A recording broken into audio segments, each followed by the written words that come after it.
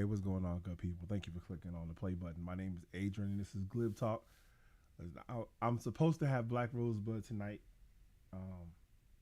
and I can't get in touch with him, so we'll see what happens. He probably out there in the street somewhere doing something. But in any event, I'm gonna play the intro, and then we'll see if why you still so salty. I told you Trump 2024 was the way.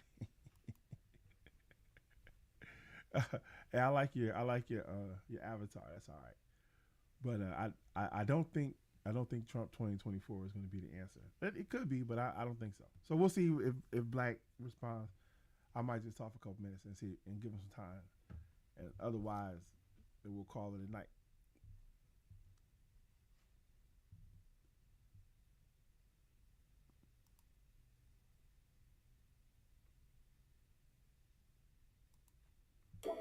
You could have subscribed to any other YouTube channel, but you chose to subscribe here.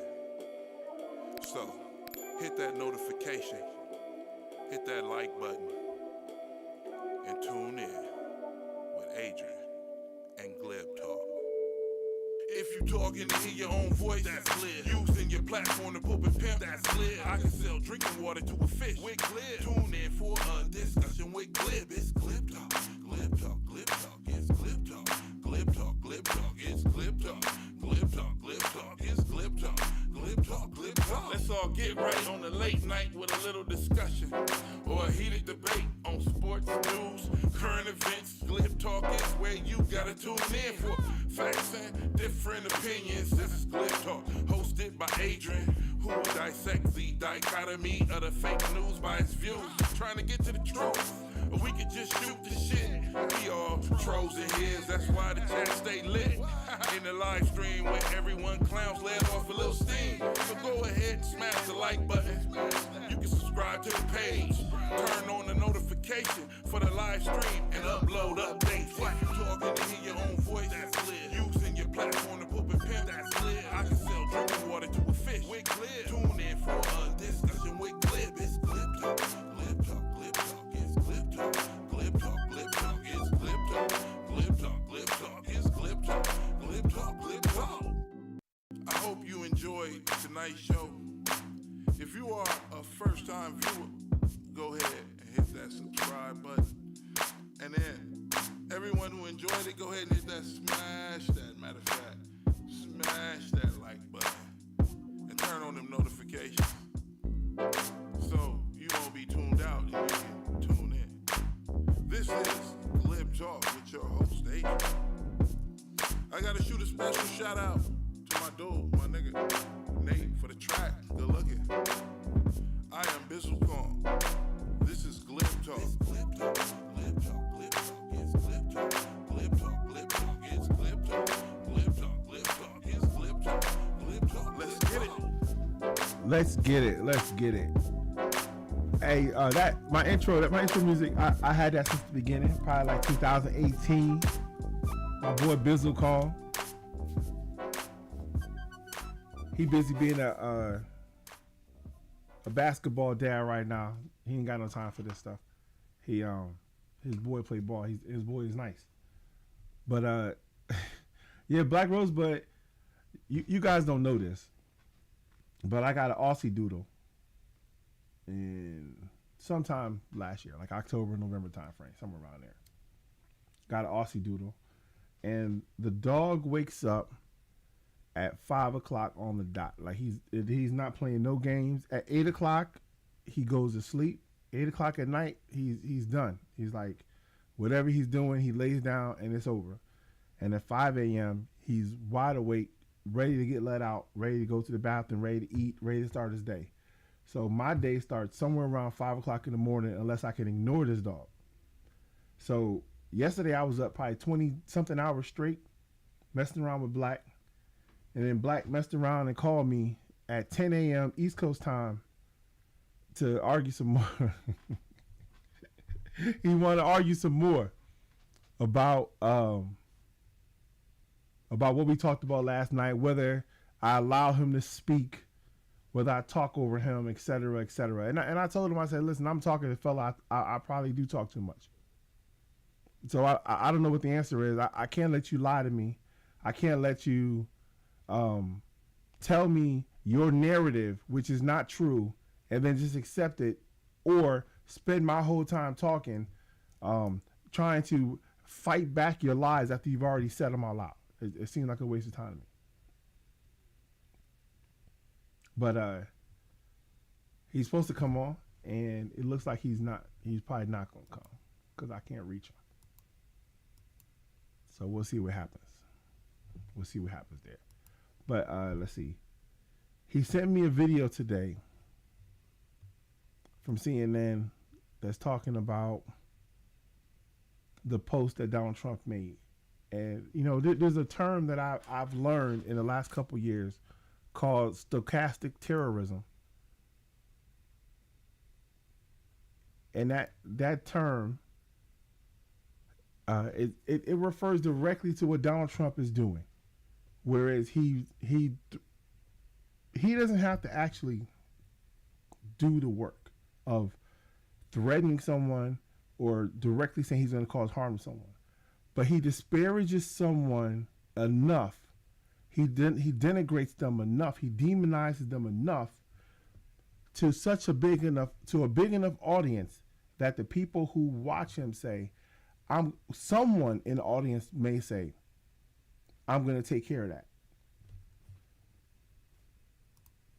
That's what happened on January 6th. And it's happened numerous times where people say, oh, I was listening to Fox News. I was listening to this person or that person, and that's the reason why I did it. They know when they're presenting this information that there's a chance that somebody may just take care of it. And it's wrong to me. It's wrong to me that this guy who wants to be the president is spending his time terrorizing people into never challenging him because they're afraid of what's going to happen once he gets his phone in his hand and starts posting, and the people who follow him, the lunatics, will start harassing and stalking them.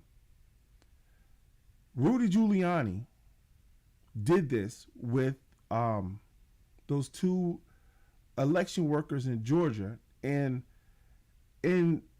oh shit, Blaq Rosebudd, he jumped online, and in response to his statements that these women are actively stealing the election, which was false, they were able to sue him for defamation and win, I think, like $100 million. But in order for them to get this money, they had to endure the death threats, the people coming to their home, driving by, knocking on their door, the Trump staff that came to their home and tried to convince them that if they didn't come with them and admit to the crimes they committed, it was going to be way worse. It was going to be way worse. And I don't know how Trump supporters can get behind this form of terrorism, how they can accept it. Why, and that's what I wanted to ask Blaq about tonight, because he sent me this video because he wanted me to see it. And I want to know what he thinks about Donald Trump and others harassing and stalking. Let's see. I'm going to send him the link because he just responded. But I hadn't heard of that term, but it's a real term and it's a real thing. And what Donald Trump did falls right in line with that. And when Blaq comes up, I'll play that clip. But there's not a lot of defense for what Donald Trump does. There's only the acceptance that it's okay that he does it because we like him. And that's the part that I think is wrong. And the people who say they like it are also supposed to be the evangelical Christians, which is the part I really don't understand. The part I really don't understand. These evangelical Christians seem to hate more than anybody else in terms of Donald Trump. Let's see what happens there.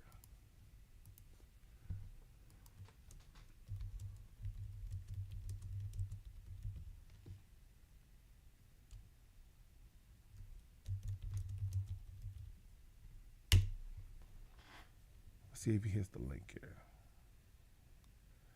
This person says,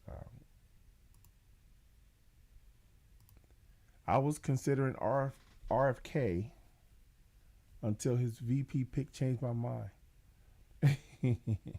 So it's Trump 2024. Check out Trump accomplishments at whitehouse.gov. Trump, who will do the best job and stop making about beauty contests. Yeah.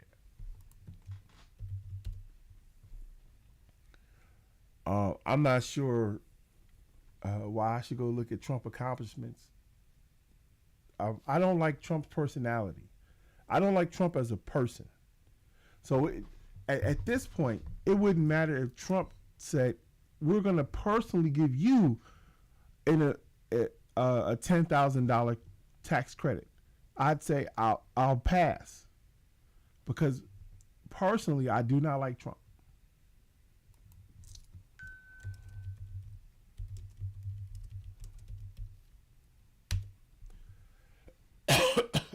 Excuse me.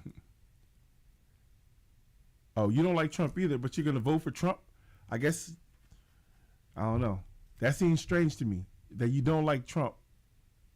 You don't like Trump, but you'll vote for him over Biden. I just feel like if you just were looking at a person as presidential, a person who's presenting, like not even presidential, if you hired someone to be the front desk clerk at your office building, you wouldn't accept the behavior that Trump does. You wouldn't accept someone who acts like him to be that person. And this is a lower level employee. So why would we accept that the person who's at the highest office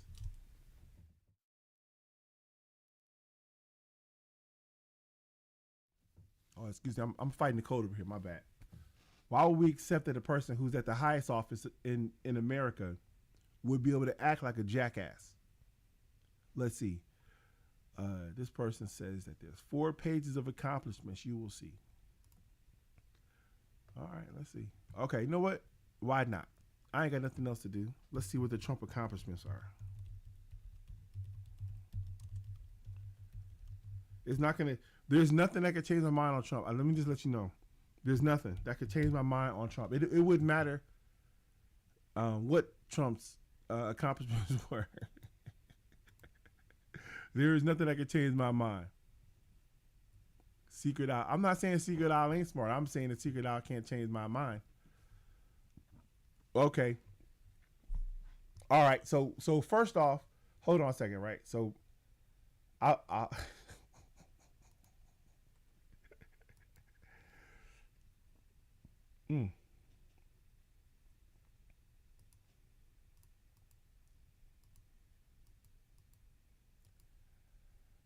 let's see. Trump, the first thing it says, which is why I would just stop listening right from the beginning. I would just stop listening. Before the China virus invaded our shores. Never mind. Pass. Hard pass. Hard pass. Thanks, but no thanks, Trump. I would like to know what your accomplishments were. You probably could start off by not disparaging somebody. He could, if Donald Trump wanted to talk about the shit that he did good, he could do it by just saying, this is the shit that we did. But he can't. He's such a fucking lunatic that before he could even get started to say, this is the good shit I did, he's got to disparage someone. This is the reason why I do not like Trump. And if you wanted to know why it wouldn't matter what his accomplishments were, that's the reason why. That's the reason why. So, in my preference of the person who I would vote for as president, I would rather he weren't a fucking jackass. That's just my preference. He's a jackass. The person who would share a video to his millions of fans who are violent, who are declaring that it's time for a civil war and a revolution, of image of Joe Biden hog-tied and gagged is insane. And the fact that he did it without any thoughts of why this would be bad. He says, you know what? I can do this. There's a reason why I can do this, because people are talking about me. People are making threats against me. But are they really? Is that really what's happening to Donald Trump? And it may be. They may be. But I don't get to see what his inbox looks like. All I know is that his outbox is a lot of threats against other people. He's threatened everyone. He disparages everyone. And if I was going to say this is a person who I want to lead our country, I'd vote against the guy who spends all his time talking shit about civilians. How he took the judge's daughter, who it wasn't even her real page, is not his daughter for real, but he decided, I'll take her name and I'll dox her and I'll put it out to my lunatic fans who will now stalk and harass this woman because Donald Trump wants either someone to do something to her in his name so he can say I didn't tell him, or the judge or the daughter to back down from challenging him because they're afraid from the threats. That's not a leader to me. That's not a person who I would vote on to be the leader. He may be on the spectrum. He's on the spectrum of assholedness.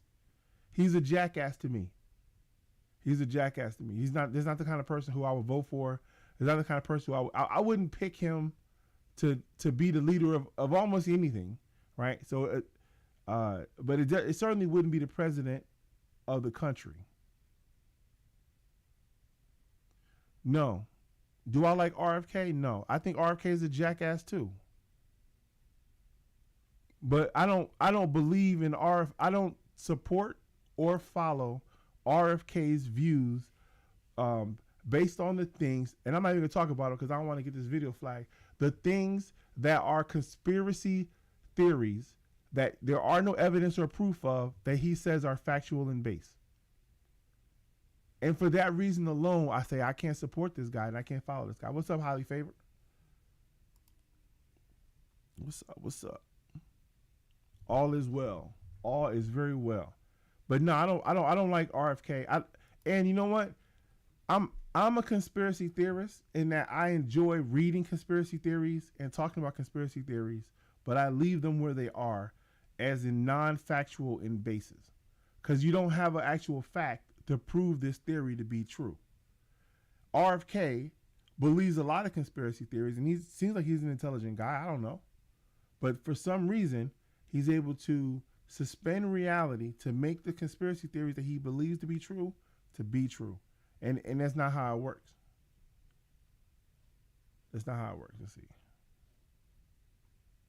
All right, keep on going on the accomplishments. What's up, Roselle? Here, hold on a second. Let me put this down. Okay. You want me to read the accomplishments? This is an accomplishment here. How do you measure this? Delivered a future of great promise and opportunity for citizens of all backgrounds. How do you measure that? How is that? Is that a tangible thing? Is that a tangible thing that Donald Trump has promised? How do you measure that?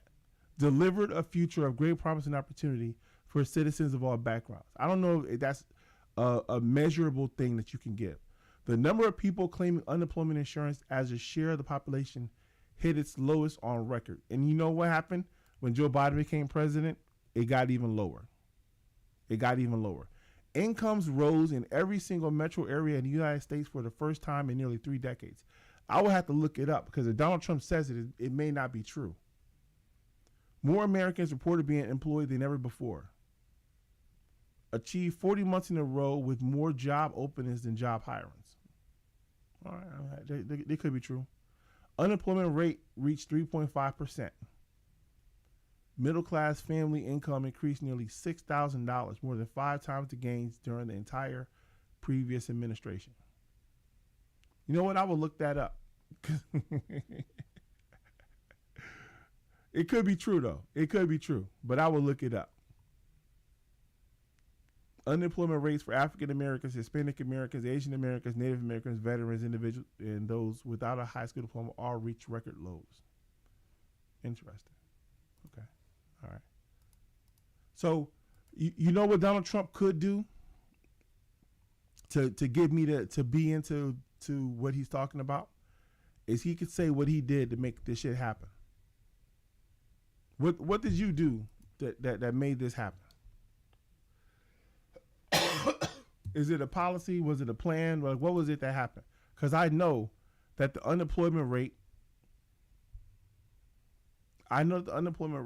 was dropping from the start of Barack Obama's administration to the end, because assume the office of president, we were in the midst of a recession. Unemployment was high. Why I stopped? Because I don't care to read things that I can't really, whatever. Hey, how about this? If I put up Joe Biden's accomplishments, right, it would be the same type of list. So unless you're gonna mention, hold on a second, let me see something real quick, because maybe I'm stupid. It could be me. It could be me. All right. So let's compare the two. Let's compare the two, right? Donald Trump says unemployment rate reached 3.5%, the lowest in a half a century. He doesn't say how he did it. He doesn't say how what he did helped to get there, right? You know why he can't tell you what he did to get there? Because the Republican Party does not have a platform. The Republican Party does not have a platform. So there is no thing that they did to make anything happen. They don't have a platform. But go to the Biden-Harris. It starts right off the top. Lowering costs of families' everyday expenses. And he tells you how he did it. The Inflation Reduction Act. He tells you how he did it.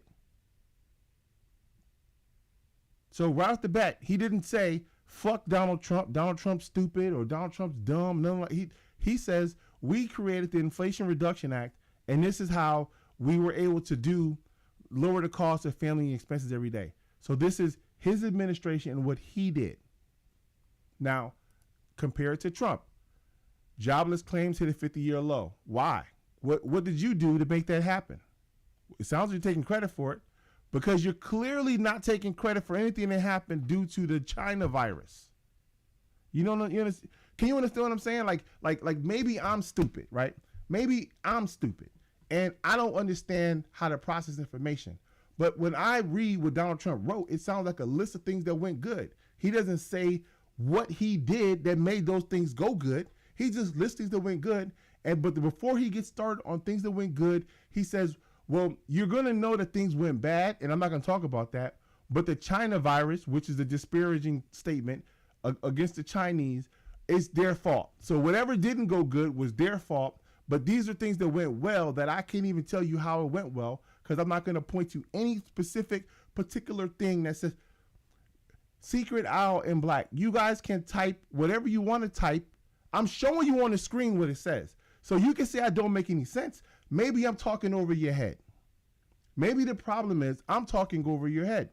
All I know is I look at Donald Trump and I say the first thing he does is disparage the Chinese, and then he starts listing things that went good over the 4 years that he was president. But he doesn't list what he did in his administration through policy that made these things happen.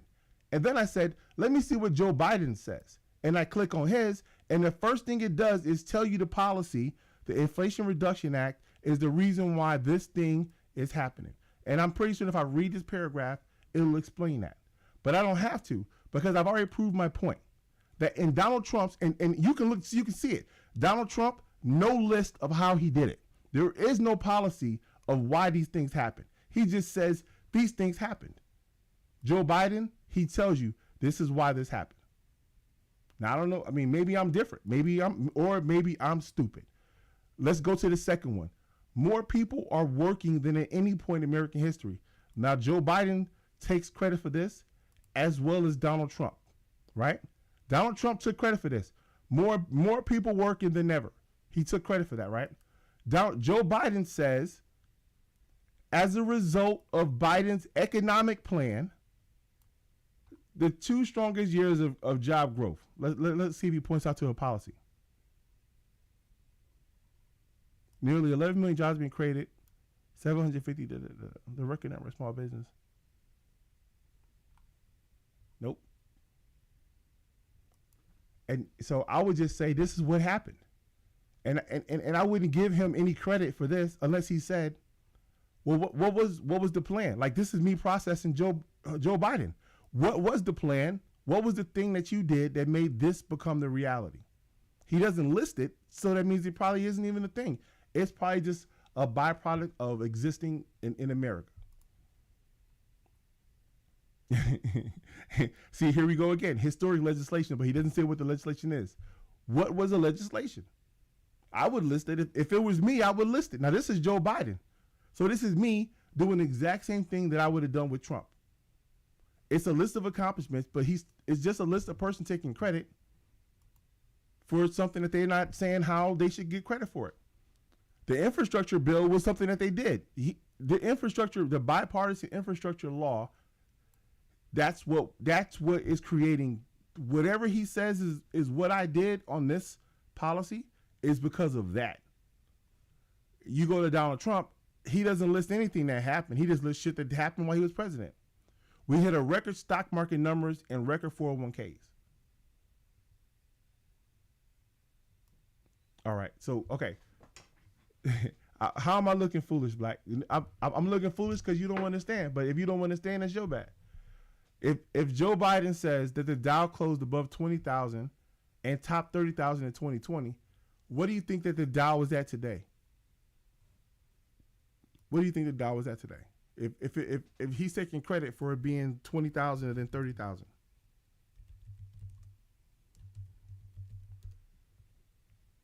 What do you think is at today? And should Joe Biden get all the credit? Because if this is a reason, if this line item right here is a reason why Donald Trump should get credit, right? He didn't say what he did to make that happen. Okay, what's the Dow Jones today? It's 39,000. So it's 39,000 today. So that means that Joe Biden should get even more credit because it's 10,000 points higher than what it was when Donald Trump was president. But if Donald Trump can say, oh, the reason why this happened is because something that I did, then that would be a reason why you can take credit. But if he just says it happened, the S&P 500 recorded record highs. I just showed you S&P 500 is at a record high today. Right? The S&P 500 is at a record high right now. So you can either say that's what happens, or Donald Trump can say what he did to make it happen. But, I wouldn't give him credit for it. I'd just say, well, hey, look, record high. It's the highest it's ever been. Go to the max all time. It's the highest it's ever been. Joe Biden gets all the credit. Did Joe Biden do that? Joe Biden would have to be able to say what he did to make that happen. Now, unfortunately, Donald Trump is lazy. Like, this is the truth. Donald Trump is lazy. And the reason why I can say Donald Trump is lazy is because the Republican Party, for the first time in since the Civil War, they didn't have a platform. They didn't have a platform. They just said, we run it, and that's what's up. We're going to do the same thing we did last time, make America great again. And that's because Donald Trump is lazy. This document that you told me to look at, this page, is lazy. Because Donald Trump can very easily point to policies that they like to say, what's the word, Blaq? Just go with damn, I can't think of the word right now. I've lost my train of thought. But Blaq will always point to regulations that they removed that allow these things to happen. But and if Donald Trump did them, they could list them. He has people working for him that could list those things, but they didn't do it. They didn't do that. So, okay, how about this here? This is how you know it's lazy. I just saw one that says since April. Okay, what? So Blaq. Okay, here we'll put this comment on. What did Joe Biden do for the record high? Okay, so the S&P 500 is at a record high today. It's the highest it's ever been. And I don't know if Joe Biden had to do anything to get there because Donald Trump didn't say what he did for it to be there. So It just is what it is. John Frank in the chat. John Frank, I'll put the link in there. Blaq Rosebudd said he don't want to talk to me unless John Frank here. It says these are just a list of accomplishments. There are specific things he did. You can look them up.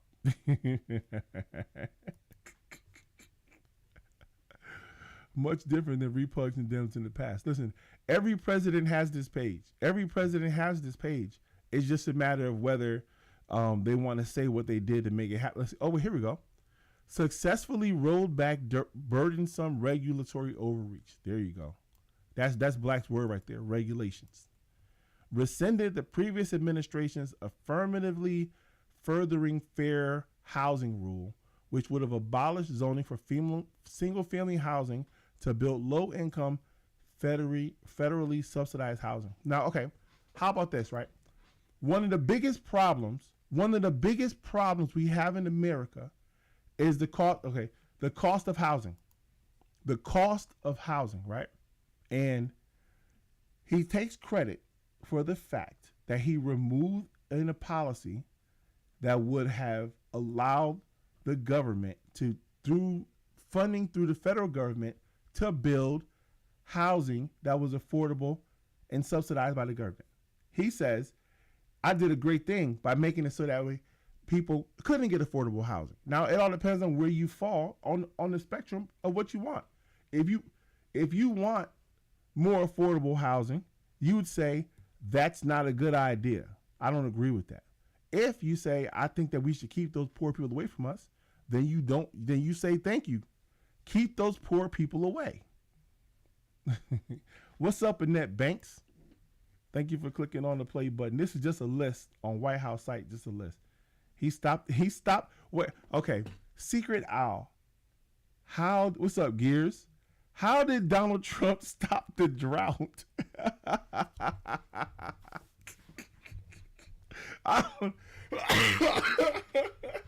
How the hell did Donald Trump stop the damn drought? Like, listen, if he got the power to stop the drought, maybe he does have those messianic powers.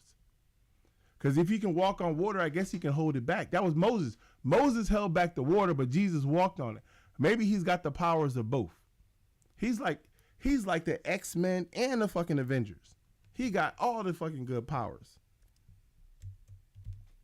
I'm searching for the word drought. He doesn't list the drought anywhere on his list of accomplishments. So I'm gonna say that he didn't do nothing with the drought. That wasn't one of his things. I think that's cool though. You think he stopped the drought? I mean, he was able to make the water come and make the water go. Let's see. This is Joe Biden here.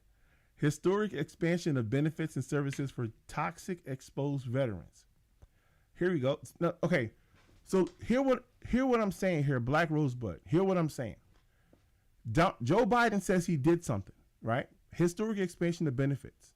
And then he lists what he did. You see what I'm saying there? Right there. This is what I did.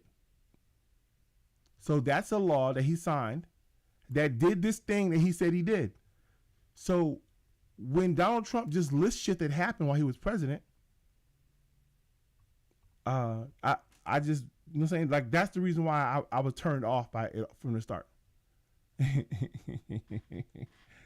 we go. Him and 3 Democrats. Okay, Secret Owl, hit the link. Please explain to me how he stopped the drought. Hit the link. How did Donald Trump stop the drought? I don't know. I'm only willing to bet $1, but I'll give you $1 if you can explain to me how he stopped the drought. This sounds crazy. And here we go. This is not even a complete sentence. What does this mean? Instead of 2 for 1, we eliminated 8 old regulations for every 1 new regulation adopted. What does that mean? What is that sentence? It's not a sentence. It's not a sentence. This is a phrase, and it doesn't make any sense. Provided the average American household an extra $3,100 every year. How? How did he do that? My taxes went up. I don't know what you're talking about. My taxes went up. emergency order to stop California from letting rainwater go back into. Can't nobody hold back. This is the old fucking Richard Pryor joke. Can't nobody hold back no water when it want to go. Listen, I don't know how the hell Donald Trump ordered somebody to stop the water. I'm telling you, man, Donald Trump got some Jesus powers. I'm just gonna type into Google Donald Trump stop the drought, and then we'll see what.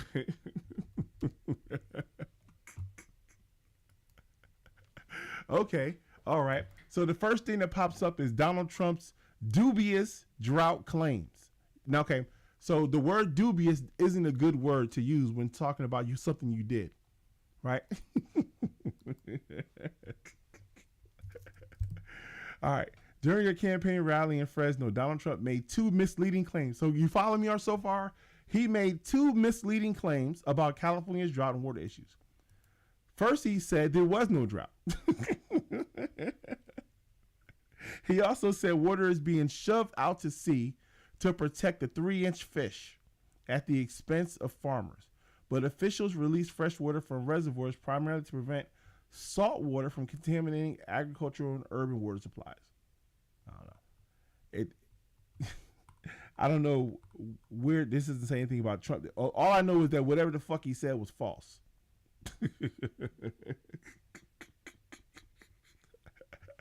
I watched him sign the emergency order with 3 Democrats. I don't know. Let's read on. Here we go. This is him signing order. Trump signs order diverting water to California farmers. All right, let's see what this says. Let's see if this stopped the drought. Because what you said was, we're going to go with what you said. You said he stopped the drought. Let's see. President Trump on Wednesday signed an order in California to re-engineer the state's water plans, completing a campaign promise to funnel water from the north, I don't want that, to a thirsty agricultural industry and growing population further south.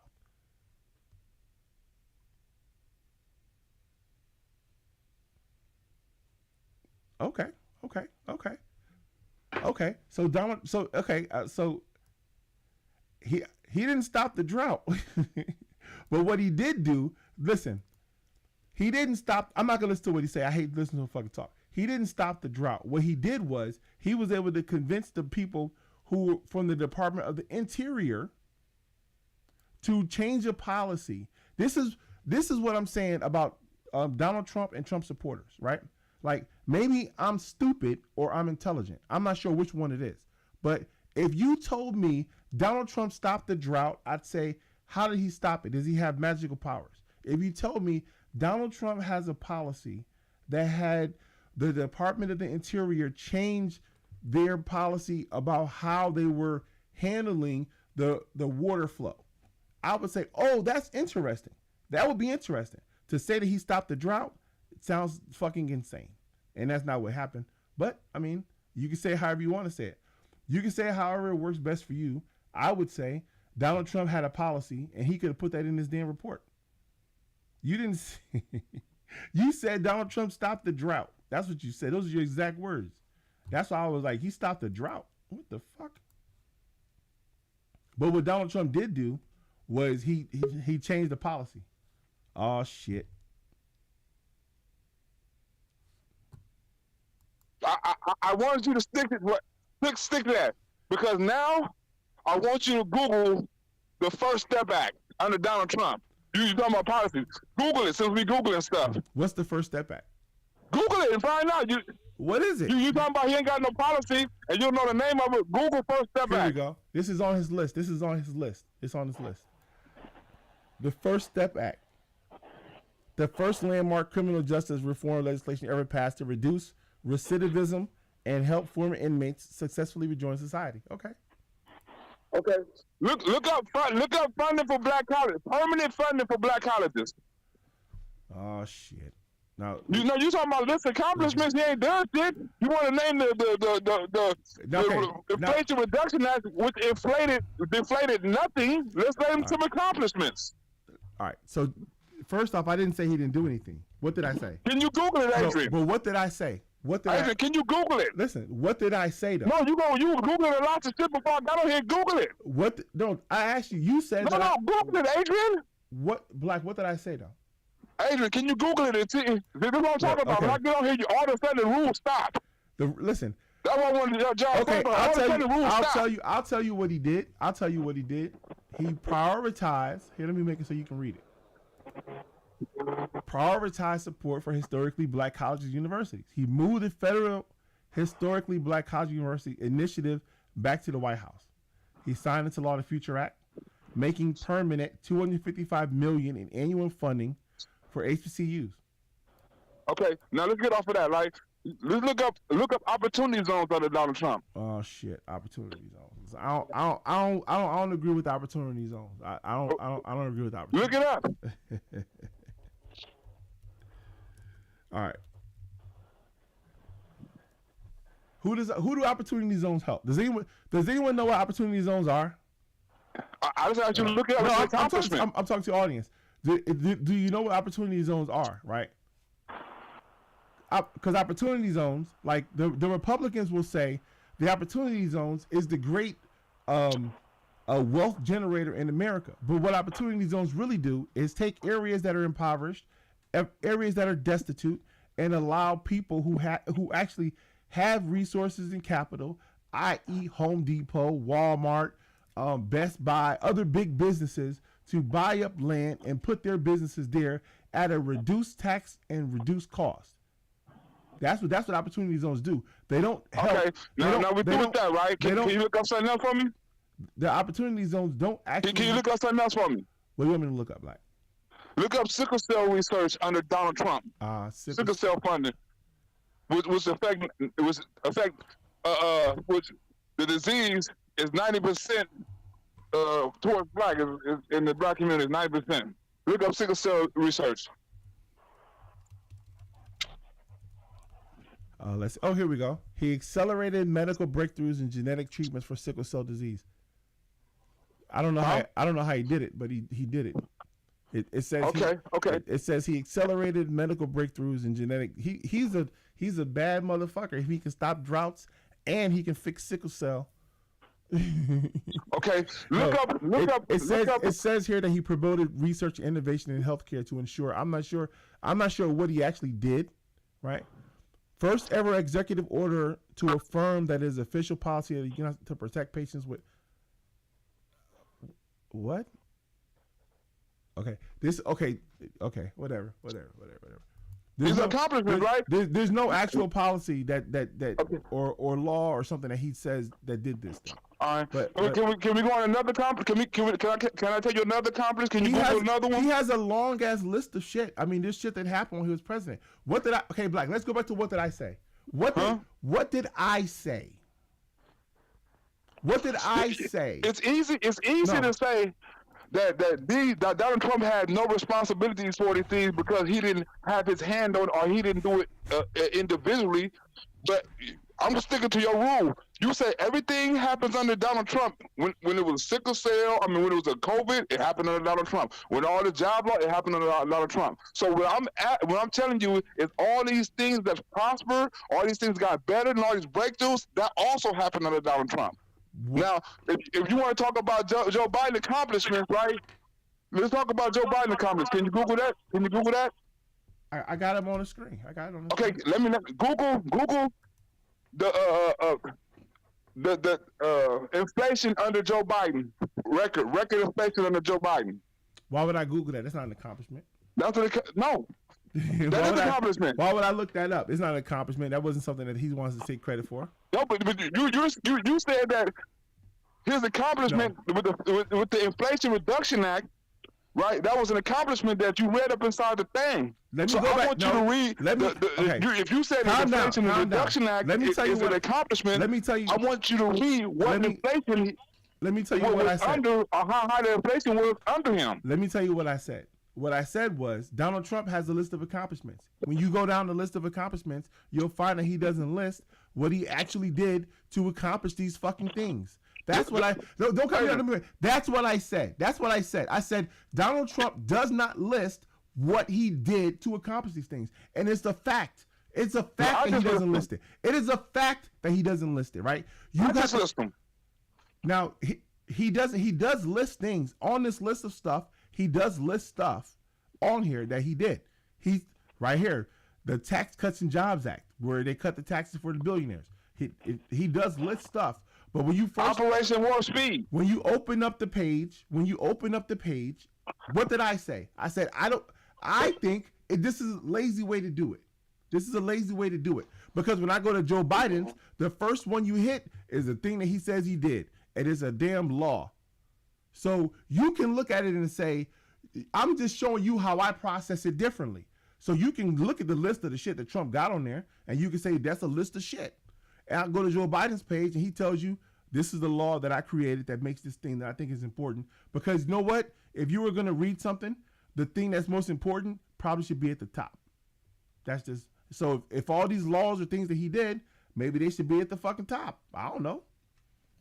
I don't know. That's just the way I process information. I don't know how you process it, but that's how I process it. Adrian, but you see why this could never be a fair debate?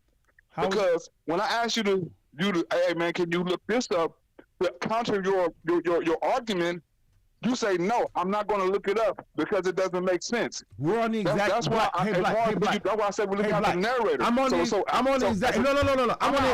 I'm on the exact same page of accomplishments for Trump and accomplishments for Biden, and I'm comparing. Then go. I'm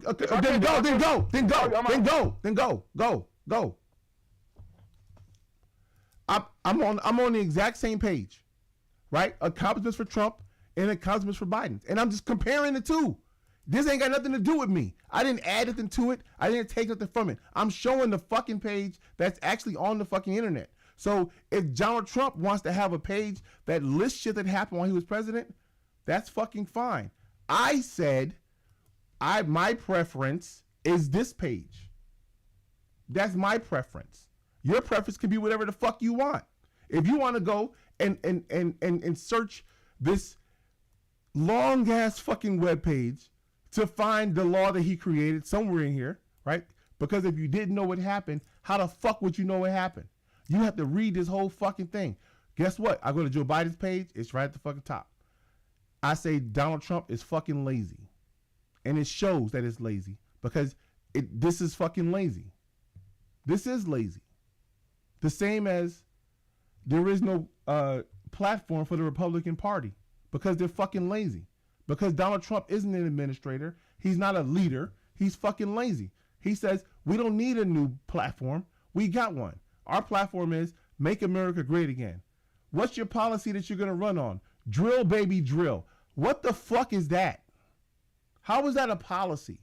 Drill, baby, drill. Oh yeah, our policy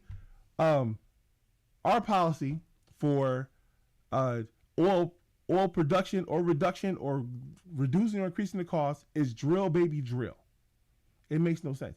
Blaq tells me that I should search for record inflation, and I told him I'm using the exact same page for accomplishments, the exact same page. And Joe Biden isn't going to list record inflation no more than Donald Trump is going to list the unemployment rate when his unemployment rate dropped.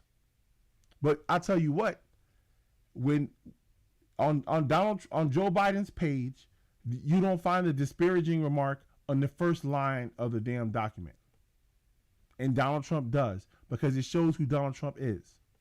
It shows who Donald Trump is. Trump is not a Republican. Everything he did, you can see. RFK, McKinley, FDR. Okay. Do you know how many gas and oil companies went out of business because of Biden? Nope. I don't know how many gas and oil companies went out of business because of Biden. I would say that's capitalism. That's capitalism.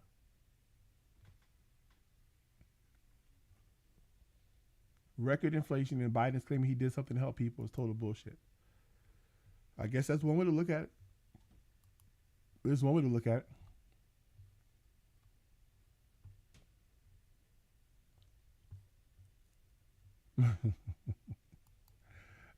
You want an asshole boss that runs the company good or one that talks nice. Okay, let's talk about running the company good.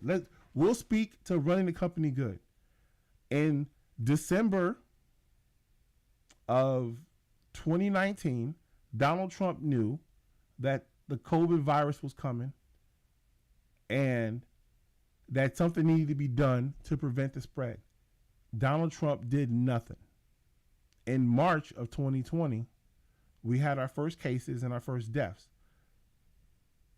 Donald Trump said it'll just go away. Donald Trump did nothing. Donald Trump was secretly trying to stockpile supplies so that way he could divvy the supplies up to the people that he felt deserved the supplies, which is his allies. I don't know if you want that kind of boss. I don't. If I don't want that kind of leader, I don't want that kind of boss. I don't think that Donald Trump has my best interest because I didn't vote for him and I wouldn't vote for him. And he doesn't have my best interest because I live in a state that didn't vote for him. So I don't know what kind of leader you want, but I would say that the president of the country should be the president of all the states within the country and not the ones that voted for him and not the people that are willing to make a pay-for-play plan to get the benefits that he can offer them. That's not a good leader or a good boss, not the person I want. And you can say talk nice or be good. I would say I'll pass on all of those things. Record bankruptcy, record inflation, you name it, Biden hit the record. You know what? I haven't looked up the record for bankruptcies. So it's possible. But I can tell you what, Donald Trump's probably due for one. He hasn't had one in a little while, and he's probably due for a bankruptcy. You have a vaccine because of Trump. The rollout was a Manhattan Project level rollout. You have any idea? Okay, I can tell you that Donald Trump did not have a plan for the administration of the vaccine, and therefore the rollout of the vaccine was a failure. They could not vaccinate enough people, and it wasn't until the Biden administration took office that they were able to actually develop a plan where they could vaccinate enough people that it made a difference. So, no. No. The people who made the vaccine were not Donald Trump. You can believe it was Donald Trump if you want to, but you just be a fool to believe that Donald Trump created it. Donald Trump did agree that the government should fund the research into creating it, but Donald Trump didn't. Right? So, and as far as passing it out, administering it, Donald Trump failed at being able to vaccinate enough people that it made a difference. Failed. 1.9 trillion tax reform bill over 10 years, and you Trump supporters don't think inflation wasn't going to rise. Roselle, Donald Trump takes credit for the COVID checks that were administered, and then he also, which is the cause of inflation, but he doesn't take any blame for the inflation that was caused from the checks that were dispersed. So, I don't know. Ivermectin. That was the pills that he felt everybody should be on, and instead of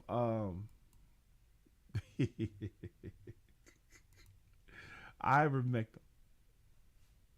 Lunatic. Yeah, they didn't work. They just killed a bunch of Trump supporters. That's all it did. Let's see what Donald Trump says about COVID. Took action to suspend regulations that would have slowed our response to COVID. Let's see.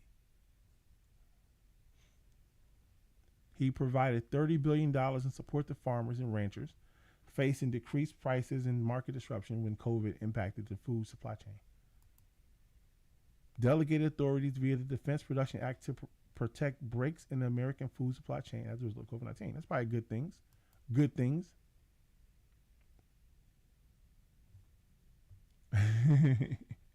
He resolved the OPEC oil crisis during COVID-19 by getting OPEC, Russia, and others to cut nearly 10 million barrels of production a day, stabilizing world oil prices. That's probably, you know what? If he actually did that, I don't know how he did it, but if he actually did do that, that would be a good thing. If he was able to convince OPEC, Russia, and others to cut their production in order to stabilize world oil prices. If he did that, that's dope. I don't know how he did it, but apparently this is how he did it. He resolved it. Trump didn't push ivermectin. I don't know. Okay. Let's see. He did the task force. Oh, he said he was going to take all necessary steps to safeguard citizens from the coronavirus. Yeah.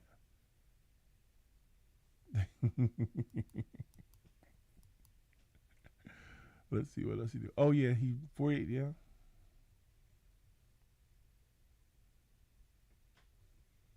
It's not.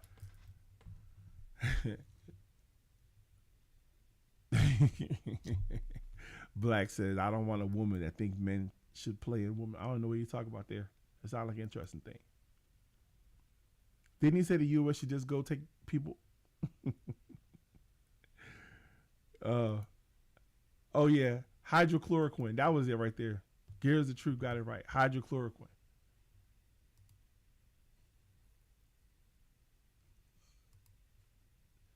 Listen, everybody should be able to get behind this policy right here. Everybody should be able to get behind this. Ending our failed approach to marijuana. This is Joe Biden. To help remedy our country's failed approach to marijuana, including racial disparities, the president pardoned all prior federal offenses of simple marijuana possession and urged governors to do the same. The administration is also initiating the process to review how marijuana is scheduled under federal law. Marijuana is currently a Schedule 1 drug, the same classification as for heroin and LSD, and even higher than for fentanyl. Damn, it's higher than fentanyl and methamphetamines? There it is. If you can't vote for that, you can't vote for nothing. Blaq Rosebudd, you got to vote for the marijuana policy. What Blaq say here? That's what they do because they have no. Why are you attacking? Who's attacking personally? Who's attacking somebody personally? Y'all do believe everything Trump said. Trump said, if someone says I did something without telling you how they did it, then you believe them without evidence. So yeah. Yeah, you do believe without evidence. If Trump says I did something, then you say, well, how the fuck did you do it? How did you do this thing that you say you did? He secured more than 90% of the world's remdesivir, enough to treat over 850,000 high-risk patients. That's probably a good thing. That's probably a good thing. I don't know how he did it, but it's probably a good thing. I mean, a lot of shit, he just says something. We did it. Okay. I don't know how he did it, but I take his word for it. It sounds like it's a good thing. Oh, shit. This is something that really make Blaq Rosebudd head split. Equity and racial justice, because there's no such things as equity or racial justice. There is no thing and there should be no thing. Everybody's already got equality. Why are we trying to get equity? It's some bullshit. On his first day in office, Biden signed a historic executive order directing the federal government to use every tool available to advance equity and racial justice. Now that's some bullshit. He signed an executive order that says, hey guys, do the best job you can to be fair. Now, I don't know what the hell that's supposed to do. As a result, the administration has taken bold action to narrow the racial wealth gap, invest in communities facing persistent poverty, and advance programs and policies to deliver racial justice. Maybe he did. Maybe he did.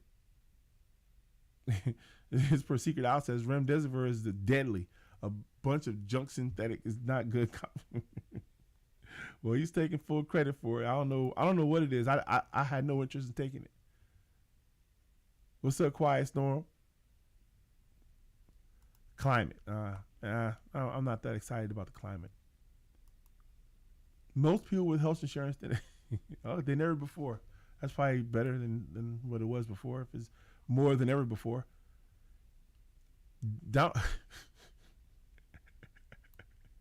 Wait a minute. Hold on a second. Wait. This is interesting here. He rescued the American economy. This is why he's the Messiah. This is why he's the Messiah for the Republicans. Because he told you that he rescued you. He rescued you. The American economy with nearly $3.4 trillion in relief. The largest financial aid package in history. I wonder where that money went. Let's see what it was. Secured an initial $8.3 billion Coronavirus Preparedness and Response Act, supporting the development of treatments and vaccines, and to procure critical medical supplies, and equipment. Sign a $100 billion Families First Coronavirus Relief Act, guaranteeing free coronavirus testing, emergency paid sick leave, and family leave. Signed $2.3 trillion Coronavirus Aid Relief and Economic Security Act, providing unprecedented and immediate relief to American families, workers, and businesses. Wow. That's a lot. It's a lot of money. I wonder what that did for the economy. I wonder what that did for inflation.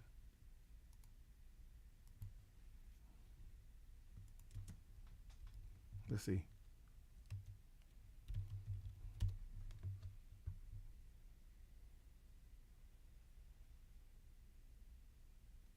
Oh, shit.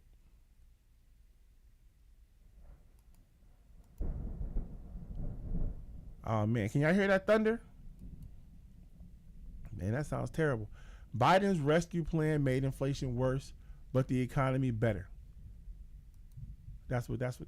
It says Biden. I'm trying to find out about the CARES Act and the CARES Act impact on inflation specifically.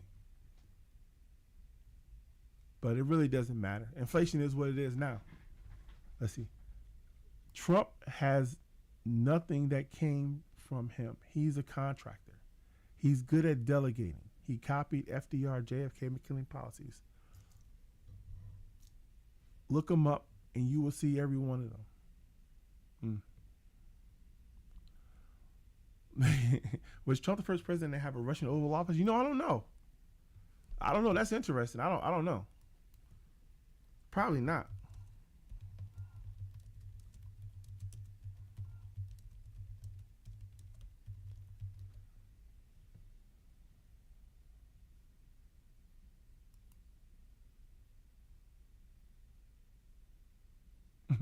Oh shit.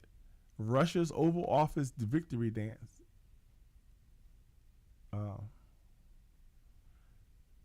It could be. No. Is this the Oval Office? Mikhail Gorbachev. Oh yeah. Mikhail Gorbachev was in the Oval Office. So no, he wasn't the first. 1987. So no, Donald Trump wasn't the first. He was just the first one to tell him secrets when he was inside the Oval Office. A fucking lunatic. Oh shit. Who's up here? Oh damn, Blaq is back. Blaq is back. What's up, Blaq Your Rosebudd? energy show did change once you started naming Donald Trump accomplishments. I've been naming his accomplishments. So what I told you was this. What I said was I didn't like how Donald Trump's page was.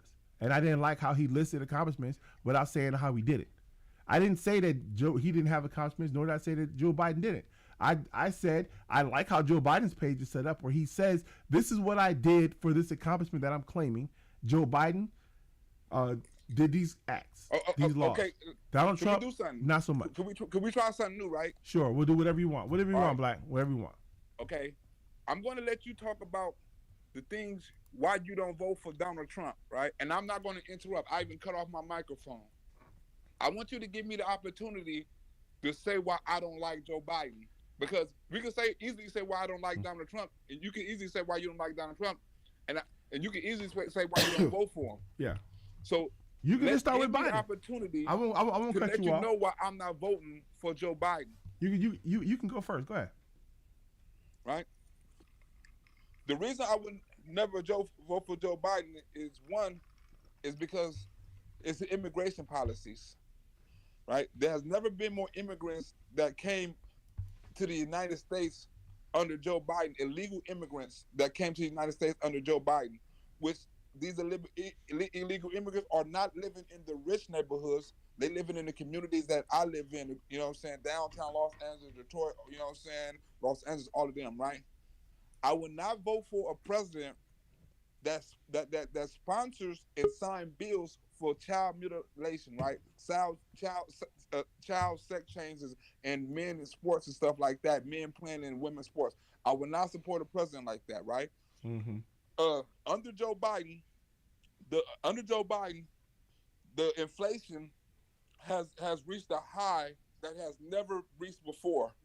I hear Joe Biden keep on saying that I'm going to handle it. It took Jerome Powell in the federal whatever to hike up federal whatever what you call that shit. You know what I'm talking about?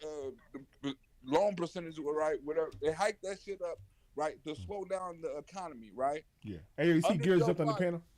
under Joe Biden, there has never been this many people paying for taking out loans to pay for regular stuff, as far as paying bills, buying school clothes and stuff like that, right? It's the credit card bill right now, the credit card, whatever, has Credit never card debt, been yep. as high as it is right now. When we talk about jobs, right, it's not a record amount of of full-time jobs. The amount of jobs that's are number one right now are all part-time. And part-time jobs offer no benefits, right?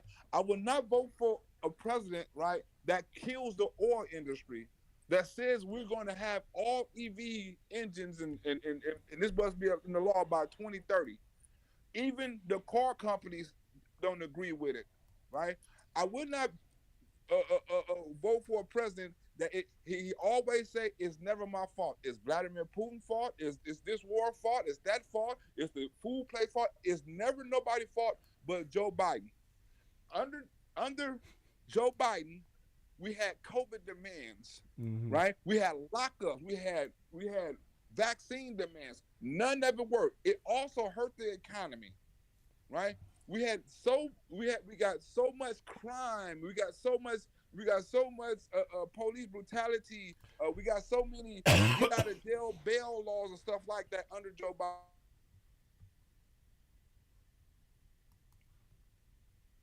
Not feel safe under Joe Biden. They do not feel secure under Joe Biden, right?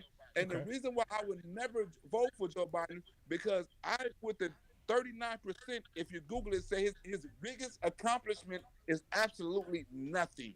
Okay. Well, he says his biggest accomplishment is lowering the cost of families every day. I don't want to talk about person. Let's talk about his policies and what he did. Listen, I could give you 8,000 reasons why I don't like Donald Trump, but give me some. But I've been talking I've been talking for an hour and a half about why I would never vote for Donald Trump. I started with the fact that the Republican Party. We'll start here. The Republican Party does not have a platform to run on. They don't have a platform to run on because their platform they're running on is Make America Great Again. What the fuck is that? So I don't know what that is. I don't understand what that is. It doesn't mean anything to me. It's not real. So right off the bat, he doesn't speak to me in a way that I can relate to because maybe I'm operating on a different wavelength. But when someone just says, "Oh, what we're gonna do when I become president, I'm gonna make America great again." Okay, well, what the fuck does that mean? He's never actually explained what the fuck that even means. He just says it. And y'all just repeat it. Yeah, make America great again. How? Like what is the great part that he's trying to get back to?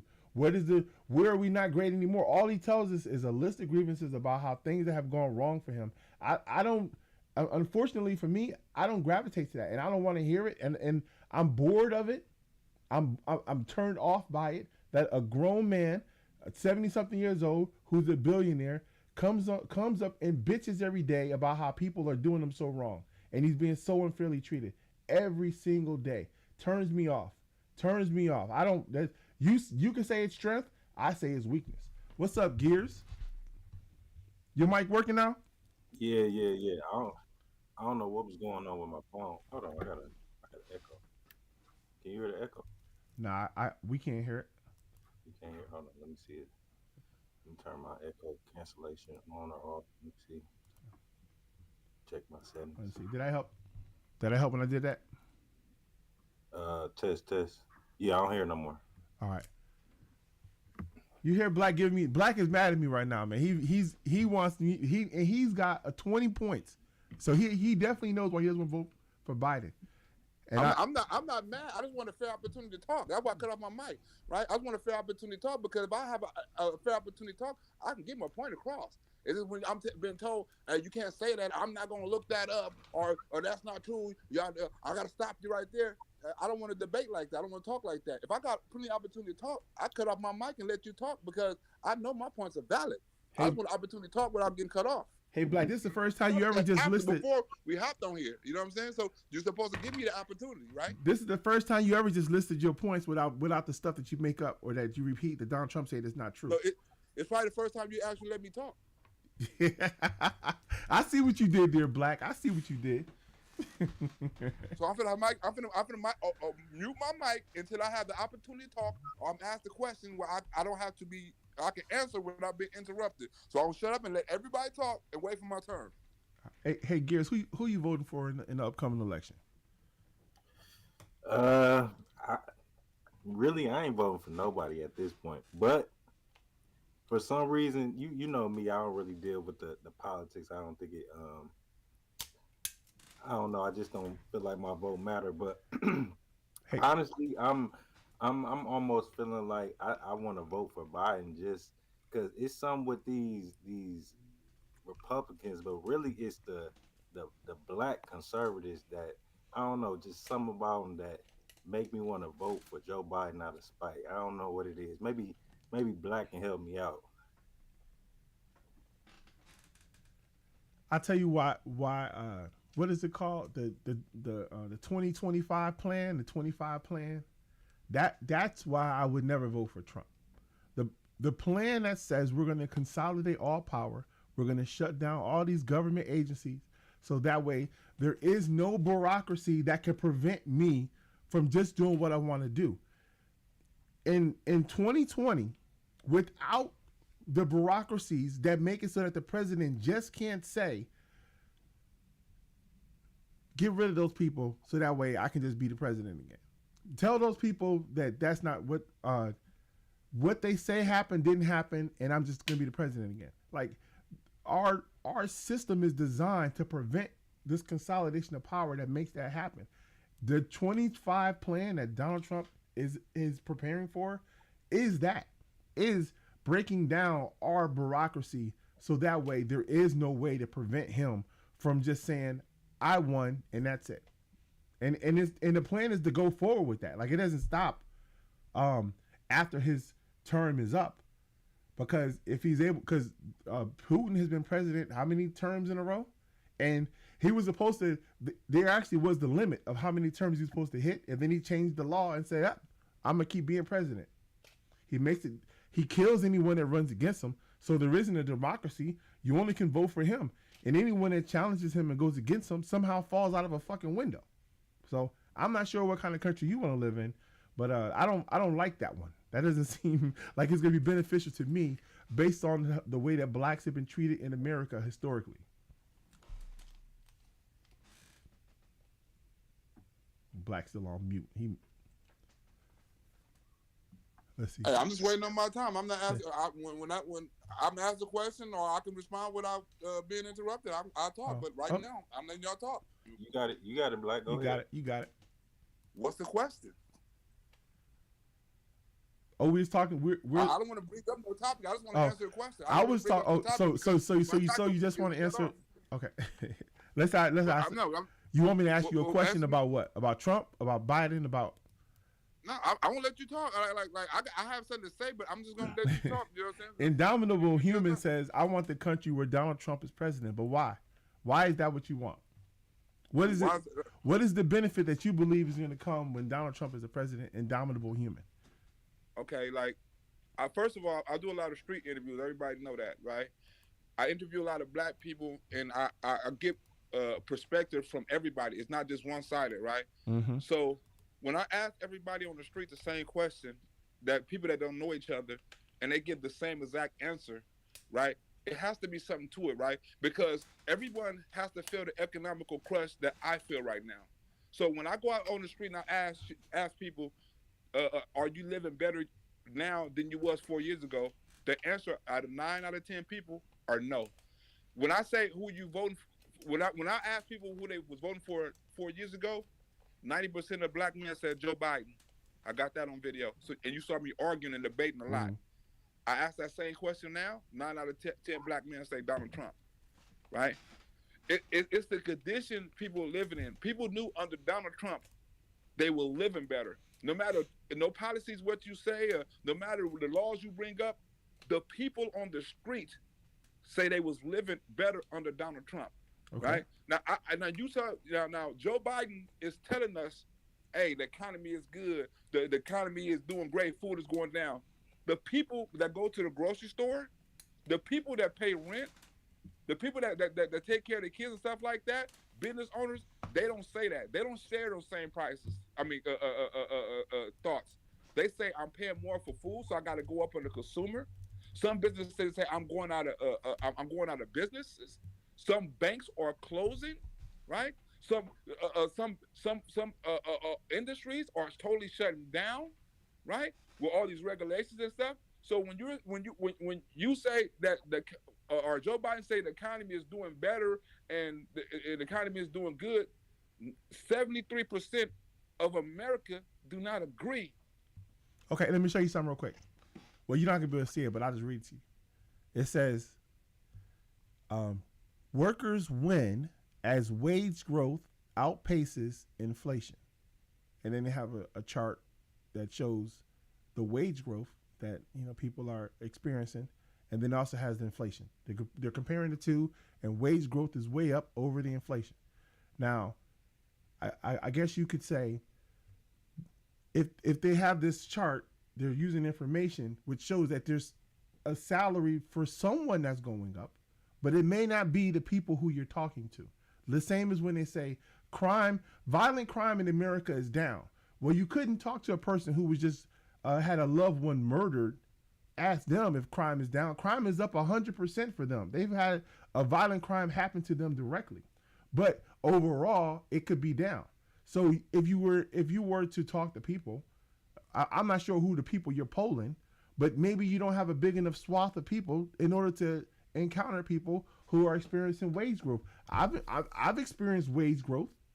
I'm experiencing wage growth, right? And it could be that the job that I work or the position that I'm in, but I don't know if it's overcoming this inflation because I still feel the impact when I go to the grocery store. But am I doing worse than I was 4 years ago? Probably not. I'm about the same. About the same. So maybe they should talk to me when they do their poll. Okay, I want to answer. Who was that said Trump wants to make America? I read that in the chat, right? And who said that? Annette Banks, Oh, and right? that says, "Do you know what Make Annette America Banks. Great Again means?" I'm gonna use me as an example of Make America Great, right? And let's start off with freedom of speech, right? Back in the days, I used to watch Richard Pryor, Eddie Murphy, right, and a lot of black comedians talk about their life and use some of the most offensive language, right? Especially Richard Pryor and Eddie Murphy, right? And people wasn't offended, right? They can talk freely. They can do things, right? Now, even the comedy shows, what I'm saying, Living Color, they poke fun of lots of things, right? We lost you, Black.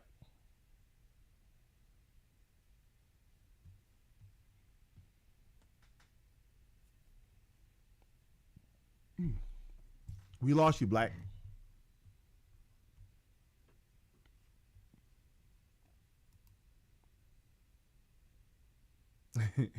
Secret Owl says real inflation is at the 1929 depression levels.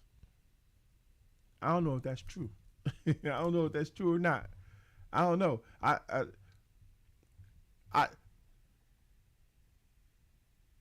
don't know. Gears, do you feel like we're in the Great Depression of 1929? Well, I don't know. Well, no, definitely not. Definitely not. I feel like things would be a lot more fucked up than it is right now. Like yeah, food prices is high. Um, housing housing rates is high. Shit like that. But I don't think we is like the Great Depression time and shit like that. No. I don't know. When I think of Great Depression, I'm thinking of like bread lines and You know, everyone, not just some, everyone experiencing the same thing of we can't afford to live. So the government has to. Hey, Gears, can I ask you a question? Yeah, what's up? If 73% of people asked, right, and this is a national poll, CNN, Fox News, and all that, right? If 70% of these are major fucking news people and stuff like that, right? And pollers and stuff like that. And 73% of the people agree with the same thing. And I go on the street and 90% of the people agree with the same exact thing the 73 people agree with, right? Mm-hmm.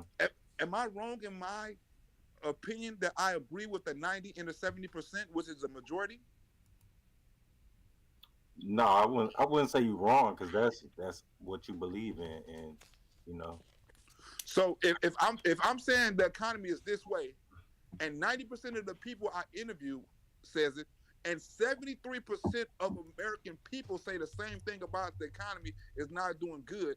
Only about 13 or 15% say the economy is doing good, right? Should I believe that 13 or 15%? Should I agree with them that the economy is doing good, or should I agree with that 90% of people that's in my same predicament say the economy is not good, or agree with the 13%? Well, I think that's all dependent on where you fall in, as far as, you know, how much you make, because you know It's not about how much you make; it's about how you live, right?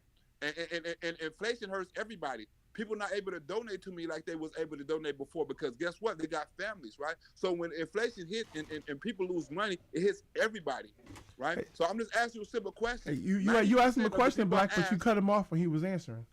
No, he said something about financial stuff. I'm not talking about financial. I'm talking about agreeing with the people that say they hurt. That's all I ask. Yeah, like I said, I would agree that prices on everything since COVID have been up, and they basically stayed up for the most part. You know what I'm saying? Things have went down and went up a little bit, but you know, most things are still more expensive than they used to be before COVID. So I would agree with that, but I still think it's dependent on where you are in life. You know what I'm saying? Me personally, right? Even though things are more expensive, I'm not making less in my job. It's not like my job cut my hours or cut my pay or anything like that, right? But things are more expensive, and I think I think throughout time, uh, things have always become more expensive. You know what I'm saying? We haven't had uh, gas under $1 since I was a little kid. You know what I'm saying? Long before I ever thought about driving a car or even buying a car. You know what I'm saying? So I don't know. Okay. So what happens is, But right? Blaq, a poll is a poll, right? And a poll isn't everyone. So you know what I'm saying? Like we can accept that you're like Donald Trump will take that poll and say I should be president right now because 60% of people think that I should be the president. I should just be the president, but that's not how it works. That's not how the election works. I kind of like how Gears answered the question, because Gears answered the question honestly, right, and didn't put emotion into it, right?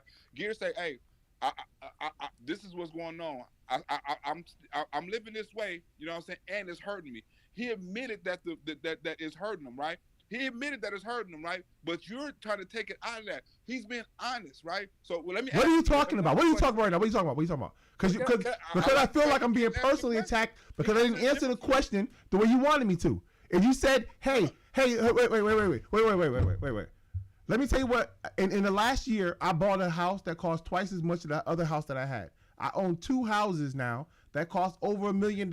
So if you want to say how am I being impacted by the economy, well, it isn't. I didn't buy the houses as cheaply as I would have liked, but it ain't stopping me from moving forward. So if you want to ask how it's impacting me, I'm not being impacted like that. I'm not going to the grocery store and saying, I guess I got to make a decision. Am I going to have bread or milk? I just say the fucking milk costs too much. That's what I say. So I'm not impacted like that. That's not the decision that I'm having to make. So no. So am I being honest? Yes, I'm being honest. It sucks Can that I it ask costs you another more, question? but it ain't stopping me from buying fucking milk. Can I ask Gears another question? Go ahead. Come on, bro. I said, Gears, certain people that's in a certain economical class, like he said, don't have to worry about that. But the average single mother who got kids to take care of, right?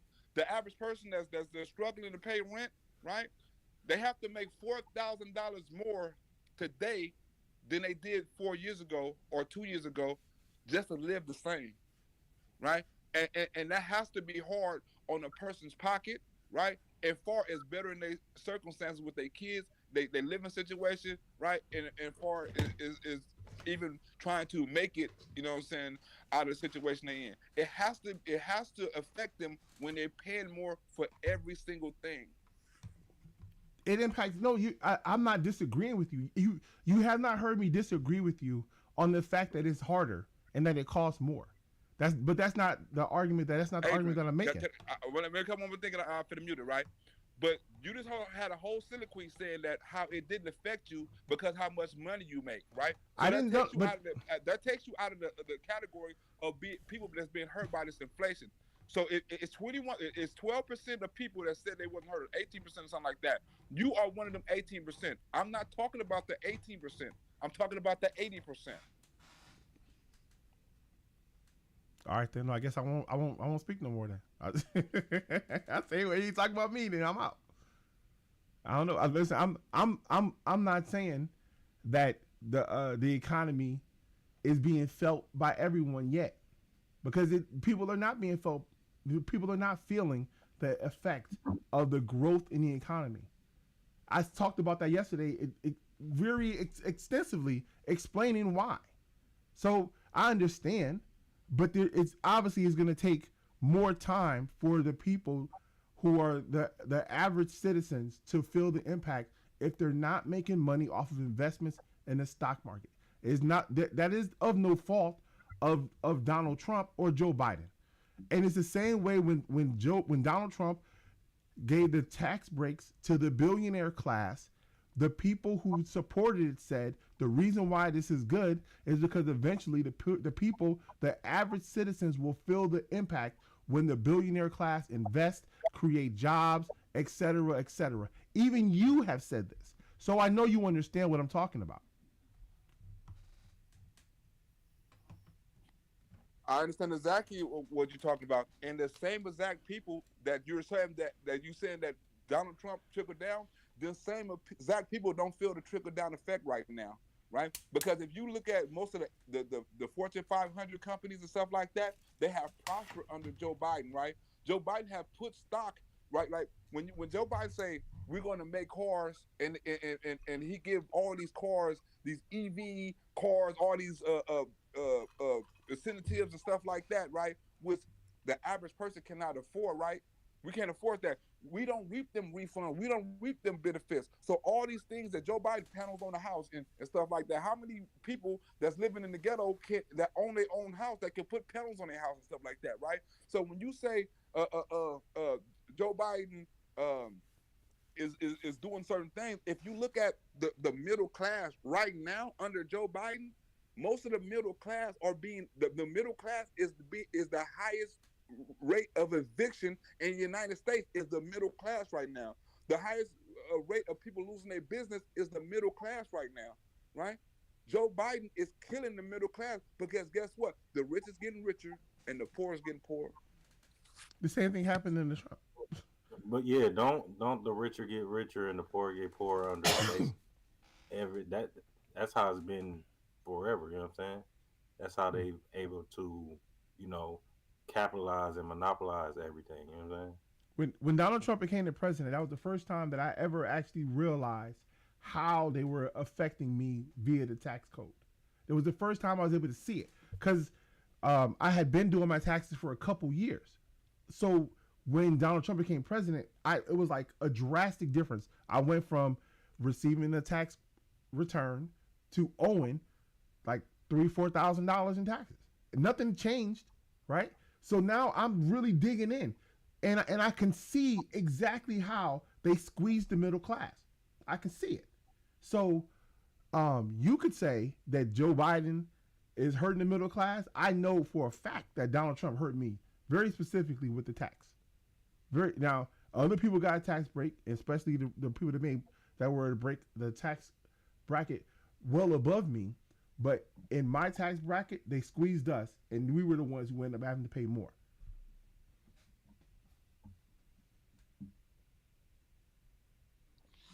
Okay, now, when someone makes taxes or someone makes policies, because I heard you say that Donald Trump made policies only for Republicans, only for certain states, right? And I don't know how you would do that because it's a lot of people, and Democrats included, that prospered under Donald Trump, right? I was talking about the COVID supplies. I was talking about the COVID supplies. No, I know, but I wasn't talking about. I was talking about the COVID supplies and how he was hoarding them and he was giving them to specific states. And he said, "Why would I help the blue states?" This is his exact words. Why would I help the blue states? That's what I was talking about. It wasn't about the law or code. Those are going to impact everybody. It was about the COVID policies and how he was going to distribute the supplies. Now, when he said he was going to distribute the supplies, certain states said that they wanted more supplies because they had more people. States like New York. Hey, Blaq, can I stop you for a second? Hey, Blaq, can I stop you just 1 second? Just 1 second. And then it'll go right back to you. Secret Owl said that they made Trans Day, or no, Indomitable Human says they made Trans Day on Easter, but this Trans Day that I never heard of before because I'm not trans and I'm not really a follower is on 3/31, and Roselle says it. It just so happens that Easter is on 3/31, so they didn't make Trans Day on Easter to try to fight against Easter. It just so happened that the day that the trans people celebrate themselves on 3/31 is the day that's Easter, which changes every year. And I don't know how they calculate Easter. It's based on some religious dates, which I don't follow like that. But, yeah. Thanks, Roselle, for clearing that up. All right, Blaq, go ahead. My bad. All that is to separate, is further to divide the country. It shouldn't be no Trans Day. It shouldn't be no Black History Month. Why do you say there should be no Trans Day? Why do you say there should be no Trans Day or Black History Month? Why do you say that? It shouldn't be. Why do I want to? I'm an American, right? My history is in America, right? I don't have any separate history, right? My grandfather, my great grandfather, all their history is in America. I'm an American. I'm not. I just so happen I have a darker skin, right? But I'm American, right? And these people, they shouldn't be saying. Who are these people? Because obviously you have to include Black people at this point. Yeah. Right? Huh? You have to include Black people as well because you say there should be no Black History or Trans Days. So you got to include Blacks in this as well. So these people you're talking about pretty much. I said I'm not trying. What we're saying is there should be no special day, Mother's Day and stuff like that. You know what I'm saying? Why should we do Mother? So wait. So like the reason why there is a Black History Month is to point out. Go with the cut off again. Huh? I knew it couldn't last long. What are you talking about? How cut you off? Go ahead, keep going, Blaq. Keep going. Keep going. No, keep going. Just go. I forgot my whole point. I digress. All right. We can talk about something. You can't. You gotta explain why we shouldn't have Black History Month. Go ahead. I tried to explain because I'm American, right? But I was cut off, right? I have something else, but when you entertain a thought, everyone knows it. When you entertain a thought and you're rolling, you cut off and you got to reset. You have to. Your point is going to be minute because you can't bring up the first part again. You got to start all over and you got to reboot the conversation. So me having to start all over to explain, you know what I'm saying, why it's not a Black History Month, I would have to repeat myself and then I have to come with a new something new because my chain of thought and my chain of conversation was just cut short. So it's not even worth it. We can talk about something else, but if I'm cut off, it's not even worth it. Like I cut my mic off, let you talk. So we can get on something else. Like next question. All right, listen, I'm only going to be on the Black History Month because I think that's an interesting topic. Because I've heard people say this Black History Month shit before, and I've heard Morgan Freeman. They try to use Morgan Freeman and say, oh, Morgan Freeman says there should be no Black History Month. And Morgan Freeman, if you listen to his quote, he says every day should be Black History Month. They should always be talking about my history, but they don't. And the reason why the Black History Month was created is because they didn't.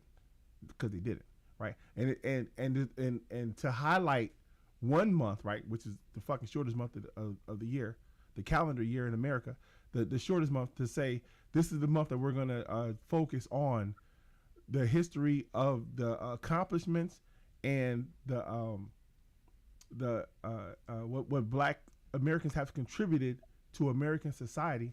I would say it shouldn't just be a month, but it is, because if you just focus on what you learn in school and what society focuses on, they push to the side and discredit or just ignore the achievements and accomplishments that blacks have had.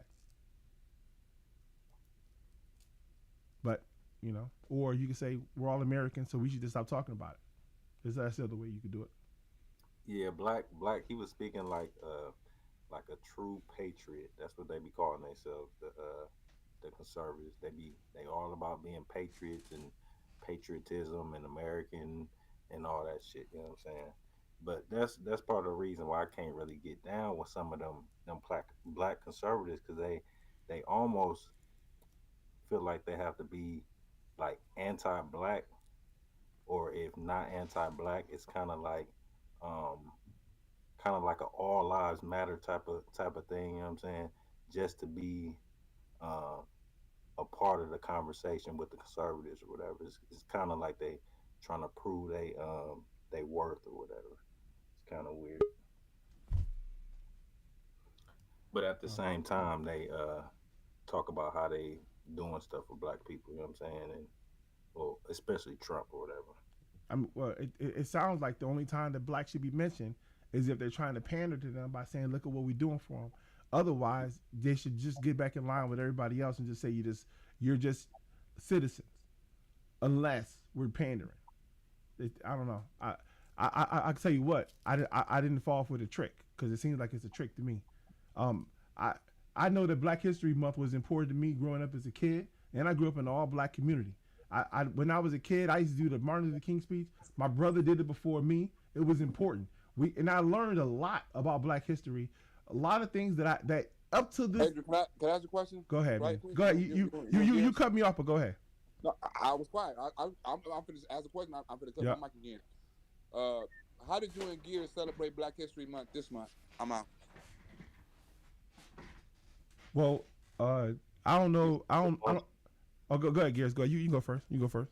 No, go ahead. So people who know me know that I'm a frequent visitor of the National African American History Museum in Washington, D.C. I probably go there 6-7 times a year, because I'm extremely interested in African American history.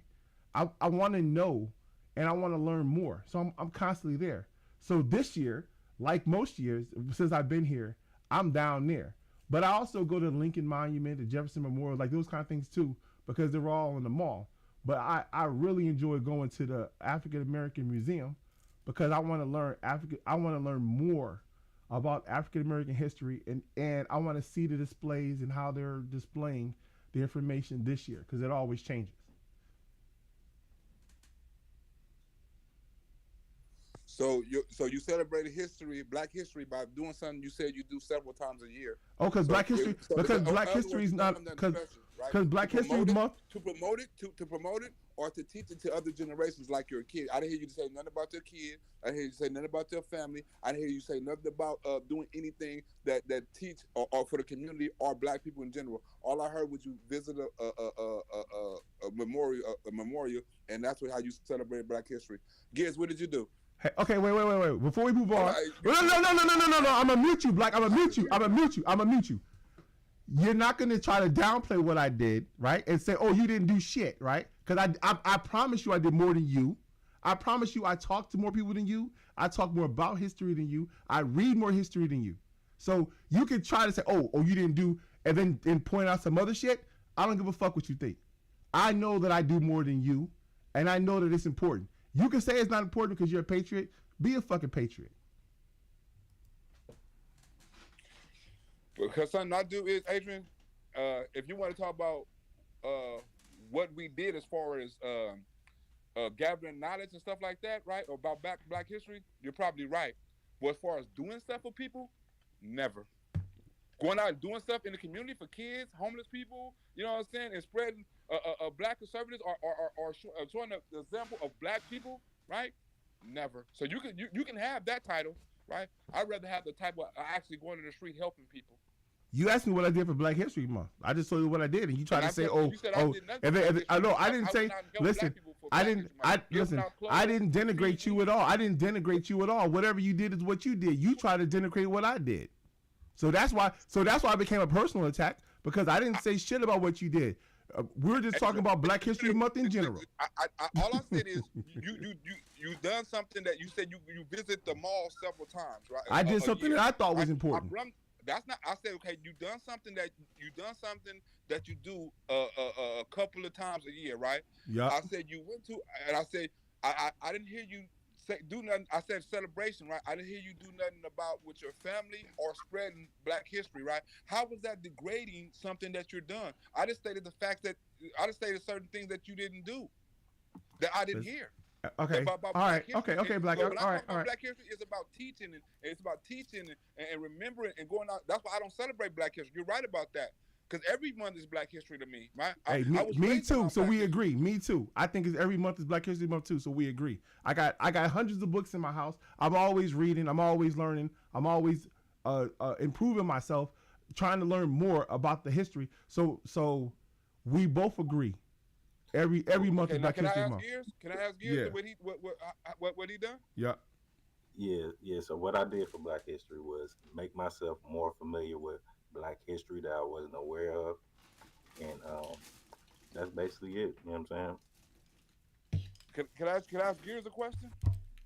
Yeah. If so you good with Black history, right? Yeah. Do you know what party the first Black senator was part of? I do not, but I would assume that it's the Republican Party. Do you know how long the Democratic Party took for them to have anything to do with a Black politician? I do not. Can you tell me? It was in the 1900s. I think the first one was in Chicago. It was like 1930 something, right? The first Black that was in the Republican Party was in the 1800s, right? Do you know who built most of the Black community college, Black historical colleges? Do you know who? What group of people built them? No. Can you enlighten me? It will be Black Republican. If you look up some of the schools. You cut out. All right. So what Black the thing that Black leaves out when he tells this story, and I didn't want to interrupt him, is because in the 1870s the Republican Party was the abolitionist party, right? And if you look at America after 1970, 76 or 72, the Republican Party moved into the South, and in the Republican Party, the Democrats, the old Democrats of the South, the new Democrats who were for the Civil Rights Act of 1964. If you look at the Civil Rights Act of 1964, you'll see that more Democrats voted against the Civil Rights Act of 1964. And if you look at the places where those people voted, those representatives, it was the South. Florida, Georgia, South Carolina, Alabama, Mississippi, all these places were Democrat places.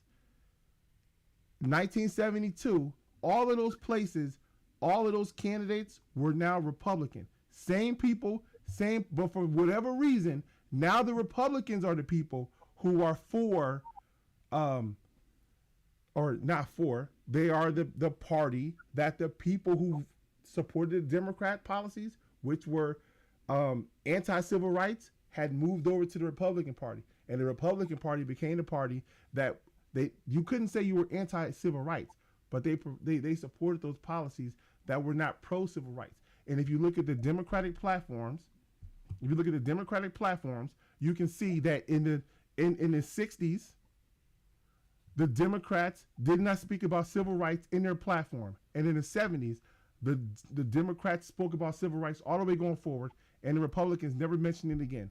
There's no mention of civil rights in any of the Republican platforms because the parties shifted their views on how they were trying to appeal to the parties.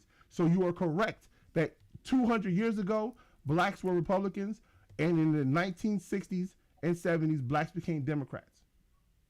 So you are. Again, can I ask you a question? Go. Oh, yeah. Hey, damn, what are you talking about? Can I ask you a question?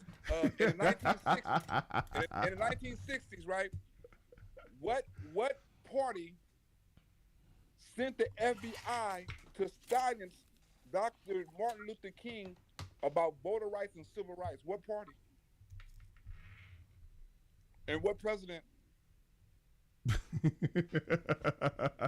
you can answer it for him, Adrian. LBJ was not a racist. No, it wasn't LBJ. No. Secret House said LBJ was LBJ was raised in the racist South, but in his old age, his views changed. I got a PDF on my thing right now from LBJ that I was reading, which I thought was really cool. It was an article that was written back in 1980. It was dope. Hold on, and I get off the topic gears. Did you know who that was? You know what party that was, or what president that was? That stick the FBI on Martin Luther King and said if you come to this convention in Los Angeles, right, we're gonna expose your secrets and stuff like that. And actually, supposedly had a sex tape of Martin Luther King. Can you tell me what party was that? That was blackmailing Martin Luther King?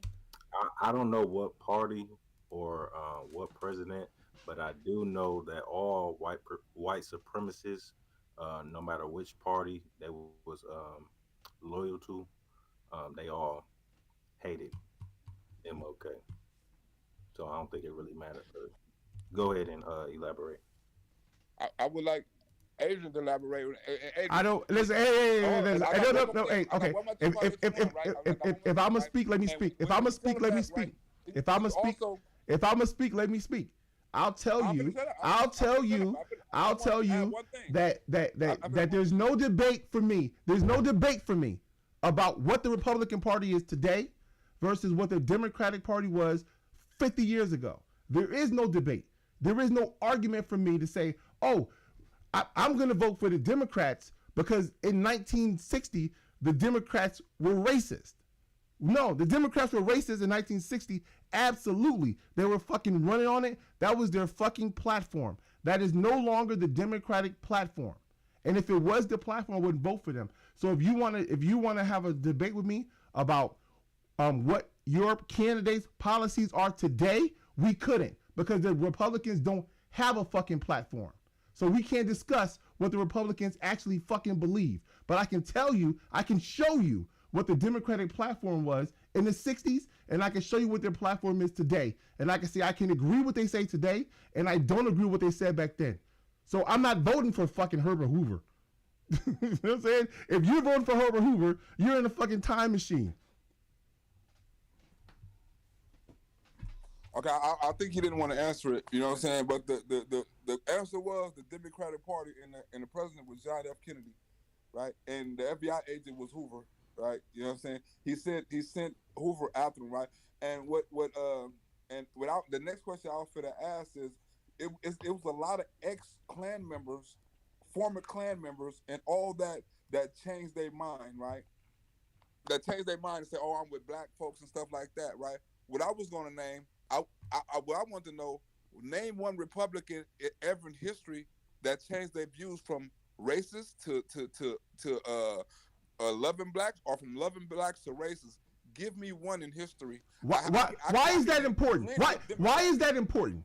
Why is that important? Because you said they changed their views. You said why is that? No. You said the Republicans that were racist then. I can tell you. I can show you through the policy. I'm finna mute, right? You said the Republicans that was not racist then changed. That was racist then changed to the Democratic Party, and the Democrats that wasn't racist then changed Republicans, and now they're racist. You said they switched parties. So all I'm asking you, because I can name Byrd, I can name Strom Thurmond, I can name plenty of white supremacists that was in the Democratic Party, right? Can you name me one that was in the Republican Party? I'm muted. State your question again. Just so that way I can understand what the hell you're asking me. You just made a statement that said that the party switched. They did switch. Right?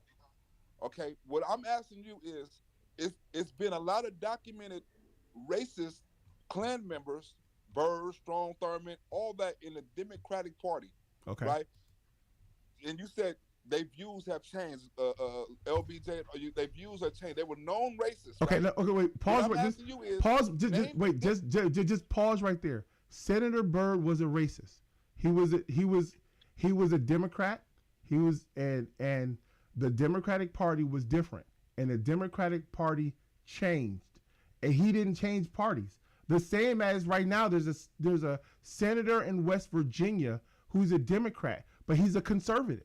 He's a conservative, and by any view, he's a Republican. He votes with the Republicans. His party is Democrat. He hasn't changed it. If he were to run now, he would have to run as a Republican because everything is moving, everything is shifting in his state.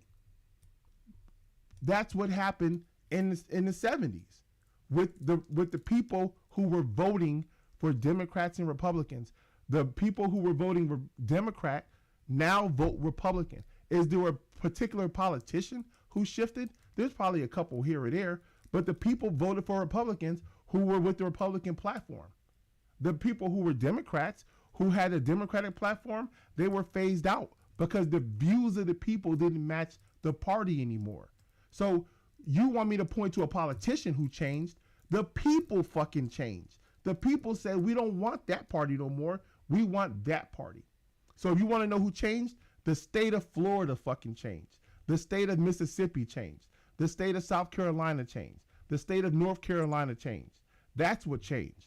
Those people that live in those places said, we used to be all Democrat, now we're Republican. So what you're saying, you can't name a person. So never mind. Don't worry about it. Don't worry about it. Saying, Fuck right? it. So Fuck it. Fuck it, Blaq. Right? Fuck it, Blaq. Fuck it. I just gave you a very concise. Person, right? I just gave you a very concise fucking answer. No, and all you can say after I said all that shit was, you can't name someone. So fuck it. So fuck it. Fuck it. Fuck it. Fuck it. Fuck it. Fuck it. Fuck it. Fuck it. Fuck it. Fuck it. I'm interrupting you right now because I said a whole lot of shit, and you could have said, you know what? You could have responded to what the fuck I said, and instead you said you don't. So basically, you didn't say nobody. You didn't. So nobody changed. So fuck it. Hey, Gears.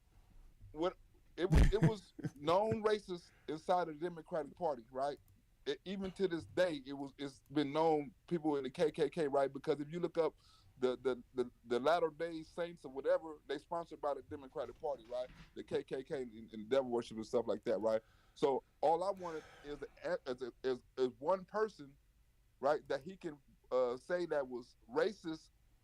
That was a racist. I don't have to. No, listen. Fuck that. No, I'm about to talk. You can drop off if you want. You can drop off. I'm about to teach a lesson. I'm gonna teach a lesson because the lesson I'm gonna teach is better than the bullshit you talking. Right? So, this is the Civil Rights Act of 1964, right? This is the House bill for the Civil Rights Act of 1964. If you go to this page, this government page right here, you can see exactly what the votes were and who voted for what, right? 153 Democrats said yes. 136 Republicans said no, or said yes. 91 Democrats said no. More Democrats said no to the Civil Rights Act of 1964. But what states are those fucking Democrats in? Right? Now, that's the question you have to ask in order to process this fucking information so you can understand why the Democrats were racist. When you talk about, oh, these people were racist and these things and that things, where was the predominance of racism in America? It was in the fucking South. It was in the segregated South. And where do these people live? Where do these people live who say nay? Where do they fucking live, right? These Democrats.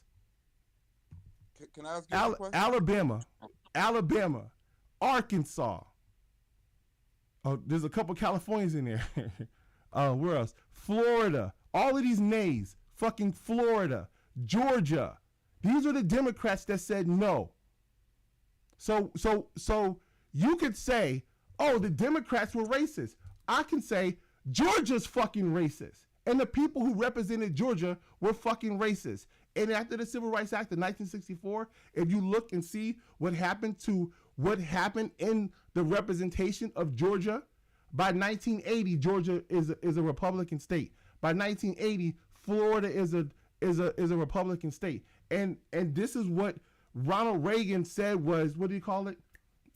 The Southern, it was called the Southern something. I can't remember what the word was they used, but they specifically targeted these places and said these people are not happy with the Civil Rights Act and they're ripe to become Republicans. Lyndon B. Johnson said it when they did the Civil Rights Act. He said it. He says we just handed the South to the Republicans for the next 50 years. And that was the reason why. So yes, Democrats voted against it. And yes, those Democrats in those places were racist. But the reason why the Democrat Party is different now is because the Democrat Party was pushing this Civil Rights Act. Can I ask you something? Go ahead, man. I don't know how long it's going to be cut. I don't have before I get cut off, but I would like to ask you something if I have time.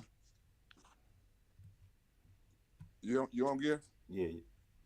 Okay, now, do you think I gave Adrian a proper amount of time, even cutting off my mic, to explain about the South and the racism and stuff like that? Do you think I gave him a proper amount of time with no interruptions? Yeah. Okay, when I was explaining mine, right, and I was muted because he didn't like what I said, do you think that's a fair argument for me to get my point across?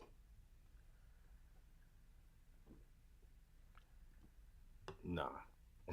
Thank you. That's all I'm muted. That's why I wanted to narrate it. That's why this is exactly why I wanted to narrate it. All right, Blaq. To tell the truth. All right, Blaq, I got a question for you though.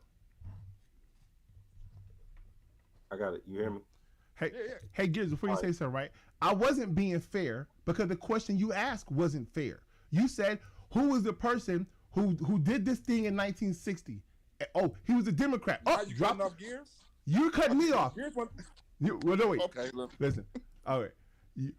The question you asked wasn't fair because the point you're trying to prove is that the Democrats were racist, right? And you're trying to say the Democrats were racist. Democrats are racist. Is what the point you're trying to make. So you take a fact from 1960 and then you say, oh, the Democrats did this thing to Martin Luther King, so the Democrats must be racist. Boom, drop the mic. That's the end of it. Let's move on. Next topic.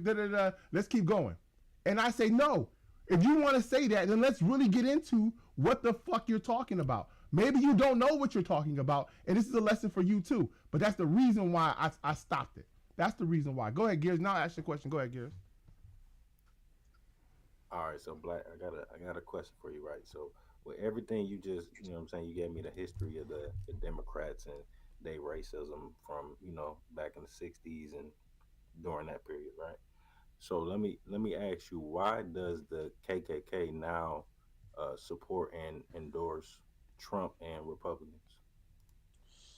If you want to, if Adrian would Google it, right? Or if you want to Google it yourself, look up the KKK support under Hillary Clinton. Look up the KKK turn their back. I'm talking about the head KKK member. I forgot his name, right?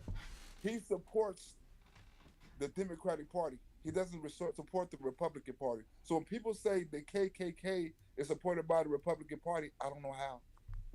You don't know how. So Blaq, that was the biggest non-answer I've ever heard, because he asked you specifically a question and you just said, look up Hillary Clinton and see how many KKKs over there. And you got one story about one guy who was trolling motherfuckers trying to say, I'm voting for Hillary Clinton. And then you read the fucking article. He's just a fucking racist who's trying to get some clout for himself. That was all it was. It was a stupid ass article with a stupid ass story. And you can say that's the KKK, but I can show you, I can pull up, I can speak without even looking up. I can tell you 5 organizations, white nationalist Nazi organizations that support Donald Trump and the Republicans without even looking it up, without even going onto another webpage. I can tell you right now. So I thought Greers wanted me to answer the question. You did answer the question. You did answer the question, and I responded to your response. Okay. You got some more for your answer? I thought you was done. You stopped talking. Before I was cut off, you thought I was No, you stopped talking. I thought you was done. I'm only done when Adrian talk. Okay, keep going. All right, keep going. All right, I'm keep only going. done with Keep Adrian listen. talk. It's I don't that's know only if I gonna that's only gonna work don't so know that's if I only can. gonna work so much. That's only gonna work so much. It's only and You just cut me and off it's not. again, Adrian, like, It's only gonna work so much. It's only gonna work so much that you can say you keep cutting me off. I'll let you talk as long as you want to talk. I'm just not gonna let you say some bullshit and then be like, okay, let's move on. Cause that's what you do. You try to say some bullshit and then be like, okay, let's move on now. No, we're not going to move on. We're going to stop. We're going to talk about the bullshit you just said. I'm going to break that bullshit down and say, you know what? What you said didn't make no fucking sense. It was stupid. Or it was bullshit or it wasn't true. The shit with Clinton and the racists is stupid. You had me look it up before and I wasted like 30 minutes of my day. And I'm not going to look it up again. I'm going to just say it was some motherfucker who was trolling. It was a motherfucker who was trolling. That's all it was. And if anyone wants to look at it, they can look it up for themselves if they want to, but you can't tell us what the guy's name was, so you can't tell us how to look it up either. I can send you the video, and I can see the article, and I can tell you the statement that I you can- made, and it wasn't the statement that you made. I can show you. I can tell you why he didn't. He said he didn't support Donald Trump. And have you heard of the Patriot Front? Have you heard of the Patriot Front? If you haven't heard of the Patriot Front are the guys who dressed up in the camouflage with the white mask on, and they were marching at the fucking the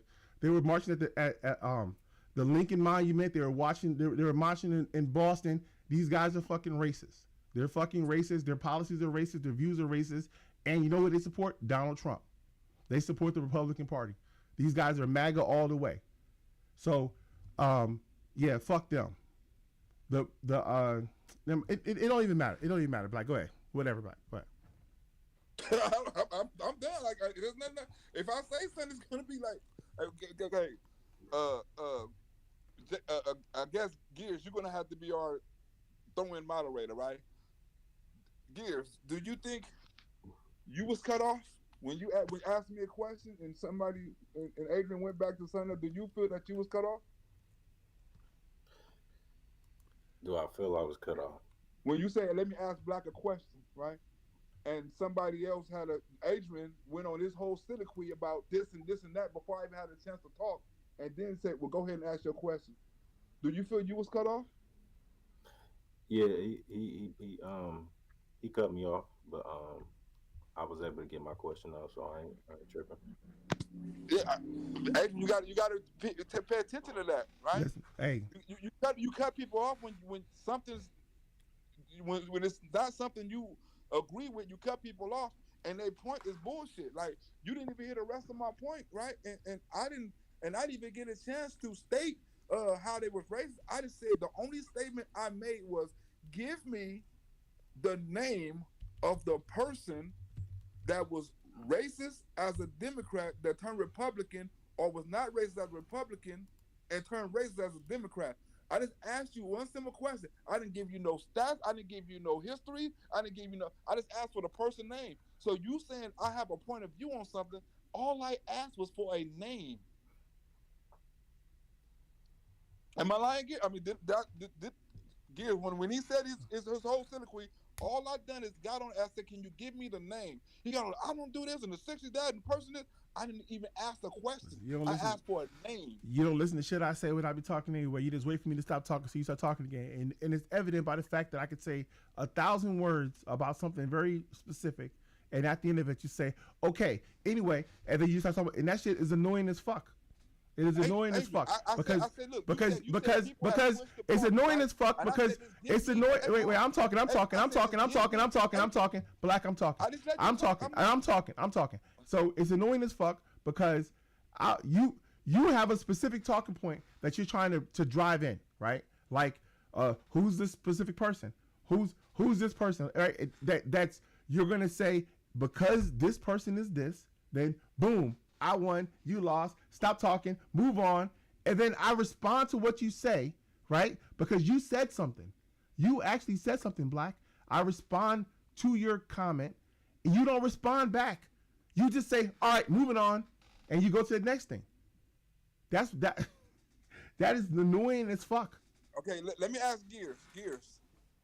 The only time I don't remember me saying move on from here All I remember is me asking the question and I'm not being answered, right? And I'm not being answered. I'm gonna say move on because I asked you a simple question. I say, do you know the name of the person? If you don't know the name of the person, right, you can easily say, I can't name the person, or I can't name a person of that. I can give you an example of a person, and we can move on. But if you're gonna say all these politicians done switch parties and done like that, all I asked you to name one who switched party or switched policies of their party. I just asked you one. And I was going to give you a different example. And I named a couple of members of the KKK, the Democratic Party, right? And I named them by name. Wait. So can I respond to your statement? Can I respond to your statement?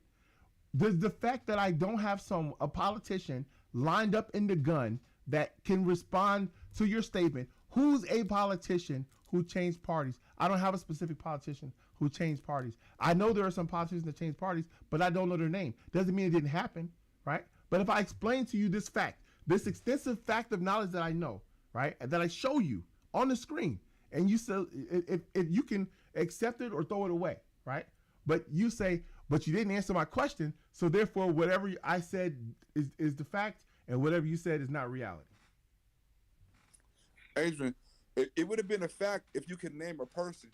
Right. You name what a party done, right? But you couldn't name a person, right? I can name like that's like saying I know a motherfucker that's knocking motherfuckers out and doing all this stuff. Well, who is this person? Oh man, it's somebody. It's a couple. No, I wanted to name the person or the policy. You know what I'm saying? If you can't name the person or the policy, right, that I can do some research on, okay, like this person right here had these views and he changed. This person right here had these views and he changed, right? Because if you look up if black people are liberal or conservative, black people are conservative by nature. We are not liberal. So what I want to know is when did black people switch from being God loving, family first, you know what I'm saying, and country first, that switched to the country ain't shit, ain't never give me shit, and it's racist, right? I just want to know what politicians of the Republican Party switched sides and and made policies against black people anytime in history. It never happened, Black. The Republicans was always good and the Democrats was always bad. It never happened. The Republicans was always great. Republicans was always the party of the people. They was always the party of black people. I don't know why black people stopped voting for Republicans. Matter of fact, I don't understand it at all. They probably was just making a huge mistake because fucking Frederick Douglass was a Republican. So and since Frederick Douglass was a Republican back in 1860, fucking black people should have been Republicans in 1960. It seems like it makes sense to me. It makes a lot of fucking sense to me.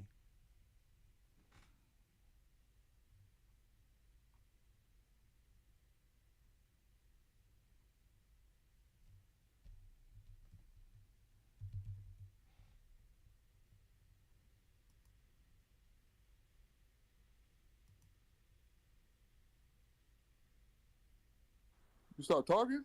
Yep. Oh shit.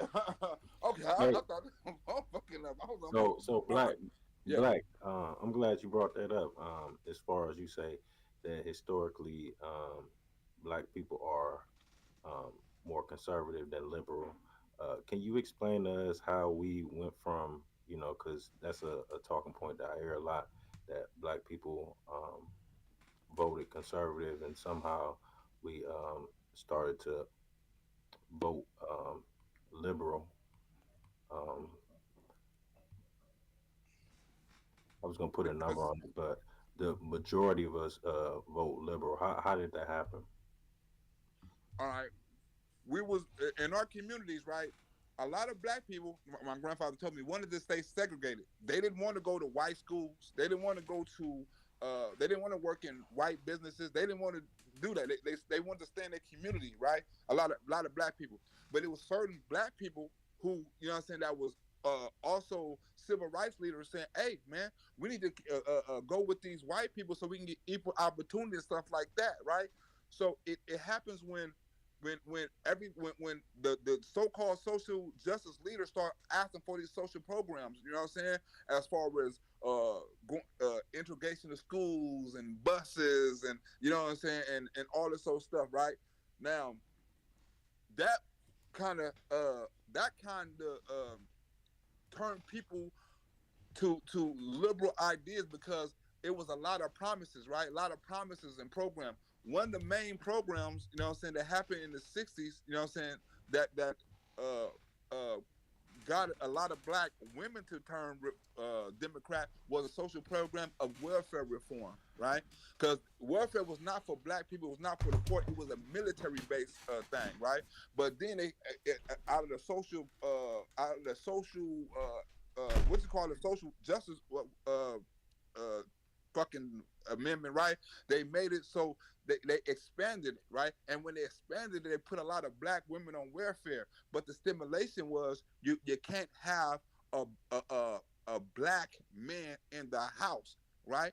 So in order for a lot of black women to keep their benefits and stuff like that, they had to basically, you know what I'm saying, vote Democrat, right? Or vote for, and it wasn't just the president, it was locally, right? So it was a lot of local stuff that goes to higher stuff. So if they wanted to keep their benefits and their programs and stuff like that, they had to vote Democrat, right? Now, look at all the social programs the Democrats cater to: prison reform, this, that, social, this, that. You know what I'm saying? When you offer black people all these programs, right, that all these programs, they want to sign up for them and stuff like that. Now the conservative black man, people like my grandfather, people like, you know what I'm saying, other businessmen saying, we don't want social programs. Give us equal opportunity, you know what I'm saying, to make it, right? Don't give us the same business loan, or just make it a way, you know what I'm saying, make it a way so you can so I can get to my goal and you don't disturb me. We don't want them social programs. I don't want certain social programs, but if it is, I'm gonna take benefits of it, you know what I'm saying? But not saying necessarily saying I want it, because that's not how I want to live my life based on government control, right? And a lot of black people turn, because guess what? We've been held and funded by the government. Look how many, if we go to right now in any democratic city, right? Look how much funding it is for broke people, right? Or poor people. And look how they remain poor, how they remain in the system. So a lot of black people was conservative because we believed in God, we believed in family, and we even believed in country, because a lot of us fought for this country. We don't believe in that no more.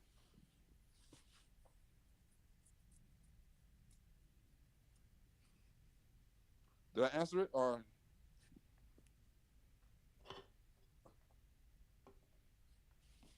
did I answer it? Was that a satisfactory answer? Yeah. Gears is muted. Oh, if that's not a satisfactory answer, you can ask me something else and I can elaborate on it more. You know what I'm saying? I'm not, listen, that you're lacking a lot of details for me, but I'm not going to make you give me none. I'm just say I'm going to just accept your answer and say it sounds good enough. That doesn't necessarily mean my answer. If somebody said that, if someone was to say welfare wasn't for black people, then black people start getting it, I'd say, well, when did that happen, and how did that policy get established? What year was this? What decade are you talking about when you're telling this story? Like, are you talking about 1900, 1950, 1970, 1980? Like, what year, what decade, what time frame are you talking about when you're telling this story of blacks? Now blacks are traditionally conservative if you go with the religious factor of conservatism, right?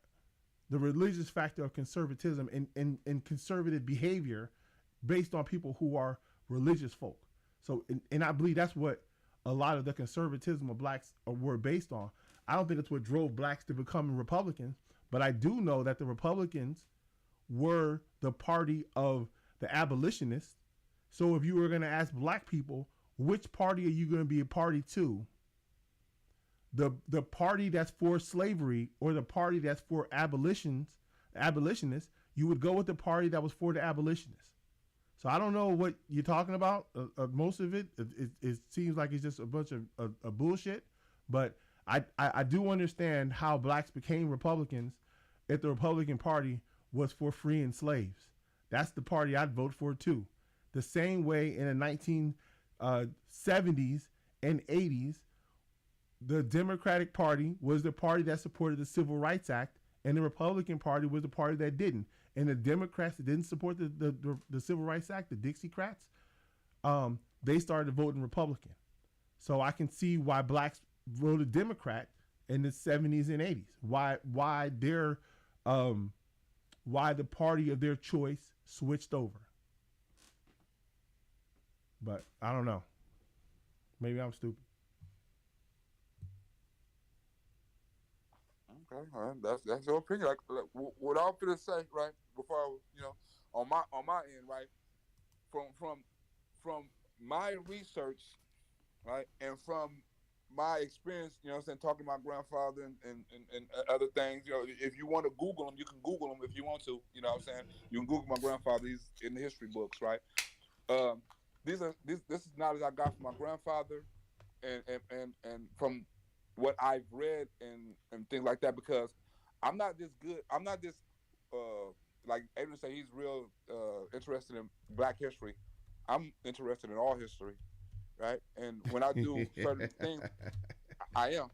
If you look at my shows, right, some of my stuff about one of my most popular Democrat videos, the one that Tommy Sotomayor show was about the history of the Democratic Party, Yeah. right? Yeah. So and that has nothing to do with Black history. Some of my most successful videos have to do with history, Yeah. right? So I have some certain knowledge of history, right? Yeah. But my knowledge of history okay, wait, let me ask you a question. Does your history I'm almost finished. I cut you off. My history and your history is different, so we're gonna have different opinions. Not saying your opinion is wrong, you know what I'm saying, because that's your opinion. But my opinions are based on my education and my experience, you know what I'm saying, and conversations with my grandfather. So we have two different ways to go about this. I can tell you that the history that I talk about isn't anecdotal, right? And when I speak about history, it's about specific things that happen in history, and I point to specific things. So if I talk about something, I'm speaking about not just some anecdotal. I know someone one time that said something that happened, and then I based my whole worldview on my grandfather said that this is how it was. So apparently for every Black American, all 13 million of us from the 1920s and 30s and 40s all had this view because this is what my grandfather said it was. That's not my perspective on what it was, right? And I'm reading books from the Frederick Douglass and Thurgood Marshall and W.E. Du Bois, who were the foremost voice of the Black people of the time. These are the people who everyone was going to say, what's happening in our society, right? So when I talk about what happened in those times, I'm talking, just like you say, I can talk about how the society isn't impacting me as bad right now. So my view, when I tell the story, is going to be different than your view. Maybe your grandfather's view of what's happening in society is different from what everyone else was experiencing. So that anecdotal story doesn't really help anybody. It's just an anecdotal story of one person. But I don't know. Every time I hear the Republicans talk about how the Black man was removed from the family, I just say, at what point in time was the Black man allowed to be in the family when he was assaulted, killed, and imprisoned throughout history, beginning with slavery, continuing through Reconstruction, into the age of segregation, and in modern times. This has been the plot of the lot of the Black man in American society, whether it was his own doing because he committed the crime or because he was treated unfairly because of the laws of America. So to say that, one particular law that allowed women to get welfare is the reason why all this stuff happened is bullshit. It is absolutely fucking bullshit. But anecdotally, you can just say it is, I guess. I don't know.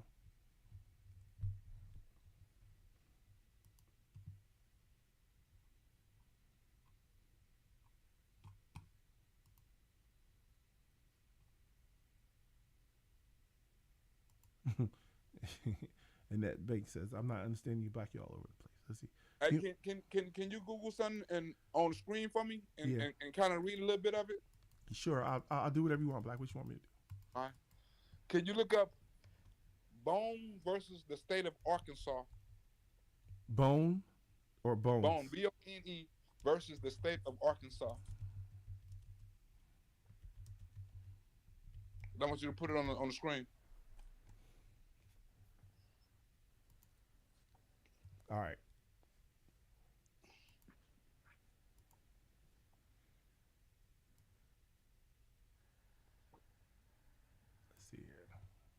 Let me share the screen so you can see it. So if you part of history, does it matter what part of history you're from? Because we were talking about me taking my grandfather's some of his knowledge and some of his conversation and experiences and applying it today, right? About racism and stuff like that, right? Mm-hmm. If my grandfather was a part of history, right? Black history, American history, right?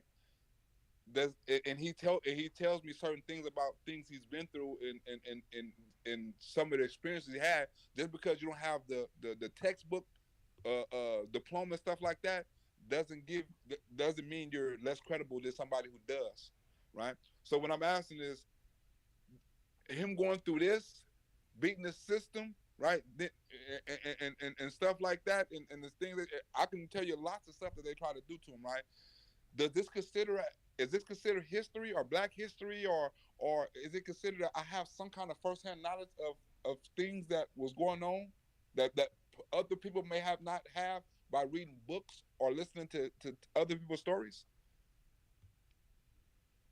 I want you to read a little bit of it out loud. It says that in Bone versus State, the Arkansas Supreme Court held the trial judge committed error by failing to give the defendants an opportunity to present evidence of systemic exclusion of black citizens. The court reversed each man's conviction and remanded the case for a new trial. On remand, the two men were convicted of second-degree murder, and each was sentenced to 21 years imprisonment.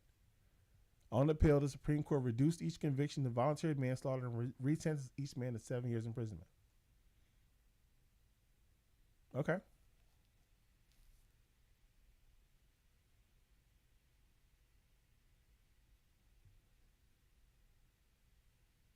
So what do you want me to say to that?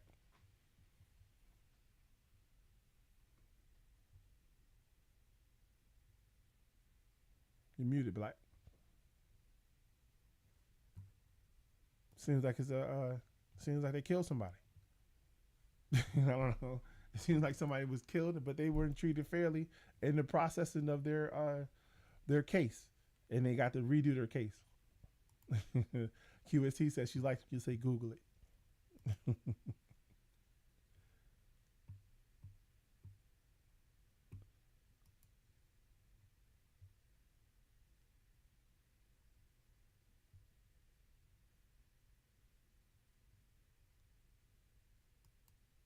Are these your grandfather's Blaq? Rome Bone and Rome Bone? That's your grandfather?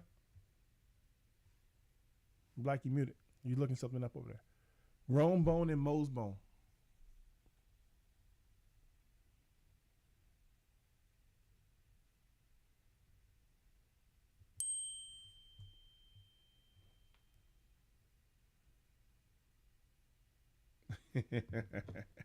Yeah, I know.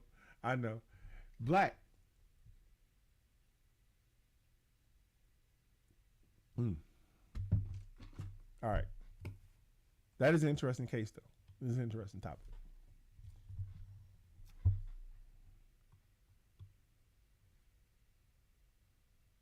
Let's see what's going on in the chat here. Let's talk about Bush and Clinton clan flooding the black communities with cocaine and Biden, Clinton sending them to prison.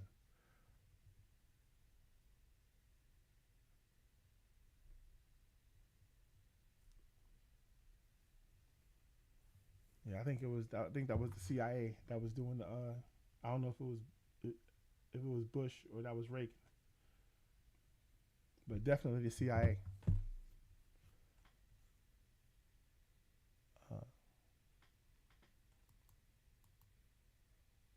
You have to see a JFK documentary, man. I'm telling what you won't look. Bush, OBJ, and CIA to say. Interesting. Yeah, I don't think I've seen a JFK documentary. Not, maybe I have seen a JFK documentary, but not one that focused on those people. That's why when my grandfather was telling me about the things he'd been through as black history and the things he saw as a black man that happened to black people, mm-hmm. You know what I'm saying? Some.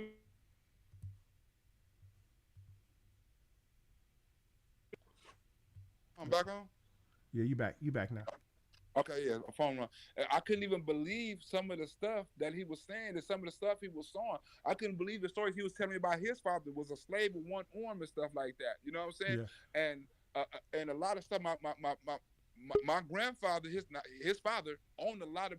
When he got out of slavery, he owned a lot of businesses. He had his own business.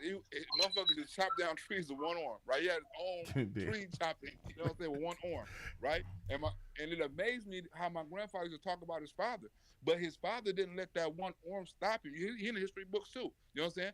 But when he died, he left. He had like a gang of kids. He left all his kids something.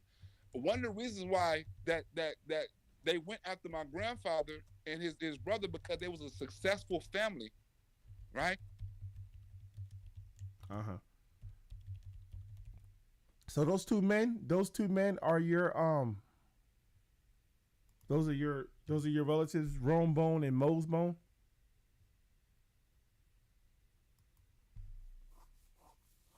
Black, you still there? I think you went mute. Oh, we lost him. What's up, John Frank? What up, Glib? What up, Gears? I'm over here laughing my ass off, enjoying the show. Great show going on, by the way. Great show. Yeah. Great show. Hello? Yeah. There you go, Black. Hey, Black. Hey, Black. I don't know if you heard my question. I asked you. It's Romebone and Mosebone. Those are your relatives. My grandfather and his brother.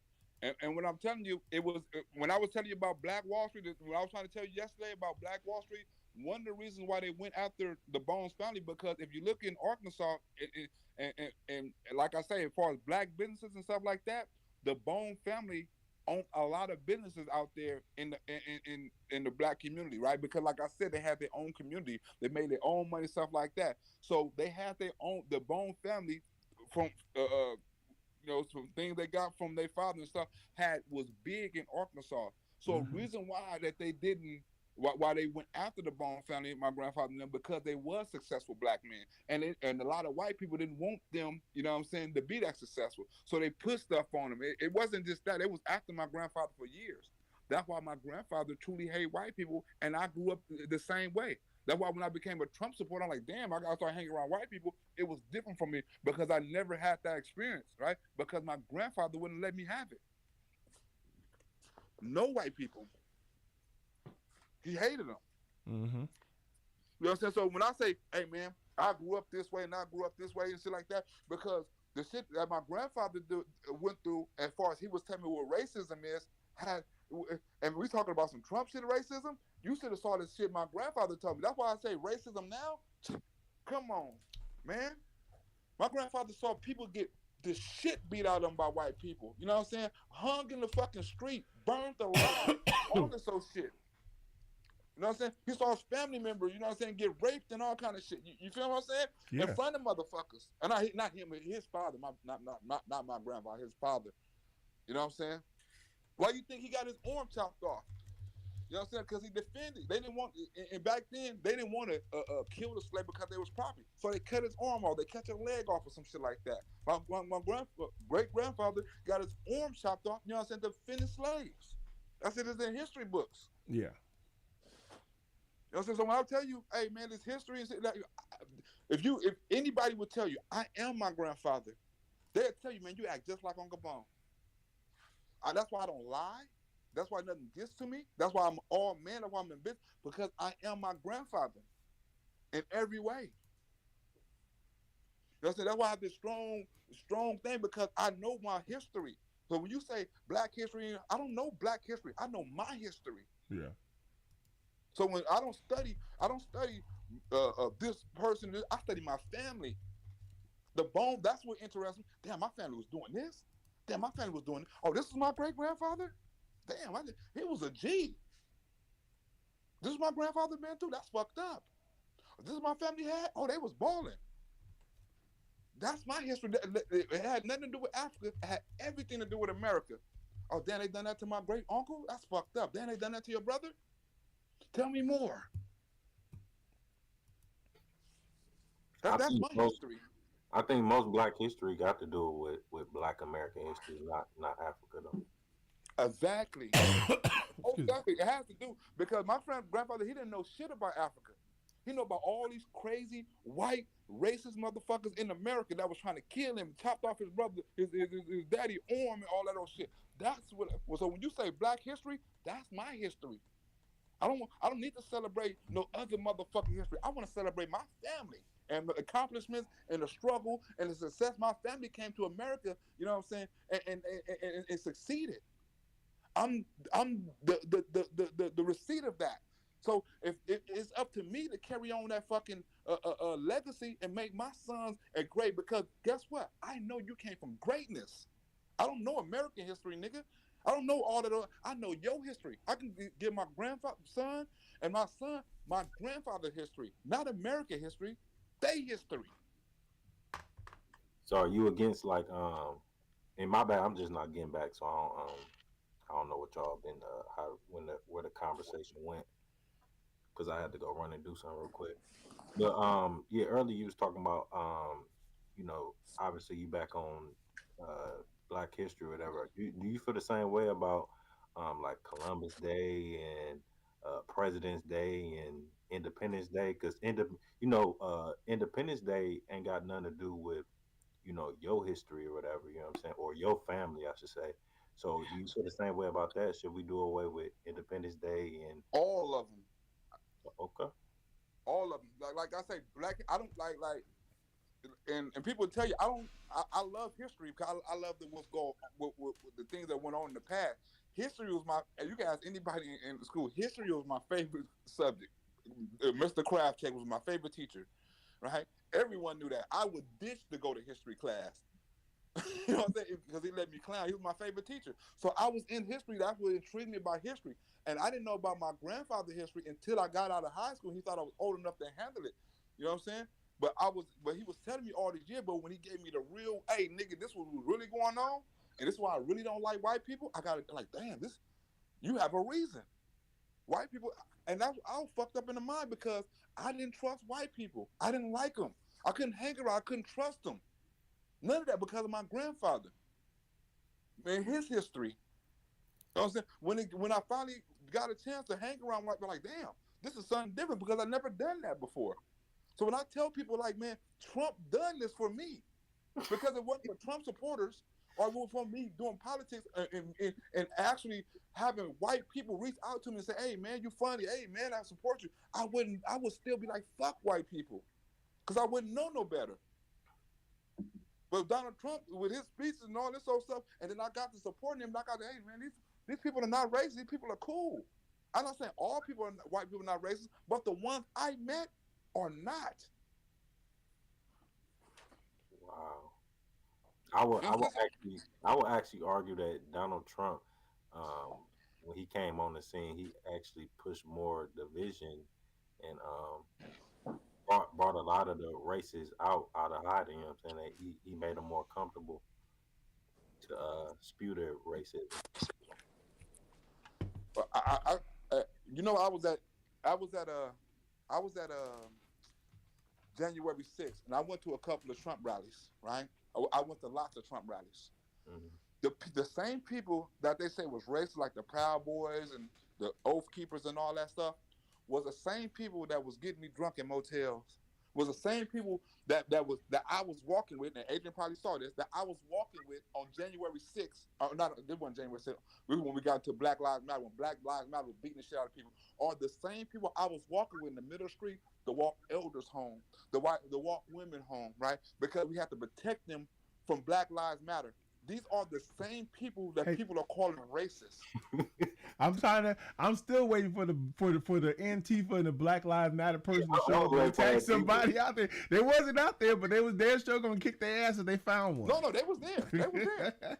Yeah, I They didn't was there. see. I know I watched a lot of video. I ain't seen none of it. All I saw was y'all attacking people. That's what I saw. I saw y'all kick a black dude's ass. I I talk saw. about that night, the time. I talk about that night, the time when I was like, hey, the Black Lives Matter, and the police had to barricade us. You know what I'm saying? They wouldn't let the Black Lives Matter come over, and they wouldn't let us go over there. But we was walking people through their, you know what I'm saying, to their rooms and stuff like that all night. I was out there with the Proud Boys and the people that they call racist. So these people, one of the reason why they took my page because they said the influence I had over white people. Like if you look at some of my pictures and stuff like that from January 6th and shit like that, you see me surrounded by all white folks.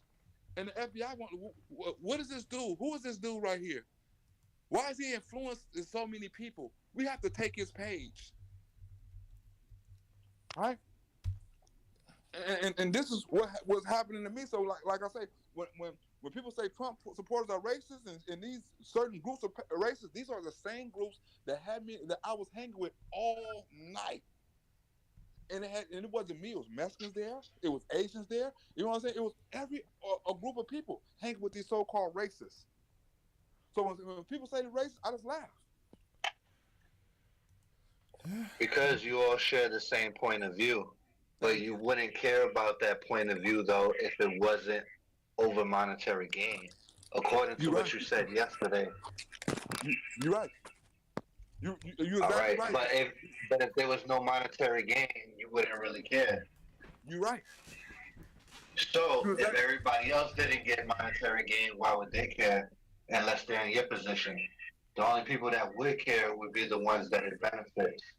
Right. You're exactly right, right? But what I'm saying is there's nothing standing in your way to get like me, right? So what happens is I didn't understand capitalism and conservatism until I became a Republican, right? Then I understand because remember, I was the type of person I wasn't asking for donations or anything, right? But then if it got for me not to ask for donations, then when I finally started getting paid for my work, people say, well, he this and this. They started thinking bad about donations. Right, until I became a capitalist, right, and understanding the capitalist society I live in, I wasn't successful. You know what I'm saying? Until I understood capitalism, right, and that's because I became a Republican and was getting and started studying what they done. So yes, if it wasn't for monetary monetary gain, I wouldn't do it. You're right about that. There's nothing I would do right now. I wouldn't go to work without monetary gain. I wouldn't do nothing without monetary gain. So you're right. I'd say. But wouldn't you think that's disingenuous? No. So I put it like this: if Biden can offer you more monetary gain than Trump could, you would switch right now. No. All right. Because John, you got to remember, when I turned conservative, I lost a lot. People wasn't inviting me in clubs. You know what I'm saying? People didn't want to work with me. Right? I lost a lot being a conservative. I could have easily said, you know what? I'm going to support Joe Biden. I'm going to do this. I would make more money now being a Joe Biden, an anti-Trump supporter, than I would be a Trump supporter because I would be accepted by more people and more people wants to see me try to destroy Trump than try to bring him up. So I would make way more money and have way more connections if I was an anti-Trump comedian or anti-Trump person. It's because I'm a Trump supporter. I'm not getting the opportunity. So it's not about the money for me. You haven't switched up because you're stubborn, and it actually works out. It works out to the narrative that Trump loves of that he's a victim, that someone else is doing something to him, someone else is keeping him from getting to where he wants to get. Because you can just say, look, hey, I would actually be making a whole bunch of money if I wasn't a Trump supporter. It's these liberals that is holding me down. Now, when you was a liberal, you were saying it was the white man holding you down. Somehow you switch parties, and now it's the other side that's holding you down. So maybe neither side is holding you down at all. Maybe it's something in you that's holding you down. But it sounds like you've picked your struggle, and you're going to stay with it, even though you say that if you would just swap sides again, you could make more money. But you know what? I want to say something about Columbus. Gears asked about Columbus Day. I thought it was interesting. I went to Puerto Rico, and they had statues of Columbus everywhere, and all this. Don't say they like talking about Columbus. They really like proud of like their Spanish history, and it's like in America we look at Columbus and the Spanish as like these were invaders. These are people who came in and took their culture. Colonizer. Right, colonized. And they embraced this part of their culture and says, now we're whatever we were plus the Spanish. Now we're whatever we were plus the English, right? Or whoever the other people were who influenced how they built their city, Rome and stuff. And I thought that was really interesting because I don't think that we do that here in America where we say now we're America plus whatever. We want to say we're America, everyone else just get you either have to get under the umbrella and just say you're a patriot and throw away your history, um, while fighting against the fact that other people are trying to generate maybe a more multicultural society that says there should be a Spanish History Month and a Black History Month and other people's cultures history recognized. I think that Puerto Rico is actually doing a good job of pulling it all together and saying this is all of our history. Can I ask John a question? I need to ask you a question, right? John, you there? Yeah. So this was John and everybody else in the Adrian. John, you asked me a question and I responded, right? Why you didn't debunk what I asked? What my answer? Because it's your personal opinion when it came down to what you said. Thank you, John. I need to say nothing. Thank you, John. I just want to put that out there. You didn't debunk it because that's my personal opinion. You may not agree with it, right? You may not agree with it, but you gave me the opportunity to say, okay, that's your personal opinion. I'm not going to debunk it. I'm not going to rebuttal it. You know what I'm saying? I'm going to move on. I wish everybody like Adrian can do that. No, that's some bullshit. John may thought it was bullshit. He may not even agree with it. But he said, you know what, that's his opinion. Now, if we was talking facts, that'd be something different. He could have debunked it, like, you know what, that's wrong. I can tell you the fact. I can tell you the fact that you thought that you were oppressed by the white man before you thought you was oppressed by the liberals.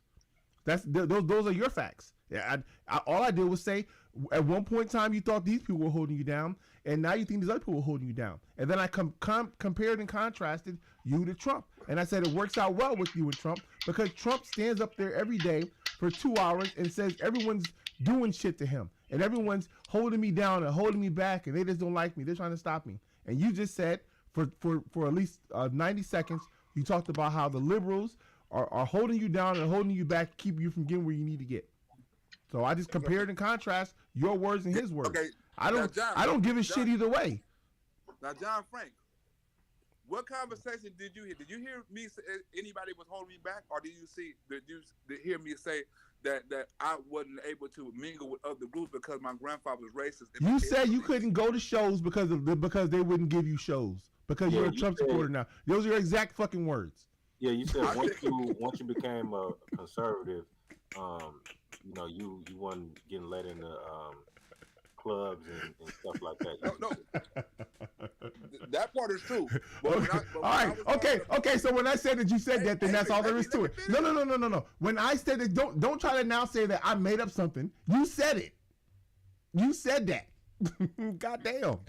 It was a different argument because the first argument, right? And that wasn't the question. That's something added on. The question that John Frank asked had nothing to do, you know what I'm saying, with me being held back in club. I told you since I became, I was saying because I was a conservative in my thoughts, in my belief system, you know what I'm saying, on how I switched, because I said I can make more money being a conservative. That's the only reason I brought that point up, because John was talking about monetary things, and the only reason I brought up that is because I said I can make more money if I was a anti-Trump supporter. I didn't bring it up like that.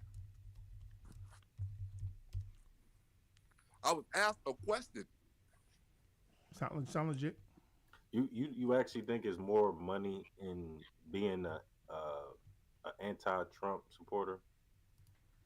Yes, because you have more avenues. You know what I'm saying? You have more people willing to donate, right? People who are Trump supporters and stuff like that, right? It's hard to get them to donate because they're conservative and they're capitalists. You know what I'm saying? They rather make their money, spend their money, and make some more money, right? It's a lot of liberals have a lot of free money, and they will pay for certain programs and they will pay for certain things. Look at what Joe Biden done. Joe Biden has had a fucking rally, you know what I'm saying, a fundraiser, and he was charging people $500,000, right, for a plate of dinner, right? A plate of dinner.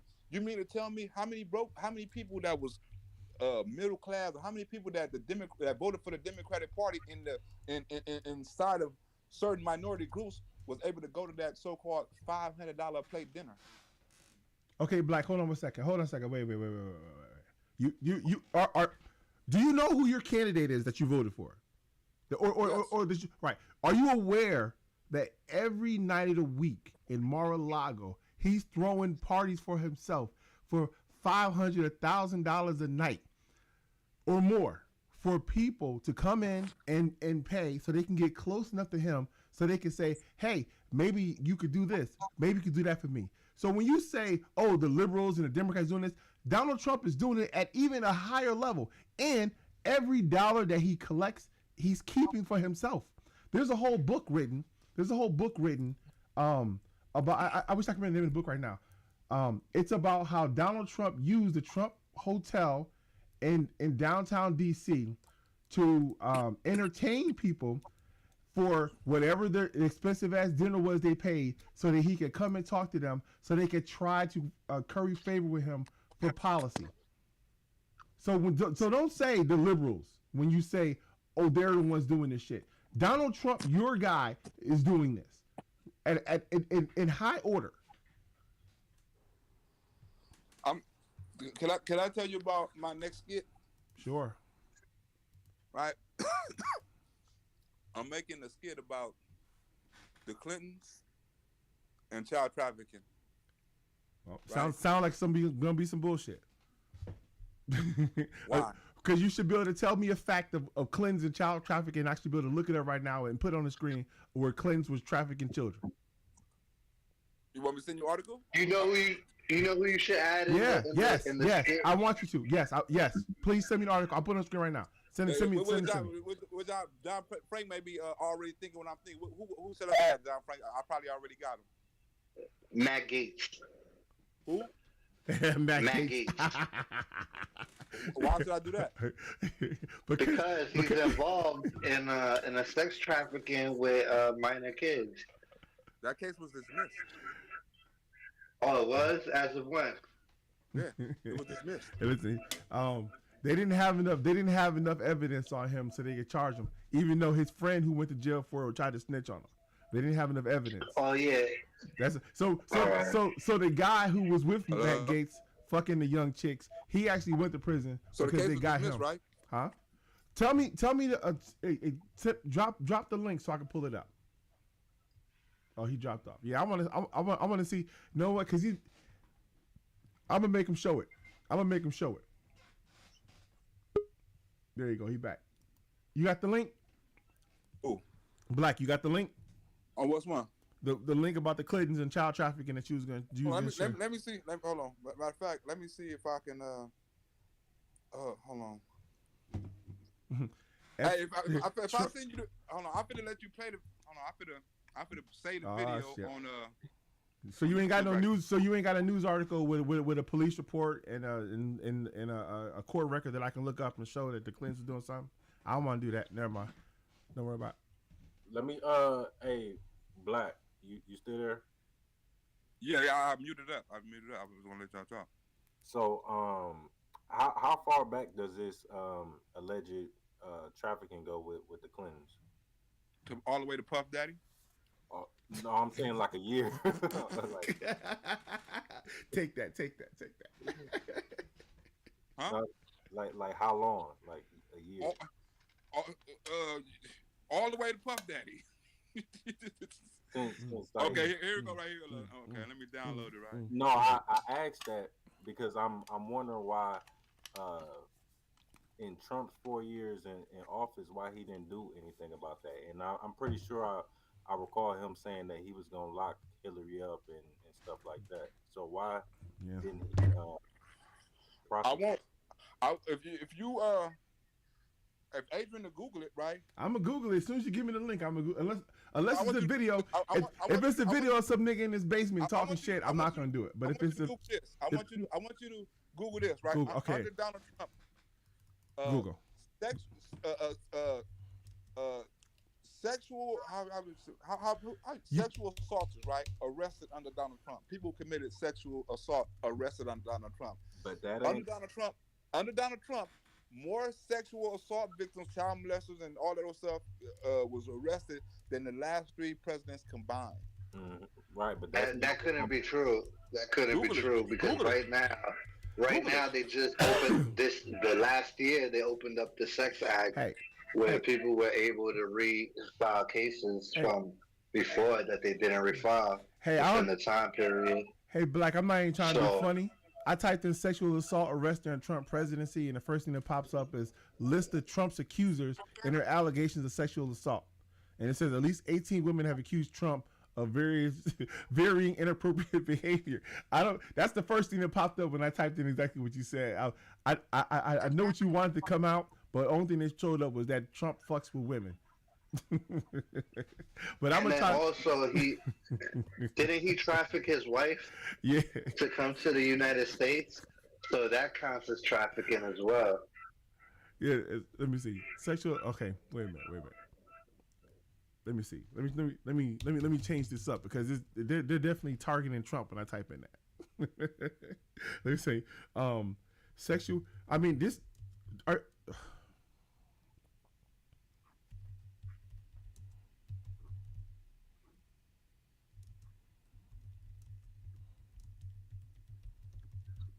Listen, I agree with Black that Donald Trump does equally as much sexual assaults as Bill Clinton. As Bill Clinton. I believe they are equal when it comes to that. You know what I'm saying? As far as that, I believe they're okay, equivalent. hold No on. more, no Listen, less. I'm sorry, man. This Donald Trump needs to stay the hell away from anything that has anything to do with. This article I just clicked up says Trump administration hires official who 5 students accused of sexual assault. This is at the. All I did was type in what you told me, Black. All I'm finding is articles about sexual assault in Donald Trump and people who he's associated with. All the assault allegations against Donald Trump. Trump claims maybe we should talk about something else besides sexual assault. The history of sexual abuse in the Trump administration. Hold on a second. This ain't even the damn. God damn.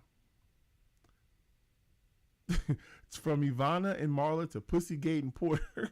A timeline of domestic abuse, sexual misconduct allegations against Trump and his inner circle. Not even his outer circle. Inner circle. Man, listen. I need a different search term so I can find it. Or just share the link so that way I can just go to the article you're talking about. Because the news isn't helping me out right now. All they telling me that is that Trump is he's associated with and is a person who commits and is accused of sexual assault. I try to search by administration, but when I type the administration, it just says, "Oh, you want to know about the people who work for Trump too? Yeah, they be doing that shit too." It says a perfect example of how people are brainwashed by the media. People think that Trump was convicted of rape. Trump was he's civilly liable for sexual assault, and the judge says that most people understand that sexual assault to be rape, so you could call him a civilly liable rapist. So he wasn't convicted of rape criminally because it was far too gone for it to be criminal. But he was civilly liable for it because he said that he didn't know that woman and he never did it, which opened the door for the lawsuit, which allowed him to lose $100 million. $100 million. When all to prove that he didn't do something that apparently the woman had enough evidence to prove that he did do. But the morality of the Republican Party is the answer. What's up, Black? Hey, this video right here, I'm finna send you, right? Yeah. I haven't finished editing, you know what I'm saying, this video, right? It's in the editing room, right? You know what I'm saying? But I just want you to play a little bit of it, right? You know what I'm saying? Like, can you play like 2 minutes of it? Sure.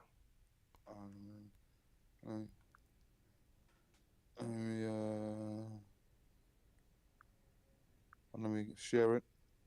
Gotta share it.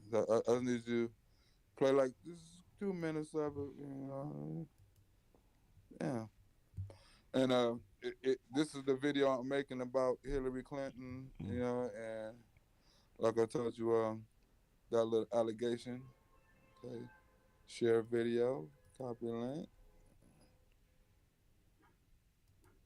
Oops. Boom. Where'd you put it at? You put it in Messenger? In your Messenger, or you put it in StreamYard? you put it in the messenger. Bet.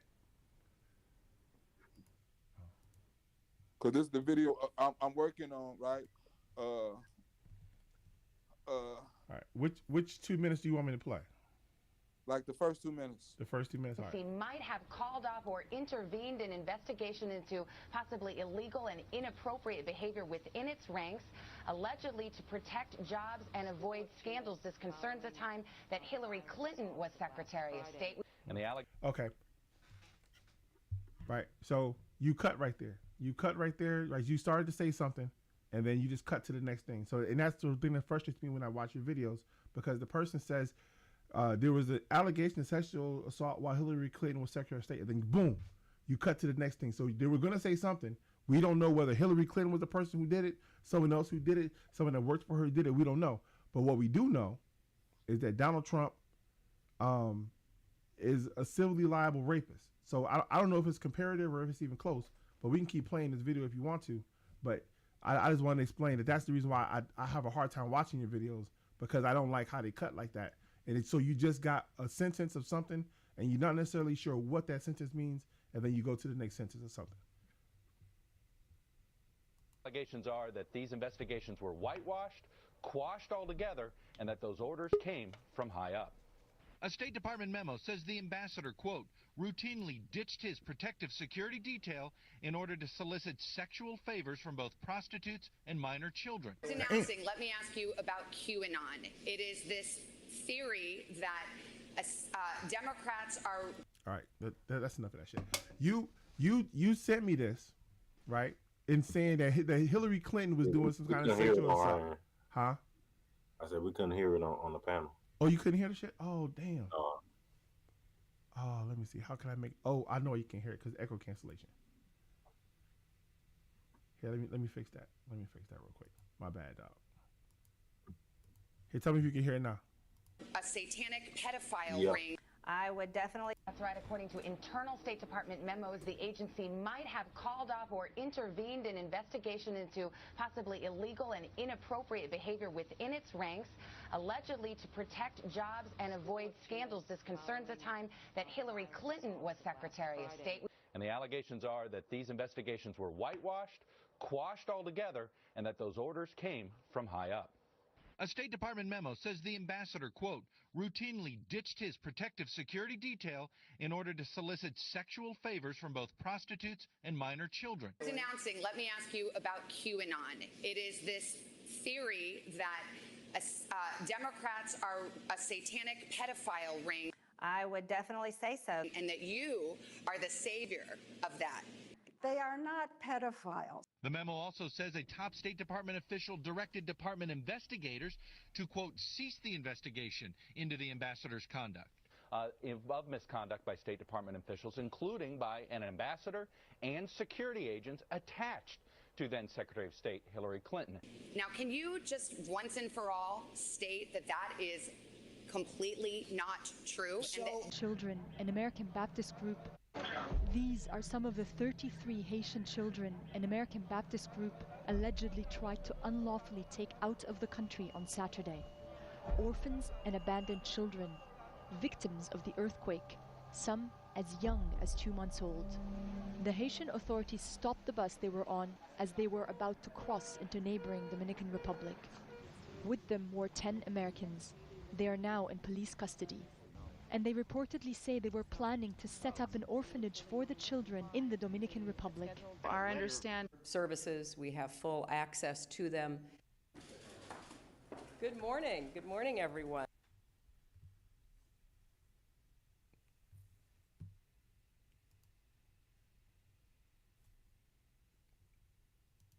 All right, Blaq. That was 2 minutes uninterrupted. That's a good video. I think it's gonna be interesting.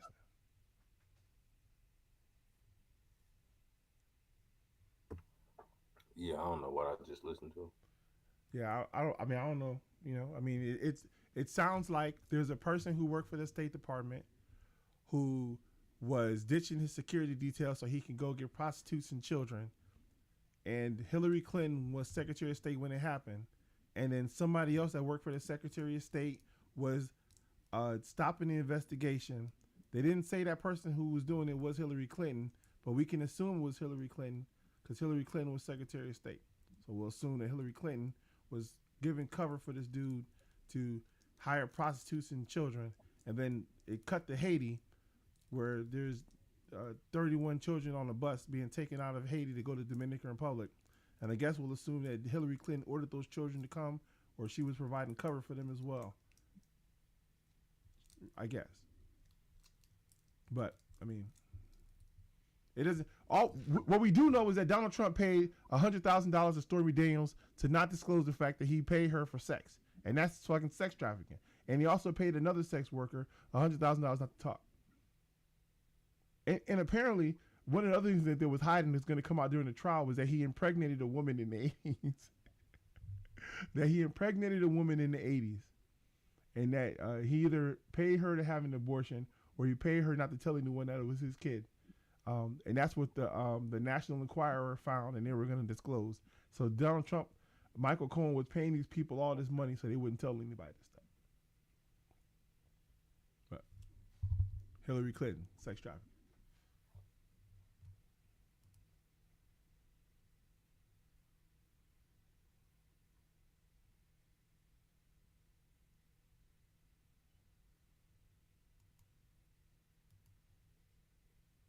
Let's see. I could see like Hillary selling the sex trafficking the women towards Donald, you know, Donald being the customer and whatnot. Yeah, I don't know. It could, I don't know.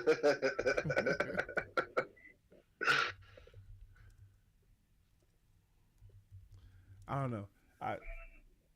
You can say a lot of shit, right? Like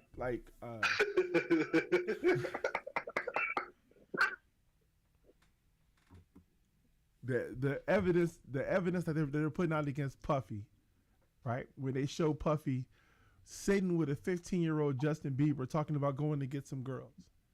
Well, it's inappropriate, is wrong. Like it probably shouldn't happen. If it was my kid, it definitely wouldn't happen, right? But these two, go ahead. My bad. Hey, it's another kind of important part coming up. Can you play like 2 more minutes? I want you to hear this other part. Okay, 2 more minutes. All right, you guys, here. Let me fix this so we can hear it because it's here. Hey, you guys mute for a second so that way you guys don't get the echo. We are providing counselor services. We have full access to them. The American ambassador is speaking with his counterparts in the Haitian government. Obviously, this is a matter for the Haitian judicial system. We're going to continue to provide support, as we do in every instance like this, to American citizens who have been charged, and hope that this matter can be resolved in an expeditious way. 25 million, it's a criminally a great gesture, because she takes a tremendous amount of money, and you take a look at the people of Haiti. I was at a little Haiti the other day in Florida, and I want to tell you, they hate the Clintons, because what's happened in Haiti with the Clinton Foundation is a disgrace. And you know it, and they know it, and everybody knows Secretary it. Well, very quickly, we... This is one of Donald Trump's verbal tics that he uses all the time. We say, you know it, they know it, everybody knows it. And you say, what the fuck do we know? I wish you would have told me so that way I can know it, because I don't know what the fuck you're talking about. I do know they are very much against pedophilia. They fight it very hard. Why would you say that? Have any evidence? Does the president have any evidence to back up his suggestions that Joe Biden is a pedophile or taking drugs? I'd have to refer you to the campaign. I'm not here to talk about Joe Biden. Democrats support, even Joe Biden, the president himself, supports children being sexualized. Sexualizing children is what pedophiles do to children. Okay, y'all got to see this. Y'all have to see it. Was that Marjorie? Yeah, that's Marjorie. No, it's coming up right now. It's coming up right now. I know. Yeah, no. Right now. I'm about to show her. What screen is this? This is It's coming up right now. Here you go. Look at her face. When Marjorie Taylor Greene said what she said, this is her reaction to what the fuck she said. Bullshit. Oh, you guys can see it. There you go. Not you guys can see it now, right? You can see her face. That's the face she made when Marjorie Taylor Greene said what she just said. That's the face she makes. Bullshit. Democrats support, even Joe Biden, the president himself, supports children being sexualized. Sexualizing children is what pedophiles do to children. Okay. Let me just tell you, what I do hear about it is they are very strongly against pedophilia. And I agree with that. I mean, I do agree with that. The Epstein documents were... Okay. Who's for pedophilia? That's what has anyone ever answered that? Okay, go ahead. It's 1 more minute. It's coming up. Public the names of almost 200 people associated with disgraced financier Jeffrey Epstein. Any comments on the alleged allegation of your connection with Jeffrey Epstein?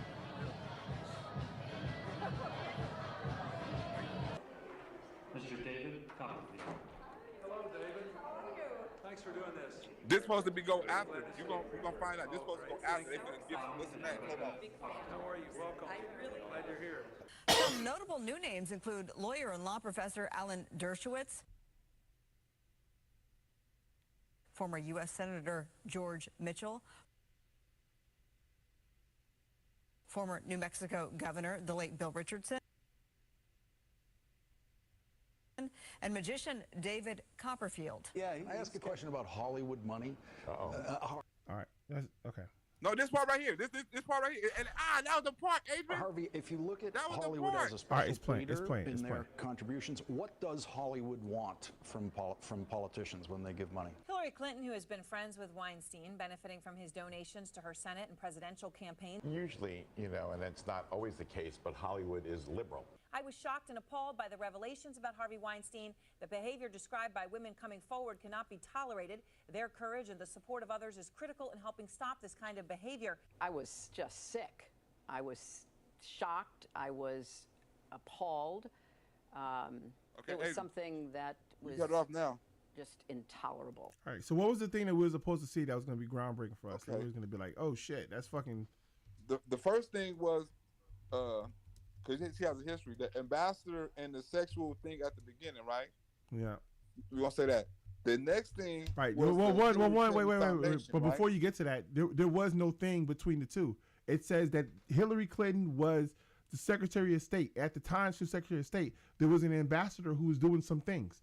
It didn't say Hillary Clinton was hiding the crimes or supporting the crimes or was fucking the kids with her. It just said that Hillary Clinton was the Secretary of State when it happened. So there's nothing that you presented says that, oh yeah, by the way. Well, Barack Obama was president. They didn't say nothing about Barack Obama. It was under Barack Obama. All right, well, I don't know. It says the State Department, so it didn't say Somebody nothing. covered it up. It didn't say nothing about anybody. And the reason why I clicked over because there was multiple news reports. That's not the same news report if you look at the thing. All right, now the second one. Okay, wait. I'm gonna show you something that's really important because this is. Wait, let me show you. Okay, yeah, no. I got. We listened to 10 minutes of that video, right? But I'm gonna show you something, right? Because you showed Hillary Clinton sitting next to Weinstein. You showed Weinstein giving a comment. You showed all kinds of things of this, of that, and that, of that, and this, of that, trying to draw a connection to Jeffrey Epstein, right? Okay, let me show you something. It's gonna be a picture with Jeffrey Epstein and Donald Trump. It ain't gonna be the picture. No, that's elementary. Everybody knows that. It ain't a picture. So okay, so you, Trump supporter, will say, you know what? Donald Trump wasn't friends with Epstein. They weren't friends at all. They didn't know each other. While they were at this party, fucking dancing and checking out the young girls, they called. Ghislaine Maxwell is called Madam Maxwell. The dude who's standing over there with the mustache is probably the guy that brought Melania over, right? Donald Trump didn't know this guy. He wasn't friends with this guy. He nothing at all. But here he is dancing with this fuck at this party while they're checking out the hot young chicks. So, Can I ask you a question? If what you're saying about Hillary is true, then this is true too. That Donald Trump and Jeffrey Epstein was doing the same shit. No. It's a simple question. Okay, what's the question? Was Donald Trump a private citizen or was he a politician? Oh shit! Listen. You could try to use that loophole of was he? What? What does that have to do with it? As if private citizens aren't charged. Okay, let me explain. Because if you hang with somebody who has political influence, somebody like a Jeffrey Epstein, because remember, Jeffrey Epstein had political influence over a lot of politicians. If you hang with somebody who has political influence and you're a politician, you can be influenced.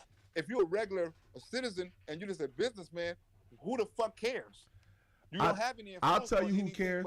I'll tell you who cares. If you told me, I'm sorry, to cut you off. If you told me that Donald Trump was at this party with Jeffrey Epstein, picking out young girls so he can screw them that were underage, and he was purchasing them through the Epstein plan, I would say that's wrong, and not a person who I would vote for, whether he was a politician, whether he was a real estate mogul, a rapper, or an actor, or a dancer, or just a dumbass on the internet. I'd be like, fuck that guy. And how do I feel about Trump? Fuck that guy. If what you can do to say about the Clintons is the same, where you could just show them together at some point in time in history and say, see, there must be something going on. But you can still look at this guy and see that they were really good friends for 10 years and know what they were doing and say, yeah, but there was nothing wrong because he wasn't a politician that day. You know who else Donald Trump hung around? And who was at Donald Trump wedding? Because he told him to be there? Huh? Who? The Clintons. Remember, Donald Trump used to always talk up for Hillary. You know what I'm saying? Until he started running for president, then he was the most evil motherfucker in the world. But if you look up all the things, Hillary was a smart woman and things like that. Remember, he never spoke bad about Bill Clinton, anything. The Clintons was his friends. You remember that, Adrian? Okay, maybe you don't.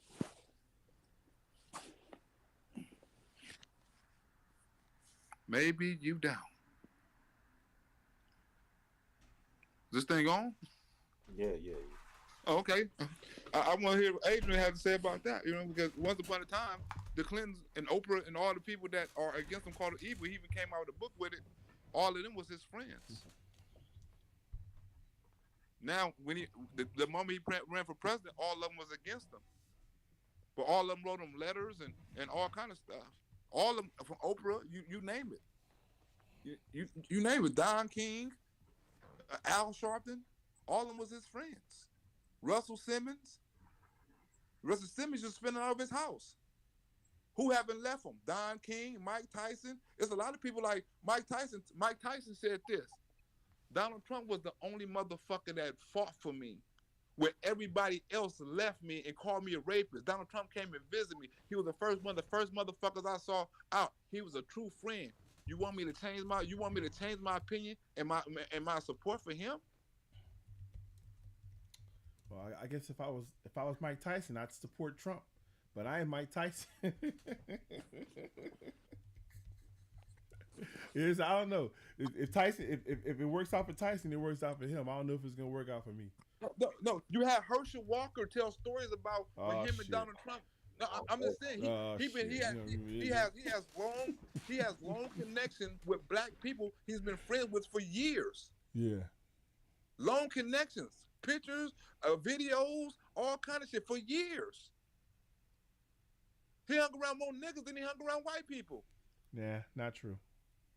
Man, you crazy, Jesse. Nah, listen, come on, man. Hey, I'm not gonna let you tell that lie. Not true. I'm not gonna let you tell that lie. He had a black wife. I'll let you. Who had a black wife? Donald Trump. Which one? What was her name? What was her name? Not a black girlfriend. Okay. I got friends that What do you mean? The nigga had a black girlfriend. He was modeling around niggas. What's her name? What's the hell you mean? Listen, hey, the baddest. Listen, just because he was fucking a black girl don't mean he's not a racist. I'm sorry. Well, he had all. He was hanging. It was him. Let's see what. Wait. Okay. Wait. Black. Hey, Black. Here's a headline. There's a headline here, right? Let's see. Let's play a game. The headline says, Donald Trump's biracial ex-girlfriend Cara Young says he ... What does the ... say? What do you think? I don't give a fuck what he said. This is what she say. This is you brought her up. It said he told her she got her intelligence from her white father.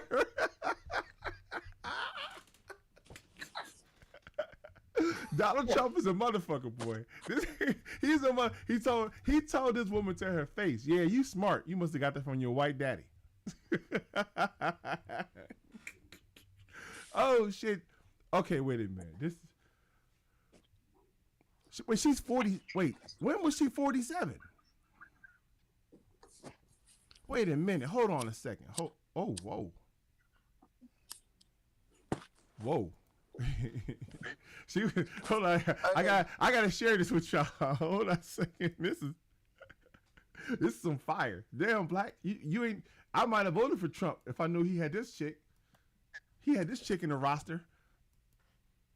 Not that one. She's old there. This one here when she was, damn. She looked like, who's the chick from Saved by the Bell? Was it Saved by the Bell? The one that she became a Republican commentator. Who's that? Who's that light skinned black chick? Like I can't remember her name. Stacey Dash. Stacey Dash. That's Stacey Dash. Yeah.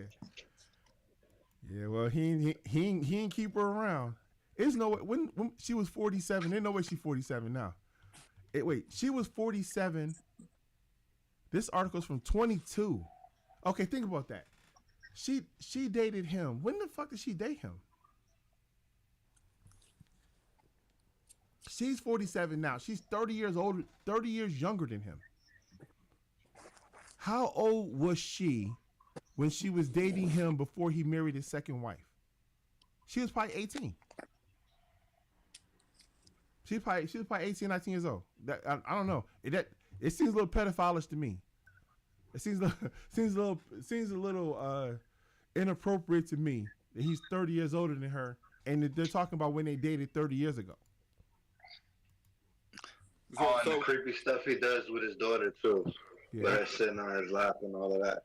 That stuff is. And how I feel about her. You want me to send you the picture of Joe Biden kissing his granddaughter in the mouth and closing their eyes? Yeah, send me that picture because I ain't never seen that before. So send me that picture. Probably kissing his. They both creepy. They both creepy. Yeah, I'm not going. Am I still on? Yeah, no, you still on. You still on. Blaq. You say Joe Biden's creepy. I say both of them are creepy.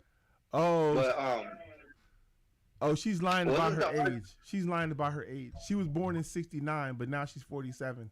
So apparently she lost 7 years of her life. So never mind.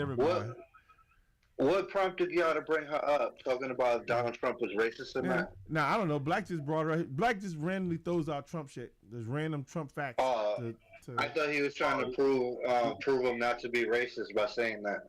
Yeah, he was basically saying how Trump hung around more black people than white people, and he also had a black wife turned girlfriend. Oh, okay. Well, Trump also, before he was hanging out with all those famous celebrity black people, he was not renting to black people in his apartments, and that was like one of the first lawsuits. Big lawsuits that he encountered was that he wasn't renting to people of color. So wouldn't that qualify you as racist if you're a landlord and you won't rent to people of color? Okay. Would winning a lawsuit to get Jews and blacks to play on a golf course in Florida, would that be considered racist too? I don't know. Did that even happen? Yes, sir. I always have to start with that. Did it actually happen? Yes, sir. Google it. I constantly try. Yeah, I got it. I'm put it on the screen. I'll put this up on the screen. This is a screen. Blaq, say that again. Huh?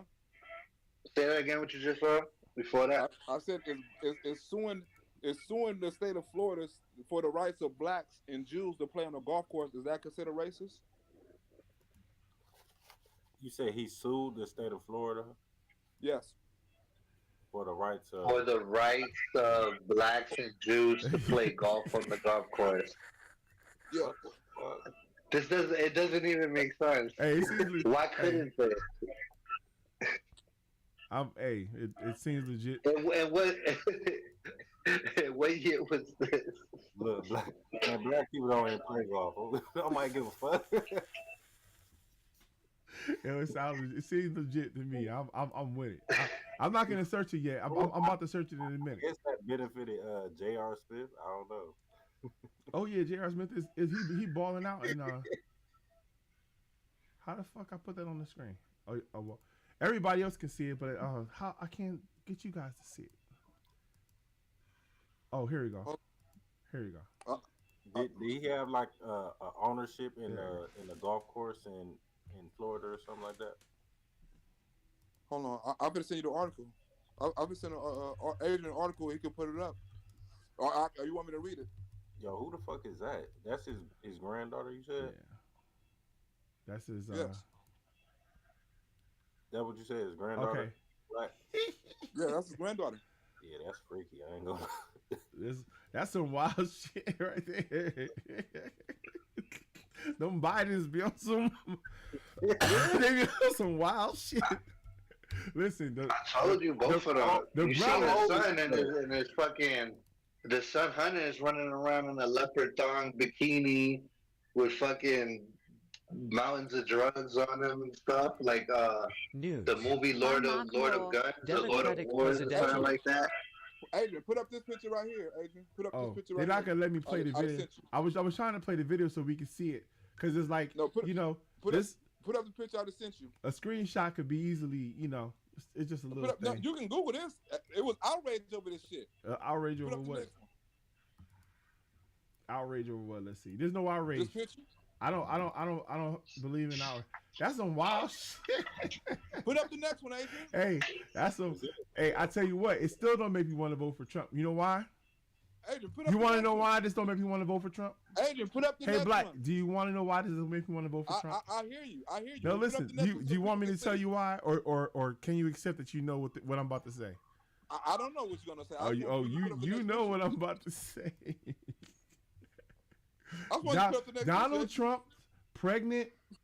Donald Trump had a pregnant wife at home. She was pregnant with young Barron, and Donald Trump paid whores to have sex with him. Then he paid the same whores that he paid to have sex with him not to tell anyone, while his pregnant wife was pregnant with young Barron. Big money Barron. So I don't understand kissing. I've never kissed my daughters on the lips ever. Not when they were babies. Now I remember my wife used to kiss my. She's I like their lips are so soft. They're so cute. I thought it was gross when they were little newborns. I thought it was gross. I always thought it was gross because adults have diseases on them from having sex, and I always think it's gross for them to put they dirty, disgusting, gross lips on the lips of a newborn baby that has never done anything wrong. Well, how you explain this picture? I'm not trying to explain it. I just told you I don't understand this at all. I don't understand kissing your granddaughter. I don't understand kissing your daughter. I've never kissed anyone on the lips that I wasn't in a romantic relationship with. I don't understand it at all. But does it change the fact that Donald Trump paid for whores? No. Nope. And it doesn't make it better. So Donald Trump paid for whores, and some reason the Bidens kiss each other on the lips. They're weird. Yeah, I ain't just gonna hold this because this girl, she obviously grown. You know what I'm saying? So I'm not gonna hold it to Joe Biden. That's obviously some freaky shit going on in their family. You know what I'm saying? She ain't got a problem kissing this old ass nigga. You know what I'm saying? Her grandfather, this is her grandfather though. This is wild shit. This is wild. Adrian, can you put up one more? Can you put up one more, Adrian? Just one more. It doesn't change. More. Okay, does this picture gonna change the fact that Donald Trump? No, it's not. It's not. All right, as long as we know they're gonna change the. Okay, it's another. It's the same. It's another picture of the same thing. It's another picture. We're not gonna put that one. It's another picture. Put it up, it's another picture of the same. It's another picture of the same thing. It's another picture of the same. Put it up. Listen, if you've seen it once, you've seen it 1,000 times. Clearly, they don't have a problem with kissing each other on the mouth. So, if they don't have a problem with it, I don't know why you got a problem with it. You should mind your damn business. Hey, Adrian.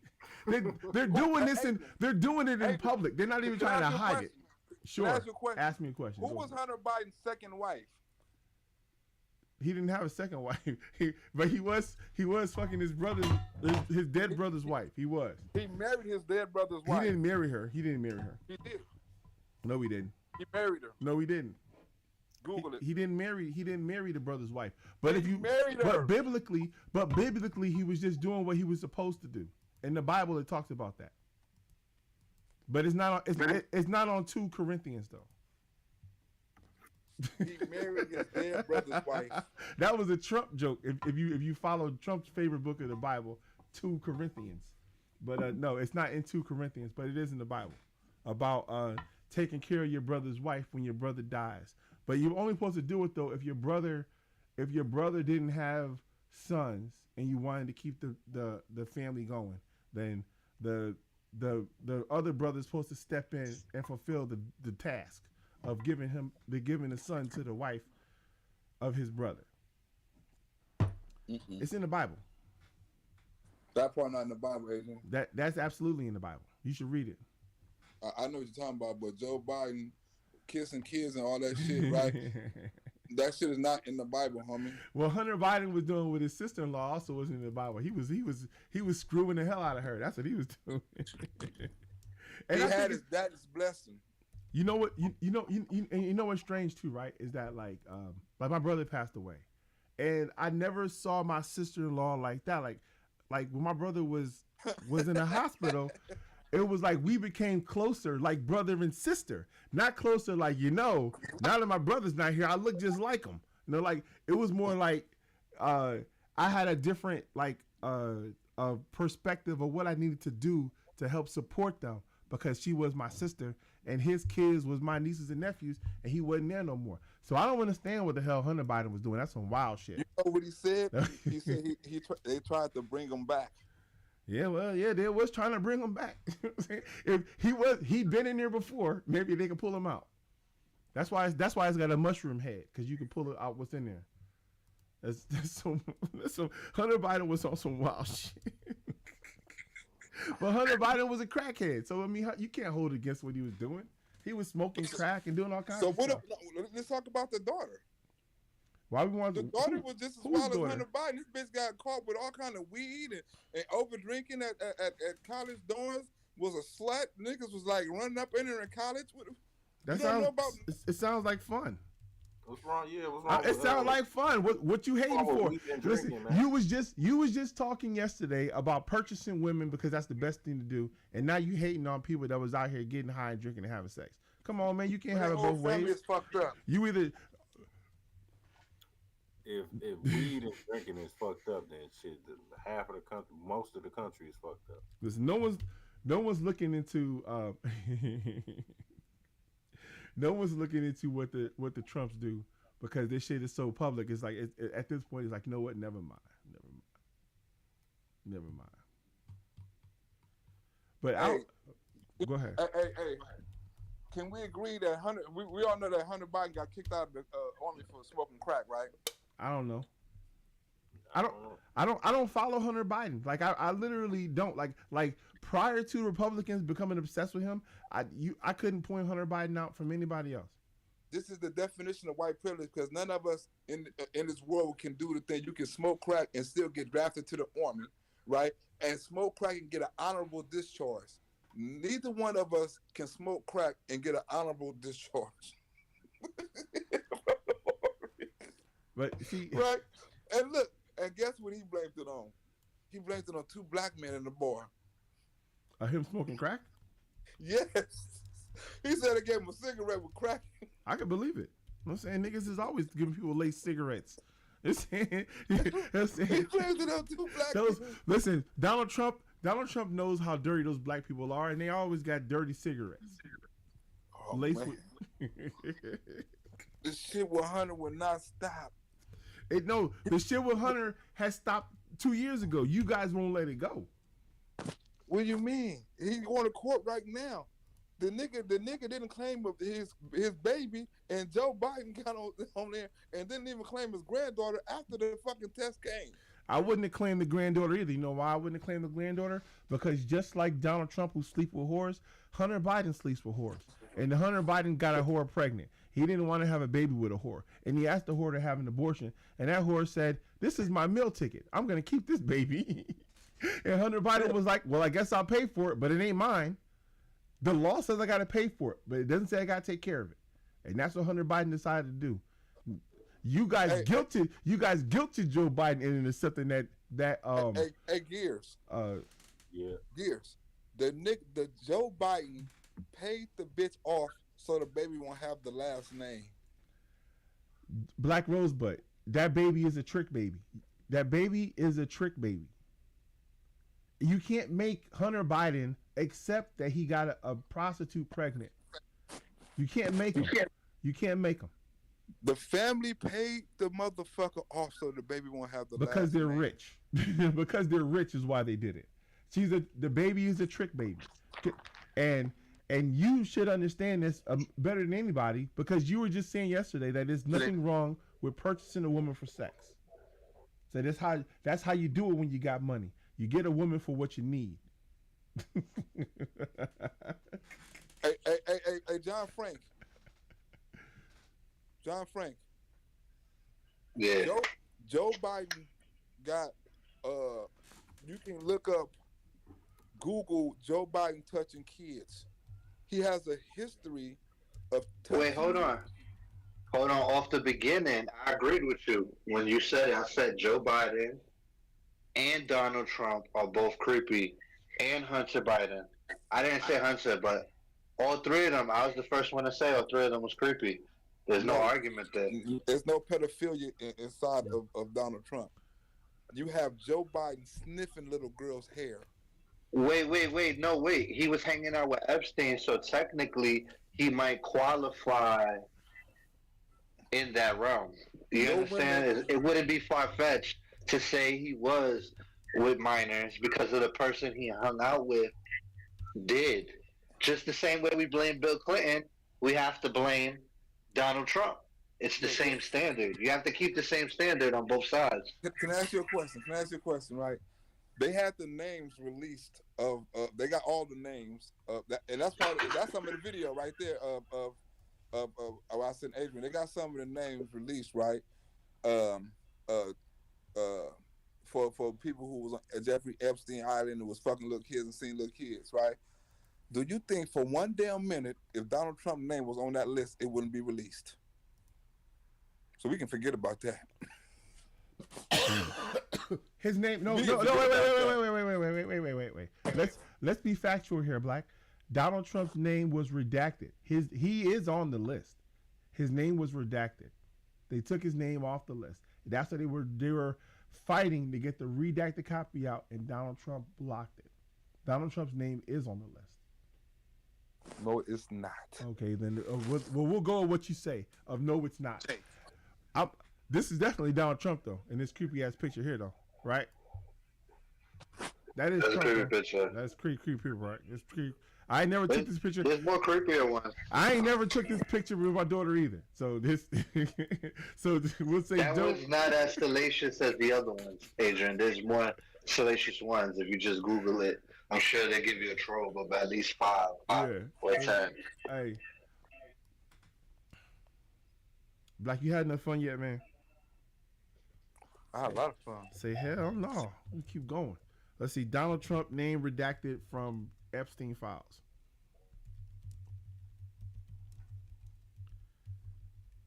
You know, nothing gets past me with Trump. Anytime Trump, something come out with him, I'll be all over that shit. Let's see. The newly unsealed Epstein documents.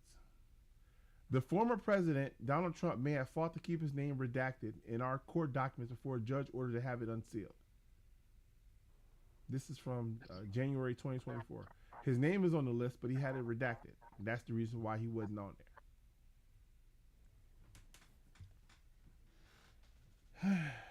So no witnesses, no women, no nothing. Okay, so now the standard has been changed because you ain't got no witnesses to the Clintons, you ain't got no witness to the Obamas, you ain't got no witness to the Bidens. But now for Trump, you got to have an eyewitness who was recording with a camera, and you had to have 3 different angles and someone's grandmother there to sign an affidavit. Molested them was at one of them sex parties. No women stepped. You know why no one has said that Donald Trump did anything to them? Well, they for damn sure said the Clinton was there. You know why no one has said Donald Trump did anything to them? Because Donald Trump pays Michael Cohen to go and give him $100,000 after telling nobody what they did. That's probably why. That's why we know that Michael Cohen did it. We know that Donald Trump does it. So we have to assume that any other case where this happened, Donald Trump paid them too. Because we also know Hillary Clinton. We also know the Clintons do it. Well, we don't got no evidence of the Clintons do it. All we have is a tape of you The saying hell that. we don't. Where? Huh? Where? People are evidence. Oh, people are evidence. Yeah, there's that. People. Those people, they always get you every time. Yeah. The people are evidence. You know, you believe. Look. Okay, we want to ask John Frank, right? John Frank, right? And Gears, we're gonna ask them some questions, right? You know what I'm saying? And let them, you know what I'm saying? You ask them a question about Joe Biden, and I ask them a question about Donald Trump, all right? Can we do that, Adrian? We'll see. We'll see what question. Okay, no. And we're gonna keep it simple, right? Because you mostly voting for Joe Biden if you vote, right? And I'm voting for Donald Trump. So what I want to do is I want to talk about Donald Trump or Joe Biden. I want to ask them the questions. You know, so this should be something fair, right? We should be able to talk about who we support, right? Mm-hmm. So, and instead of us answering questions, I want to ask them some questions, right? Yeah. Now, you stick to Joe Biden and you don't say nothing about Donald Trump. I stick to Donald Trump and I don't say nothing about Joe Biden, right? Because we want to ask them questions about the people we support, right? So you want to go first, or I'll go first because we don't want to say nothing about the other person. So I can tell you I'm not a Donald Trump. I'm not a Joe Biden supporter. I'm voting against Donald Trump. Okay, well, no. I don't support Joe Biden. I'm voting against Donald Trump. Adrian, I'm not making an argument that says Joe Biden's better. You made hold on, Adrian. You made a lot of Joe Biden points when I was talking about Donald Trump. Or Joe Biden done this, Joe Biden done that, Joe Biden. So you ought to have enough policy. Joe Biden, Democrats ain't, Republicans ain't got no policy, because we want to keep it on the person you said you're going to vote for, no matter if you don't support somebody, because it's easy to say something about Donald Trump. We want to say, do you have enough? Because this is not about you. It's about, we're going to ask them some questions, right, about Joe Biden. It's not about who you support, right? We're going to ask them, you know, because Gears say he probably support Joe Biden, right? And I'm pretty sure John Frank probably support Joe Biden. So it's not about who you support. It's about who they support, right? So we're going to ask them questions about Joe Biden, who they probably supporting, and Donald Trump, who they probably not supporting. Is that cool? All right, man. Whatever you want to do, Blaq. Okay, I'll go first, right? John Frank. You there? Yeah. Why do you think the Hispanic community is leaving certain parties and is starting to come over to the Republican Party and support Donald Trump at large numbers? I don't believe the Latino community is doing that. Mm-hmm. What's your proof that the Latino community is leaving their party and going to the Republican Party? Besides the polls that are taken, and me asking questions in the street and seeing a lot of Trump supporters is like in LA as far as Hispanics and stuff like that, you know, I'm basing my information on that, right? You know, they take polls and stuff like that, you know what I'm saying, that whole little, you know, things like that. Well, I ask you this. If you go down to Florida, right, and you ask a bunch of Hispanics, most likely they're probably going to say they're for Trump, right? Mm-hmm. In Florida, right? But if you go to New York City particularly, and ask a bunch of people, do you like Trump, you're probably going to get a negative result. So wouldn't it depend on where you're at? If you're going to ask the Hispanic community, because it seems like different Hispanic communities is going to give you different answers. You know what I'm saying? Because the Cubans, they're for Trump. The white Cubans and that are Hispanic in Florida are for Trump. But you got a bunch of Hispanics here in New York City that are not for Trump. So that's why I asked you that. Okay, now the point I was trying to make, I didn't say that his support among Hispanics was higher than the support, you know what I'm saying, for other, you know, for other candidates. I said people, Hispanics, you know, I said say if it was 12% in New York that supported Donald Trump, in 2016, right? Say that went up to 25% right now. Some people say as high as 30% right now, right? And it's not saying that it's all happening like he gonna win this. No, it's happening all, over. When they take the poll, it's a national poll, so they're not targeting certain areas. It's a national poll. I don't know the New York or California or Texas poll. I just know the national poll. So what I'm saying is, why is it happening nationally, not state by state? Well, I feel like if you ask people in the street, most people are uneducated when it comes to politics. So they're going to give you an answer that doesn't really make no sense for the reasons of why they were switched, right? So the polls they take are likely voters. They don't take aspirants. No, I know. I was addressing the first thing you said when you said you asked people in the street and stuff like that. You asked a whole bunch of people around LA. But as far as the polls, I don't believe the polls because Joe Biden is winning in the polls right now. Which one? In the polls, according to donations, just that's not a poll. It's not a poll, but what poll that you can dig up right now that has Joe Biden leading Donald Trump in anything, including the economy, the border, right? About inflation, the swing states, like the swing states, right? Wasn't he elected the Democratic candidate before Donald Trump? Huh?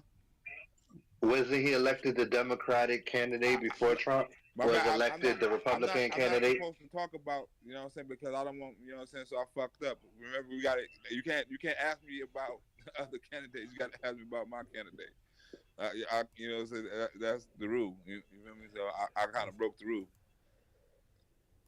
You know what But basically, Joe Biden was the Democratic candidate before Donald Trump was the Republican electoral candidate. Let me move on again because the question, because you're gonna bring it back to Joe Biden, and you gotta ask him about. So here's Joe a poll. So the Quinnipiac poll, has Biden winning by 3, and the Morning Consult has Biden by 1. And the rest of the polls. I'm gonna ask Gary the question, then you can ask me your question, right? I'm gonna ask Gary the question about Donald Trump, right? And then you can ask me your question, and you can bring that up. That's my bad. Gears, you there? Yep. All right. Now I'm gonna ask you basically the same question. You know, amongst black men, right? Not as a small percentage of black women, but one of the highest percentage of people that supporting Donald Trump, you know what I'm saying? If you Google it, right, certain things, right, is black men. You can CNN, all this sort of stuff. I don't know where you get that from, but what do you think? What do you think the biggest reason why a lot of black men are supporting Donald Trump right now? I would have to say, and this is my belief, right? Just from my from what I've witnessed, as far as like social media and stuff like that. I believe people are drifting towards, well, black men, I guess, are drifting towards Trump and the Republican Party because it's become a trend and a talking point to be against Democrats. Hold on real quick, y'all. I'm gonna say something right there, right? If I can, right? That was a good point he made. It's not a trend or a talking point, right? Because people are tired of how certain parties that control where they live at, you know what I'm saying, is running how they live, right? Like Maxine Waters and Democrat, you know what I'm saying, the mayors and stuff like the homeless situation. It has nothing to do with the Republican Party. It has nothing to do with Gavin Newsom, Karen Bass, you know what I'm saying, the council people, and all them people are Democrats. So when people in LA complain, they're not complaining to Republicans. They're complaining to Democrats. Clean this shit up. They're not asking Donald Trump clean it up. Because if you want to know about cleaning up, I'm going to tell you something Donald Trump done from LA what nobody talks about, and you can Google this. The reason why Donald Trump said the Olympics is going to LA because he said it's going to force LA to clean up the homeless problem. You can Google it. It's an interview. We can look it up on YouTube. The homeless got it cleaned up. It's going to offer jobs and all of those shit. You're just going to clean up downtown LA because Gavin Newsom won't fucking do it. So I'm going to do it. He tried to sue Gavin Newsom for the homeless problem. You know what I'm saying? Was basically to help blacks. He lost that lawsuit. He said, I'm going to get the Olympics and I'm going to bring that motherfucker to LA. They're going to have to clean up the homeless problem. Did he get the Olympics? Yes. The Olympics are coming to LA? Yes. When? The next Olympics. What do you mean? Google it. You want me to send you the link? No, I can look it up myself. There it is. I guess Donald Trump told them. I don't know how the Olympics get picked. Apparently, Donald Trump just walked in there and said, Olympics is coming to LA, motherfucker. The only way the Olympics comes to your city, the only way the Olympics comes to your area is if you agree to build like fucking 40 structures to do all this damn Olympic events. Yes. Right? Donald Trump didn't do that. Right? Because it ain't coming from Donald Trump's budget. Right? I don't know. Whatever you just said sounds like the same guy who said Donald Trump stopped the drought. Exactly. I'm not going to debate you and argue with it. I'll just say, you know what? Yes. Yes. The answer is yes. It's not even worth my comment. Not worth my comment. I'm good. Hold on. You go right here. Let me listen to it. Hold on. No. Because the other administration, from the day I took office, I've done everything in my power to make sure that LA achieved the winning bid. Now, for the third time in history, the city of Los Angeles, the city of angels, will once again raise up the Olympic torch and welcome the world's greatest competitors to the Summer Games. How exciting. These games will also be a major economic victory. The 2028 Olympics. Blaq, I don't care. Blaq, I really don't care. I don't care. I don't care. Yeah. I don't care. You said he didn't, huh? I didn't. What did I what did I say? I said him saying that is just like him saying he stopped the drought. There was policies that was enacted that allow Donald Trump can take all the credit. He can say I did it. I don't give a shit. I know that's not what happens. I know it's not how it works. So how it works then? He can have it anywhere. I don't listen. I don't need to hear him bloviate about how he did it all himself. I don't have to. I don't have to, and I won't. I ignore him most of the time. And half of the time he's lying or not telling the truth. In which case, all I'm doing is fact checking him. But it sounds great. If the Olympics are coming into LA, we'll see what happens to all those structures in 6 months after the Olympics is over. What they do with them? They'll probably turn them into homeless shelters. We don't know what they're gonna do with them. I'll tell you what they won't be doing with them. Doing in the Olympic events. So listen. Do you hear how many jobs it's gonna create? How many thousands of jobs? It's going to create a lot of jobs, and then it's going to create a lot of every place where the Olympics goes. For number one, they lose money. The Olympics never makes money. They always lose money. Everywhere it's at, everywhere they go, they build all these structures, and after it's over, they say, "Wow, what do we do with all this shit?"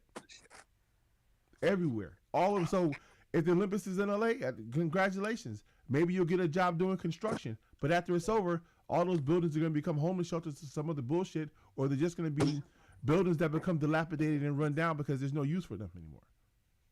It's used for all the buildings. But you understand what they said? It's going to be investments, right? People right now are buying up property, like hotcakes in LA. That's close to where the Lakers play, right? I bet they are. Where the Clippers. Hold on. Where the Clippers play. And all this, it's a thing called the Coliseum, right? The LA Coliseum was a historical landmark, right? Which is the last place they had the Olympics, right? And they can't knock the park down because it's an historical landmark, right? When the Olympics come, they're gonna have to hold some of the Olympics game there. Okay. They're gonna rebuild that whole community right there, right? They're gonna build that whole community. That community is gonna get jobs, right? Mm-hmm. They're also gonna have certain events downtown Los Angeles, you know what I'm saying, by the convention center and stuff like that. Mm-hmm. They rebuilding all that and regentrifying it. So they putting so much money up in there. And Donald Trump forced them to clean shit up. Blaq, what year is this happening in? 2028. I know that. That's what I'm saying. Oh, you was test. It was a test. Yeah. Hey, look, it's gonna be less. Hey, I'm pretty certain it's gonna be cool. It's gonna be cool. What's gonna happen? And I'm not gonna knock it at all. I'm gonna say they're about to build all this shit. It's gonna be great. I'm gonna just say that everything that happens, what happens, Mexico pay for it. Somebody say what's gonna happen is the same thing that happens everywhere else the Olympics goes. Is that after the Olympics is over, all of those buildings are abandoned. Did you hear what the reason I said he done it? Sure. Because they're gonna. Why? Okay. When I lived in South Carolina, right? I lived in Columbia, South Carolina. There was a homeless problem in downtown Columbia, South Carolina, and right across the street from the Capitol, there'd be all these homeless people out there kind of hanging out, and there was a homeless shelter in downtown Columbia where the people could go every night and have a place to stay and get food, but it closed during the daytime, so they had to go out to the street. So what Columbia did was they built the homeless shelter across the bridge on the other side of town. And then they said, if you're homeless in downtown Columbia, it is illegal to be homeless. If they catch you on the street, they charge you with vagrancy, and they take you to the homeless shelter the first time, and then the second time they take you to jail. They solved the homeless problem. There's no more homeless in downtown Columbia. They're all across the bridge at the other homeless place. They hang out over there now, or they go to jail. They could do it in California if you want, but it's kind of wrong to criminalize homelessness because you figure that people are homeless because they have a fucking problem. But Glib, they did this in The Wire. I don't know if you've seen The Wire. Oh, they did it in The Wire too? Yeah. Well, they did it in The Wire too. Yeah, that's basically exactly what they did. Boom, they gave them a whole area. Say, if you don't do drugs over here, if you outside of this area, we're going to arrest you and bust your head up. Yeah. I mean, the homeless problem is a problem. It's in every major city in America. When I lived in Seattle, the Seahawks won the year they won the Super Bowl. They would, you know how they film they film around outside the stadium. Well, outside the stadium where the Seahawks stay is the overpass for the highway where there's a whole fucking tent city. Well, guess what? When Fox News went through or Fox Sports went through the film, there was no homeless underneath that bridge. They were fucking gone because they didn't want to put that on television. So they can clear up the fucking homeless to solve the problem for a little while or for a couple of days or temporarily because they don't want people to see it.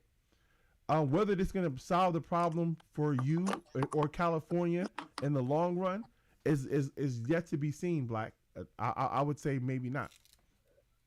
There's probably a big answer.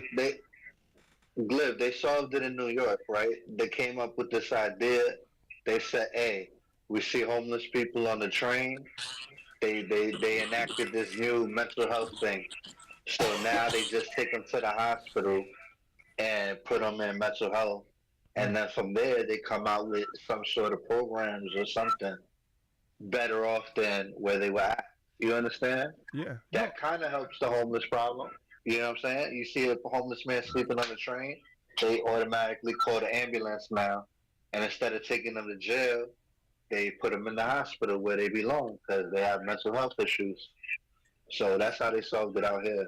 But what if the person... And Adam said that on the thing. He said, look, we look at our homeless problem ain't shit. Look at California. Look at that shit. He said that on a news conference. Yeah. If you was going to pick where to be homeless at, you want to be homeless where it gets down to negative 20 or where it's median temperature is 65 degrees. It's not just that, right? It's how they treat the homeless people here, right? Yeah. They treat the homeless people, look, put it like this, right? You homeless downtown. So how do you think they how do you think they should treat them? Because you're going to say how they treat them good. How do you think they should treat them? What do you think they should do with them? Okay, you gonna let me finish? How instead of telling me all the programs of where they're giving them stuff, I'm more interested in what you think they should get. Like, what do you think they should do with them? I think they should do. I think they should do what John Frank just said. Give them. authorize them to get help. Yeah. Yeah, like Seattle. That in Seattle that was kind of. Okay, now can I explain? I understand, but that's my solution. I think they should do. I think the program that John said is absolutely perfect for these people right here. Absolutely perfect. They're not doing that in California. They don't offer them any type of support. They just give them food or. What do they give them? Keep going. You said my exact point. It gives them food that allows them to do what? I guess not to starve to death. Or spend their money on what? I guess they don't spend their money on food. Where they get money from if they homeless? GR, public assistance, SSI. I guess if we got rid of those programs, they probably just go get jobs. Then the problem is solved. Hey, come on, man. Can we have a decent conversation? We are. No, I'm saying the answer could be to stop giving them stuff. It sounds like they got too much. At least if you give them something, make them be responsible. You know what I'm saying, for what you get. I will feed you if you go get help in the shelter or move this. Not I'm gonna feed you right in front of the damn homeless shelter, so you can go right back and smoke crusted meth right in front of where I just fed you at. Yeah, no, I'm sorry. I wasn't laughing at you. I was laughing at human being in the chat. Yeah, that's how they do. Like when I film, they hand out food. Yeah, if motherfucker be smoking crystal meth right there, they hand a motherfucker a sandwich. They said that the same thing in Seattle, right? In Seattle, they were arresting people for using drugs. They had all these open air drug villages and shit downtown, and so they went through and they said, we're not going to arrest people for using drugs anymore because we're arresting too many people for using drugs. Instead of arresting them, we're going to try to help them. Now people smoke crack openly, and they're like, holy shit, people are smoking crack on the corner. Well, yeah, that's what happens when you stop arresting them for doing it. You can't have it both ways. You arrest them for smoking crack, or you let them smoke crack. No, you do what John Frank say. Do what John Frank say. Get them some mental help. Like give them in a hospital somewhere. You know, hey man, we're gonna get you some help. You know, you sleeping on thing. We're gonna put you in a place and get you help. I would say that like what they did in South Carolina was kind of harsh, right? Because they criminalized it. They said you can't be here no more, even though downtown is where all the resources are. All the resources are there. They took them away from downtown and said, don't come back. And if we catch you down here again, we're going to lock your ass up. So now they can't get to where the resources are they need. So it criminalizes. Man, they always going to be able to get to the resources. They're going to make excuses on why they can't. You know, how they going to make we keep on letting them make excuses. But you're homeless, right? You ain't got nowhere to go, right? If you said, I have to go to Social Security office, right? And you're homeless. When the police see you, there's not a question of whether you're fucking homeless. They can look at you and tell you're homeless. They're like, this is a homeless guy. But then they query you. Then they query you. Some of these motherfuckers who homeless, right? You can't even tell. Yeah. Because you got different type of homeless. You got people who not mentally ill, play like they're mentally ill to be homeless and get the benefits, right? Yeah. You got a lot of them motherfuckers. You know what I'm saying? You got people who are really crazy. You know what I'm saying? You know what I'm saying, that really need the mental health that can't get it, right? Because you got other people who wasn't mentally ill, you know what I'm saying, that smoke crack and then lost their motherfucking mind, and people all put them in the same category, right? You have people out there that's vulnerable, you know what I'm saying, because they don't have the mental capacity to protect themselves, right? You have lots of different people out there homeless for different reasons, and the biggest mental health institute in California is the county jail. I have to agree with you, Blaq, that they're using the jail to probably treat the people because that's the best they got. Like I know in DC there's a lot of homeless, you know what I'm saying, especially at night. Like during the daytime they're not around because the police move them along. But at night, you know what I'm saying, they're back to their spots. And it's not, to me, it's not fun to hang out with a bunch of homeless people around. Because it's depressing. It's sad. It's like, man, this sucks. I'm going to tell you, back in the days, right, we had a lot of psychiatric hospitals in Los Angeles, right? A lot of psychiatric hospitals, right? And it was keeping the crazy people in, right? Yeah. But a lot of people were saying, hey, these things are inhumane, the way they treat the patients, you know what I'm saying? Or people were taking advantage of the patients and shit. We got to shut these things down, right? You know, the liberal shit, shut this shit down. Right, so they shut it down. One of them is a federal. Right now is a senior citizen home in Baldwin Hills I used to stay next to. One is the Ronald Reagan Federal Building. You know what I'm saying? But it was a lot. One is a old Augusta Hawkins. But there's a lot of mental hospitals in California where mental people were sent, right, and kept, right, and that kept a lot of people out of prisons and stuff like that because they know how to separate somebody from mentally ill from somebody who's criminally mischievous. You know what I'm saying? Mm-hmm. Like, no, this motherfucker crimes. He going to jail. No, this motherfucker has a history of being mentally ill. He needs this treatment, the medicine, and all this sort of stuff. Where some people like, well, this is inhumane, and they start shutting these motherfuckers down. And I think it was 1986 or 80 something, like 88 or something like that. It was under Ronald Reagan, I know, right? Because they made that Ronald Reagan building. They shut all the fucking mental institutions down, and the mental health people, people that were mentally ill, had no place to go. They was kicked on the fucking street. You know what I'm saying? Oh, you just where I'm gonna go? We don't know. Just get your ass up out of here. Yeah, we give you this check. You know what I'm saying? You know why they shut down all the mental health institutes in America? Because because MK Ultra. They was out there experimenting on the people trying to build a super soldier. That's just part of it. They was trying to build that super soldier, man. They was giving them that meth. They was giving them acid, all kinds of shit. Let's see how this shit happen. Let's see how this shit work. And they was raping them people and torturing them people, trying to see what they could endure. They're saying the people and they can't speak for themselves. Let's get back to the show. Gears back. Ask them some questions about Joe Biden. Listen, Gears, would you vote for Donald Trump? No, we said we ain't gonna do that. I know. I know. I owe you one. Okay, that's the one I owe you. I ain't voting for Donald Trump. All right, cool. Spanish Diddy. Spanish Diddy. What could Trump do to win your vote?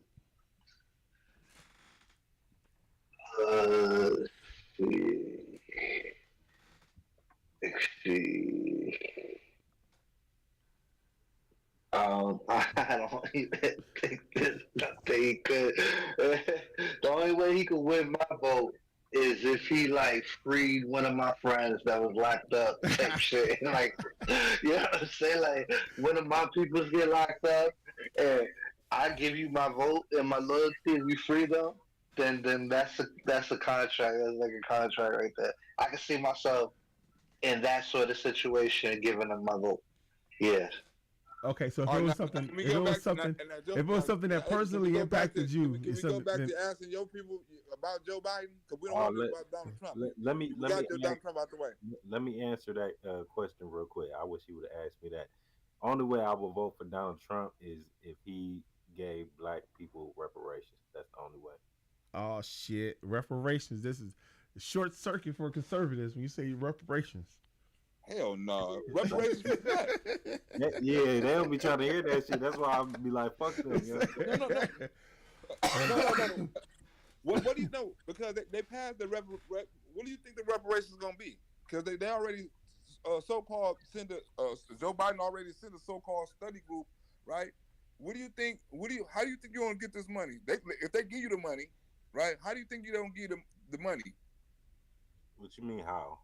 They're not finna give you no check. They're not finna give you no cash money. They're not finna put it in the bank, right? How do you think they finna give the money if they okay this money? Wait, why wouldn't they give money? Why wouldn't they give money? Reparations. They said they're not finna give no money. That's not that. What's in what bill they say they finna give motherfuckers cash money? They never said that. In San Francisco, they was giving cash money. They was ready to write the checks until somebody stepped in and was like, "Wait a minute, wait a minute." That ain't no fucking reparations.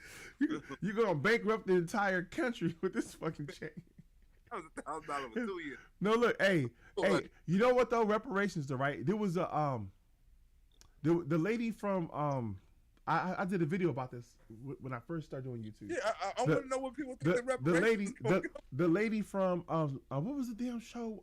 Sex and the City.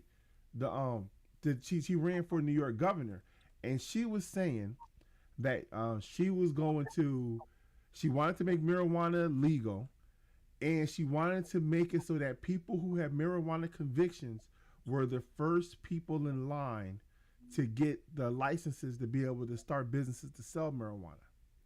And I was like, that's reparations. because those people were wronged, and they're going to fix the wrong by giving them something to account for the loss that they suffered. Wait, by charging them $10,000 per license and $100,000 for fucking dispensaries and stuff like that, and the property to do it. But there was only so many licenses. There's only so many licenses you can get. So I mean, if you ain't got the money, you can't do it. But at least they put you in line. Hey, can you Google the list of how are you gonna get in line? Obviously, you didn't have money if you was out here selling drugs. Listen, what rich person do you know? How many rich people do we know are really out here drug dealing? That's what they're talking. If they didn't come from the bottom. Adrian, yo, can you Google the list of demands for reparations?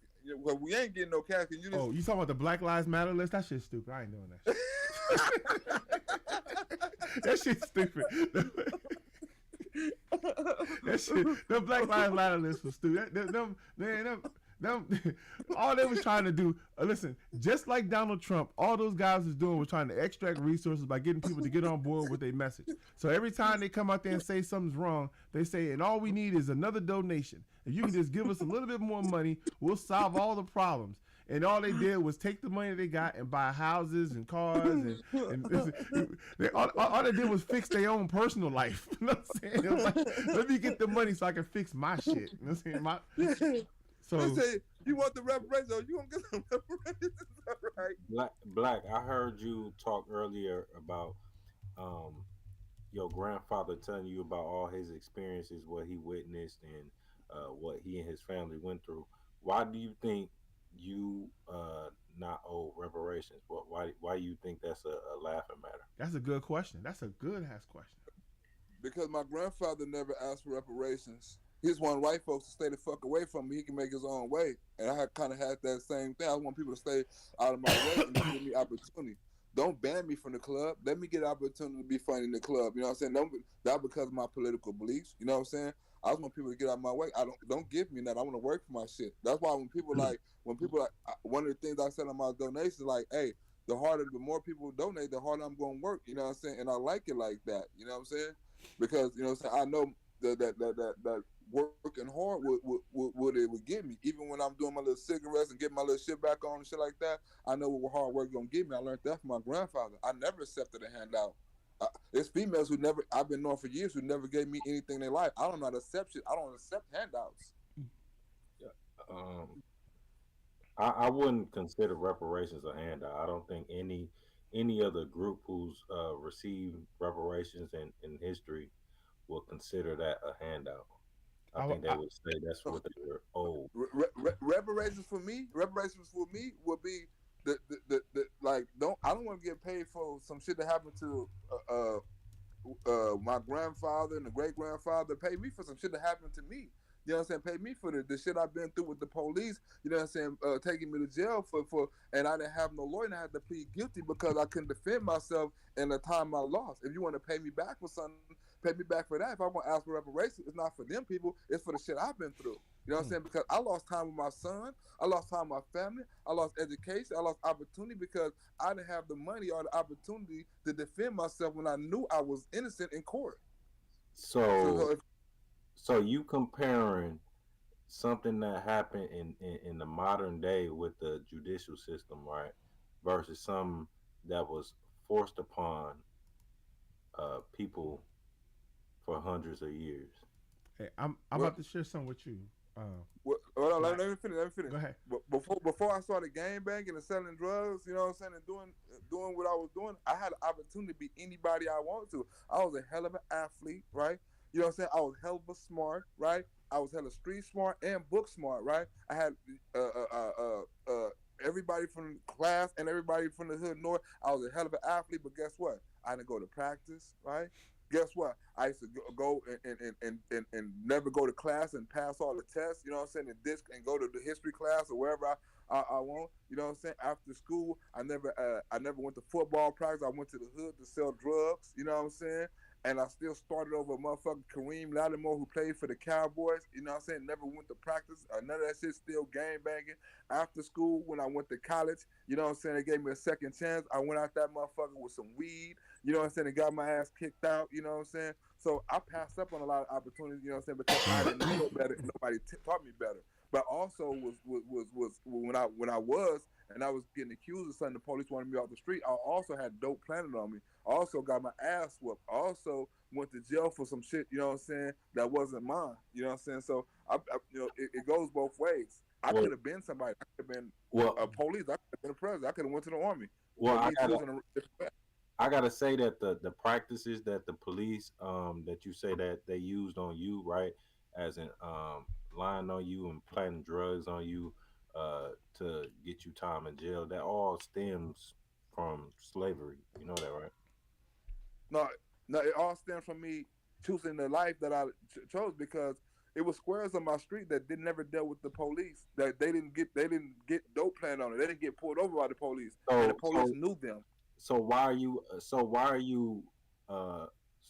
would you ask for reparations or compensation for the police lying on you if you are admitting that the decisions you made led you down the road for the police to even put you in that position?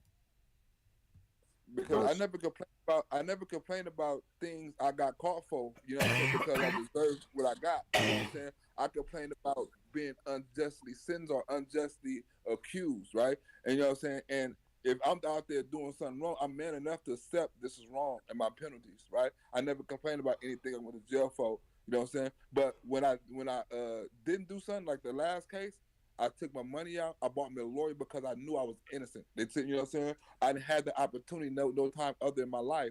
This time I could fight it, and I damn near won, but my lawyer had died. You know what I'm saying? But this is the only opportunity I had for that. You know what I'm saying? I never had that through my whole life because I knew I was innocent. I was gonna fight that shit.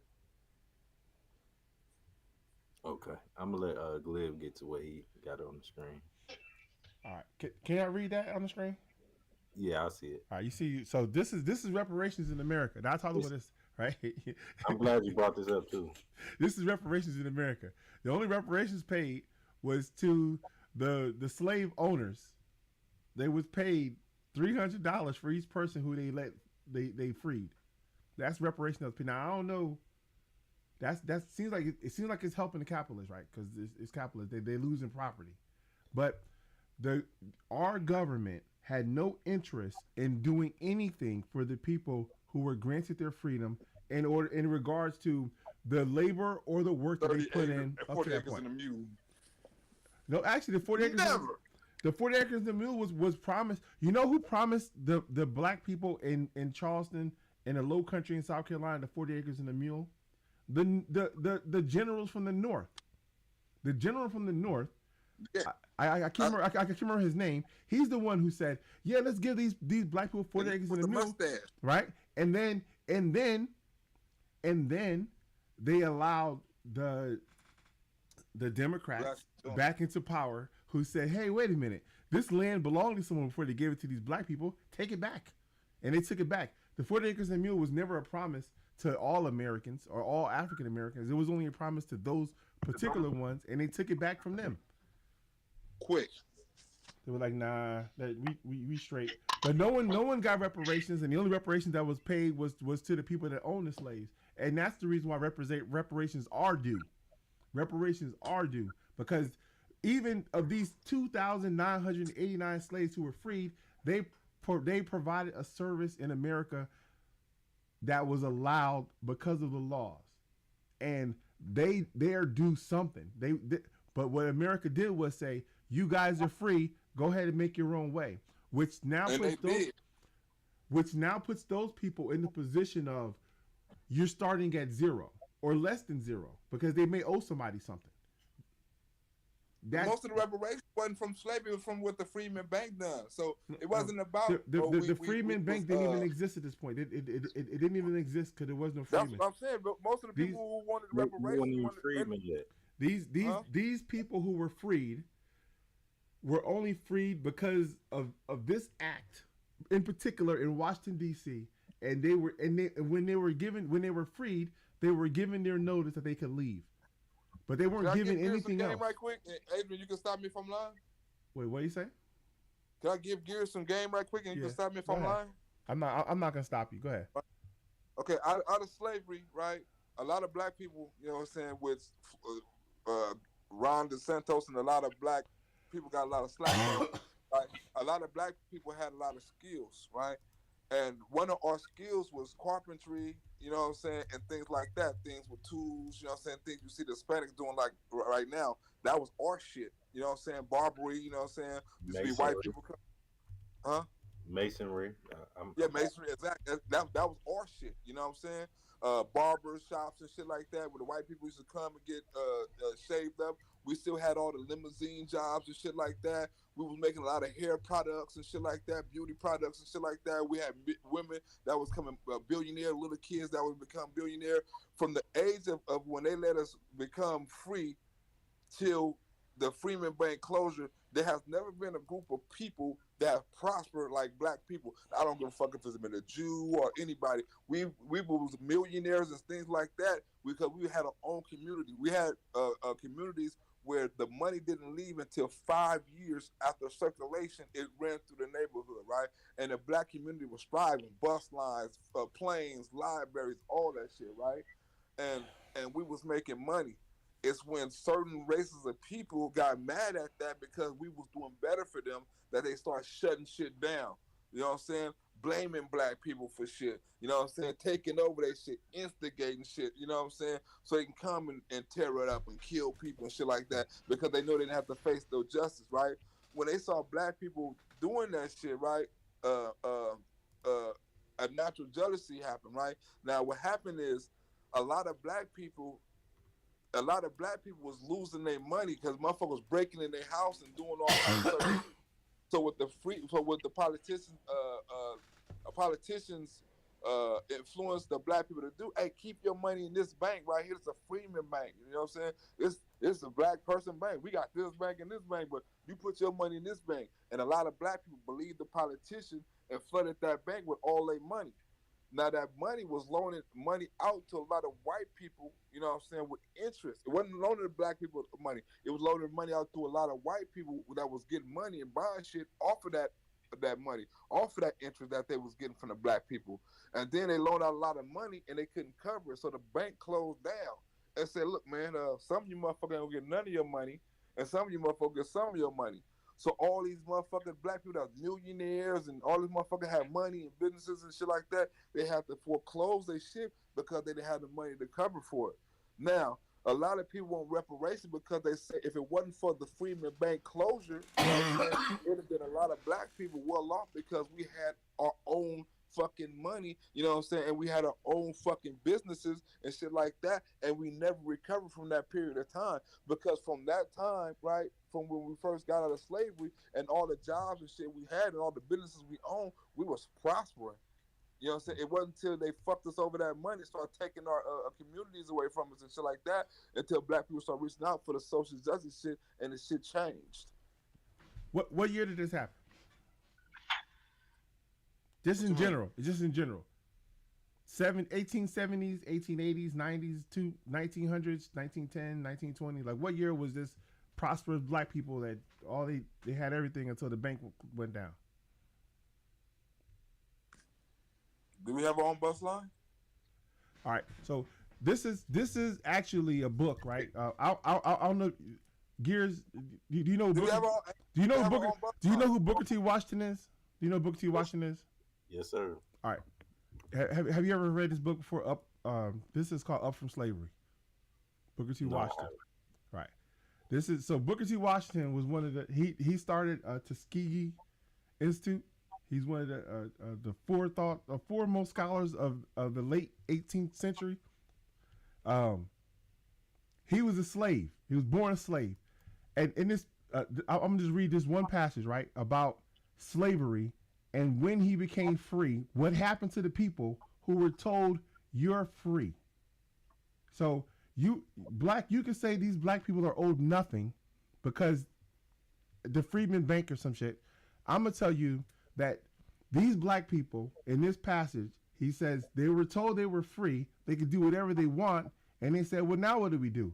We ain't got nowhere to go. We don't have any money. We don't have any viable skills other than the whatever skills they did at the farm, and they decided the best thing to do is to just fucking stay. The Emancipation Proclamation.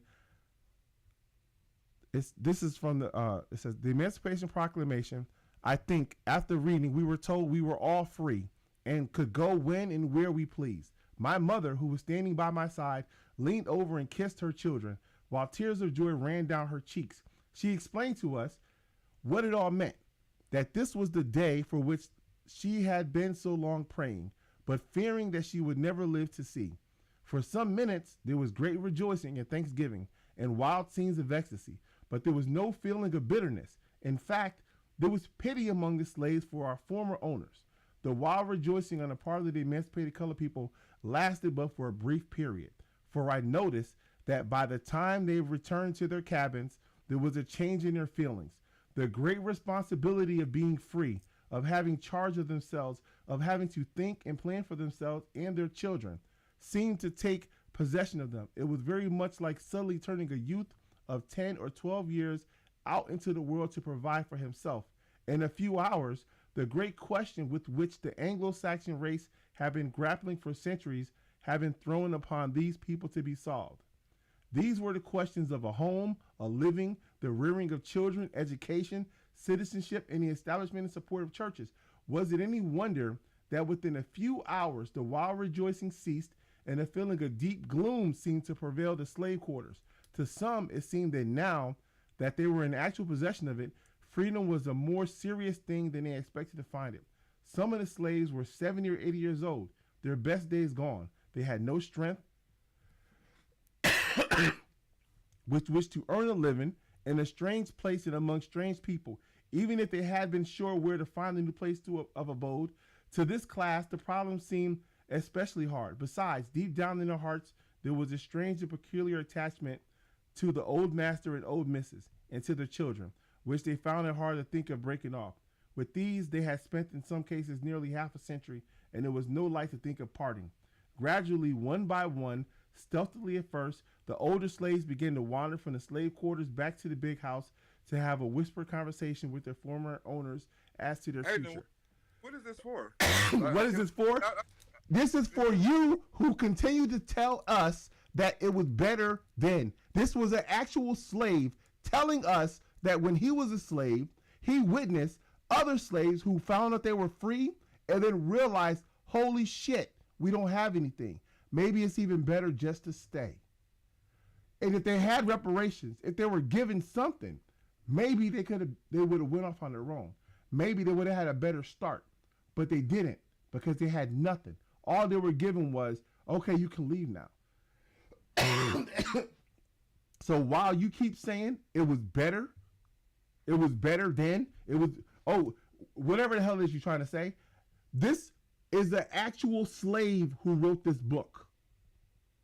I would rather listen to what he said about what it was like than your whatever it is that you're saying.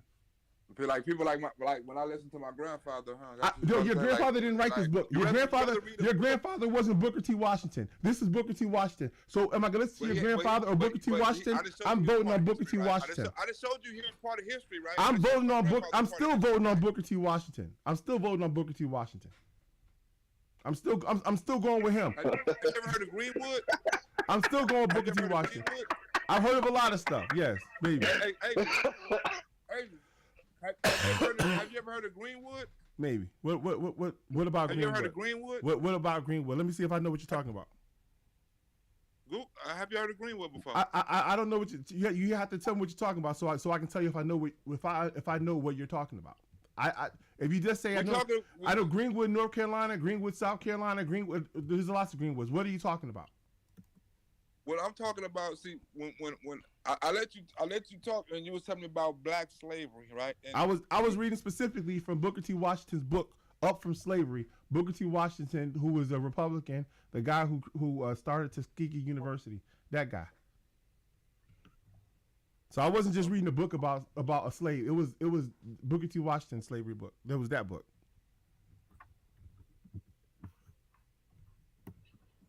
Look, I got a question about reparations. All right. Who captured the slaves and sold them? That's a good question, John Frank. Because didn't Africans capture slaves and then sell them in the Atlantic slave trade? Transatlantic. Transatlantic? I don't know how to say it. But weren't they the ones that were capturing slaves and selling them off from the jump? Well, I don't think they would be considered slaves. I think they was excuse me. I think they was like unless they were tricked to come over. I think they was. I don't know. I gotta look it up. But Because I believe they could have been sold over there, so they would be culpable too to the reparations. Is my point. You know what I'm saying? Yeah. Because even if they didn't come to America, they would have been slaves regardless if they were sent somewhere else, or they were slaves there because they were already captured in slavery. So wouldn't that have been their outcome? You said, say that again. You said that.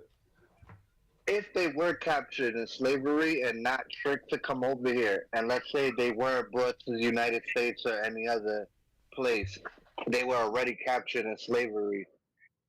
So wouldn't they still have been slaves and sold somewhere else?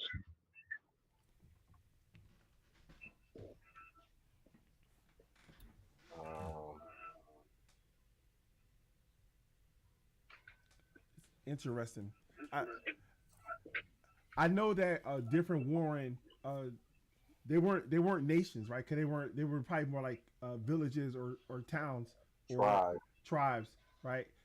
They in warring with each other, they would capture their enemies and then they would sell their enemies to the Europeans who were coming to purchase slaves, and they probably did enslave them as well to make them work shit.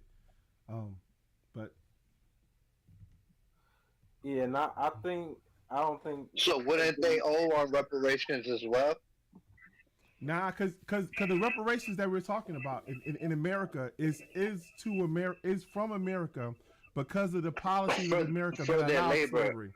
Well, no, it's the laws that allowed slavery, right? If America didn't allow slavery, then there wouldn't have been slavery.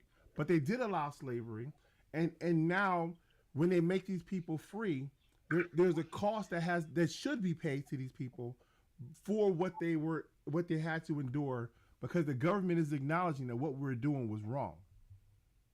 That's really go ahead. You ever heard of the Haiti district? The Haiti district? Never heard of that before. In North Carolina? Durham, North Carolina? Never. Can you Google it and put it on the screen? How you spell it? I think it's kind of tricky. It kind of spelled like Hyatt. Is H-A... I think H-A-Y-T-I instead of H-A-Y-T-I district.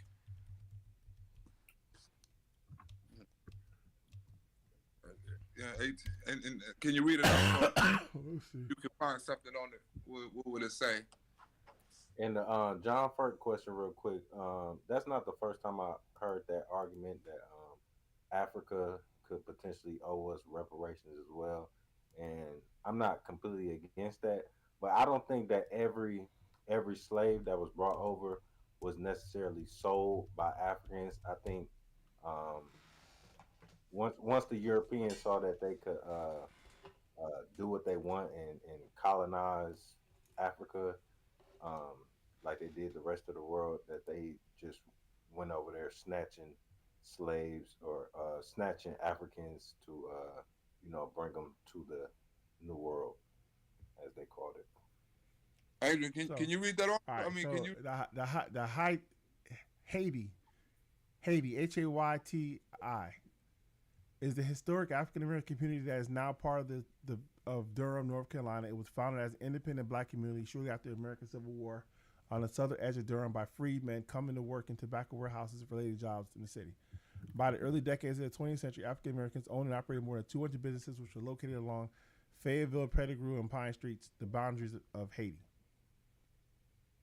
You know what Fort Moist is? Moist? You ever heard that? Fort Moist, Florida? Nope. But what I did do is as I was reading through this, it says 2 national early 20th century African American leaders, W.E.B. Du Bois and Booker T. Washington, visited Haiti in 1910 and 1911, respectively. They said the community was a model for all African American communities in the United States to follow. I wonder what happened to it. I just told you what happened. What happened to it? What happened to it? Told you what happened to it, man. The same thing happened to Blaq Wall Street. You think Blaq Wall Street was the only one? No. I know what happened to it, but I'm saying, like, if someone says, hey, you know what, it was better back then, and you say, well, what happened to it? And you say, oh yeah, some white people came in and fucking burned it down. You're just like, well, shit. Well, why was it allowed to be burned down? How come no one was punished for this?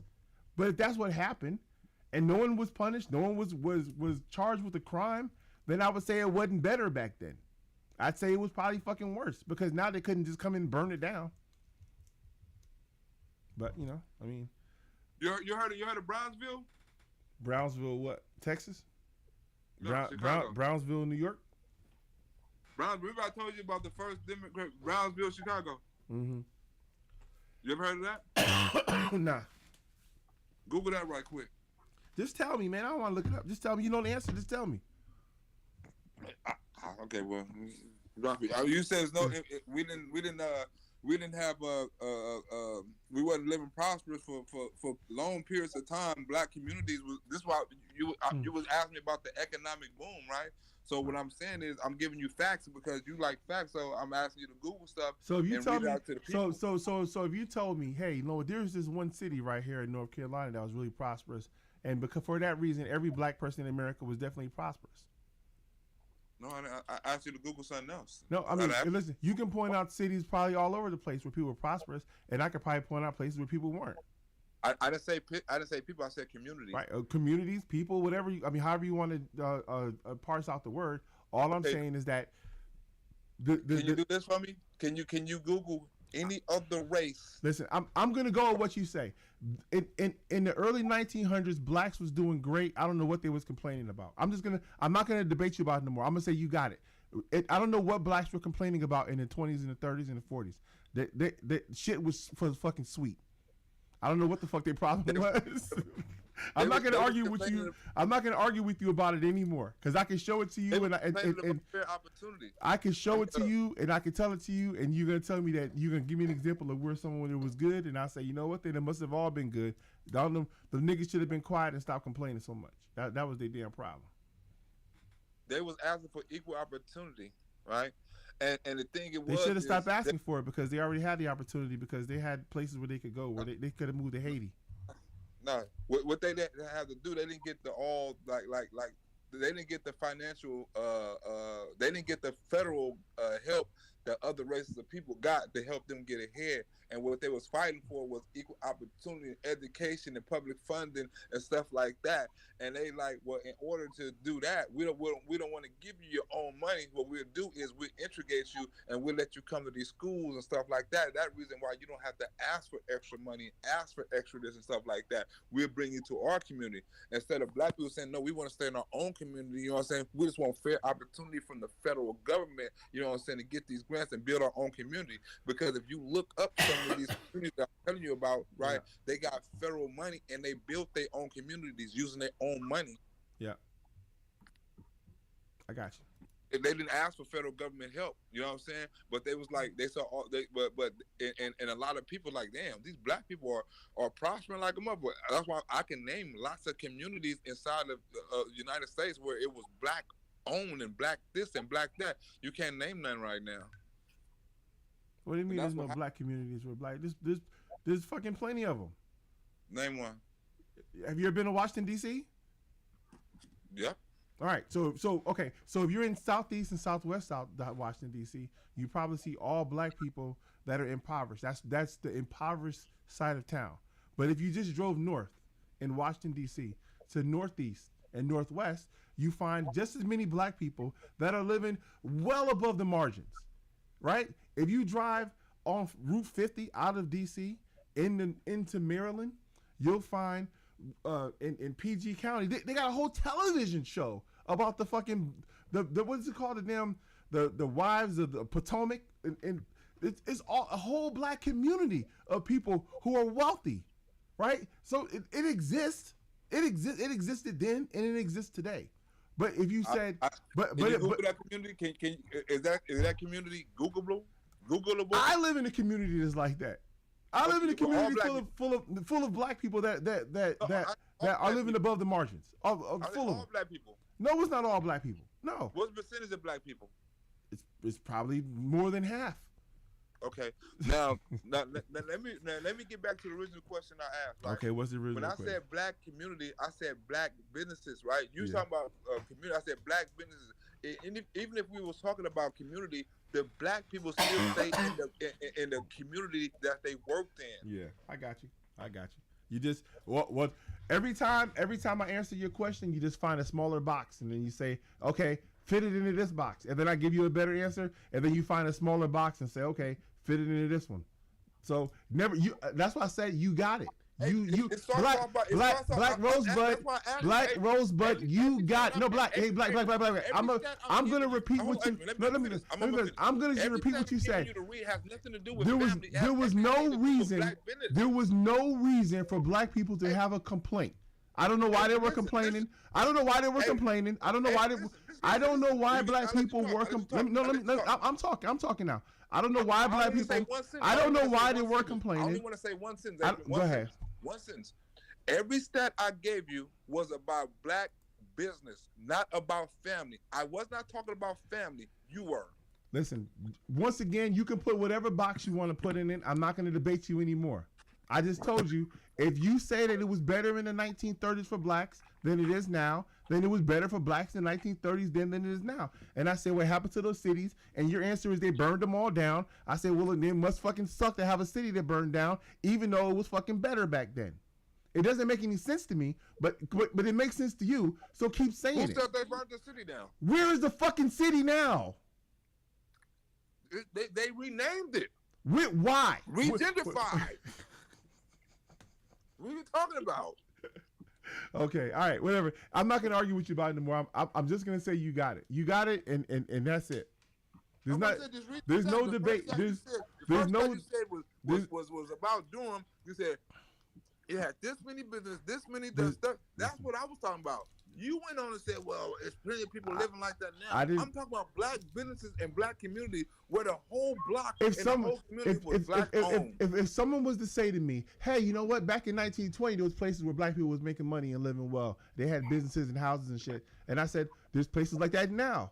And then you said, where? And then I described it to you. And then you just drew a smaller box to try to make it so that what you were saying was right, instead of just accepting that there are places then and now where black people were doing well.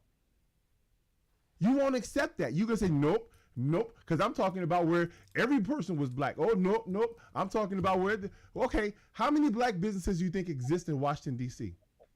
In a city that's like 60% black, how many businesses you think are black owned in D.C.? I don't know. It's a fucking lot. And black people in D.C., a lot of them are impoverished. A lot of them are not doing well. And a lot of them are doing extremely well. So to say that because there's poor people there, we don't have what they had back then, it exists. But you can focus on whatever you want to focus on. All I'm saying is that it wasn't better in 1930. Can I ask Gears and Johnson right quick? Just let me finish my last sentence. All I'm saying is that it wasn't better in 1930 because in 1930 they could burn the fucking city down and then it's over.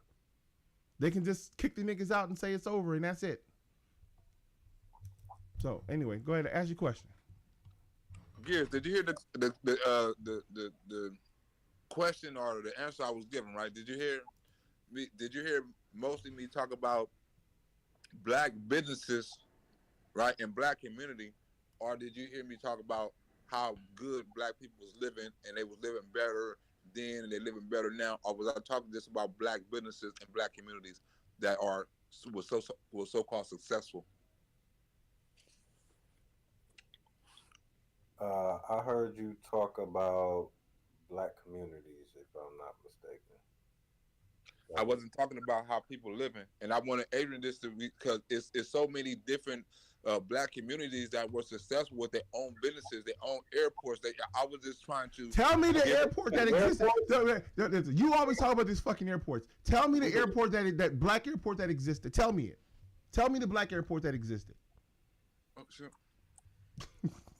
I've never heard of this black airport. You told me they had airports in Tulsa, and I was like, they didn't have fucking commercial airplane traffic back then. And I pulled up the map. I showed you this a long time ago. I pulled up the map of Tulsa and showed you there was no fucking airport in Tulsa. You still say it. That was over 2 years ago.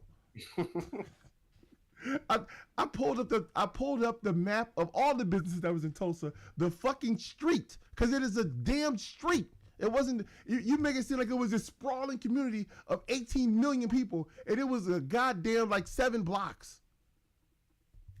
Man, an airport, 1920.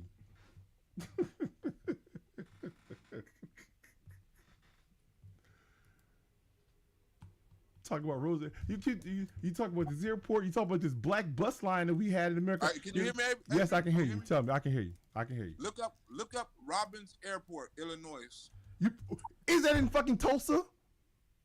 I didn't say it was in Tulsa. Okay, all right. So let's see. Robbins Airport. This is Robbins Airport. Where's this at? Robbins Airport was the first airport to be owned and operated by African Americans. Okay, all right. There's one. Okay, there was a airport in 1933. It was in use in 1933, and it stopped being in use also in 1933.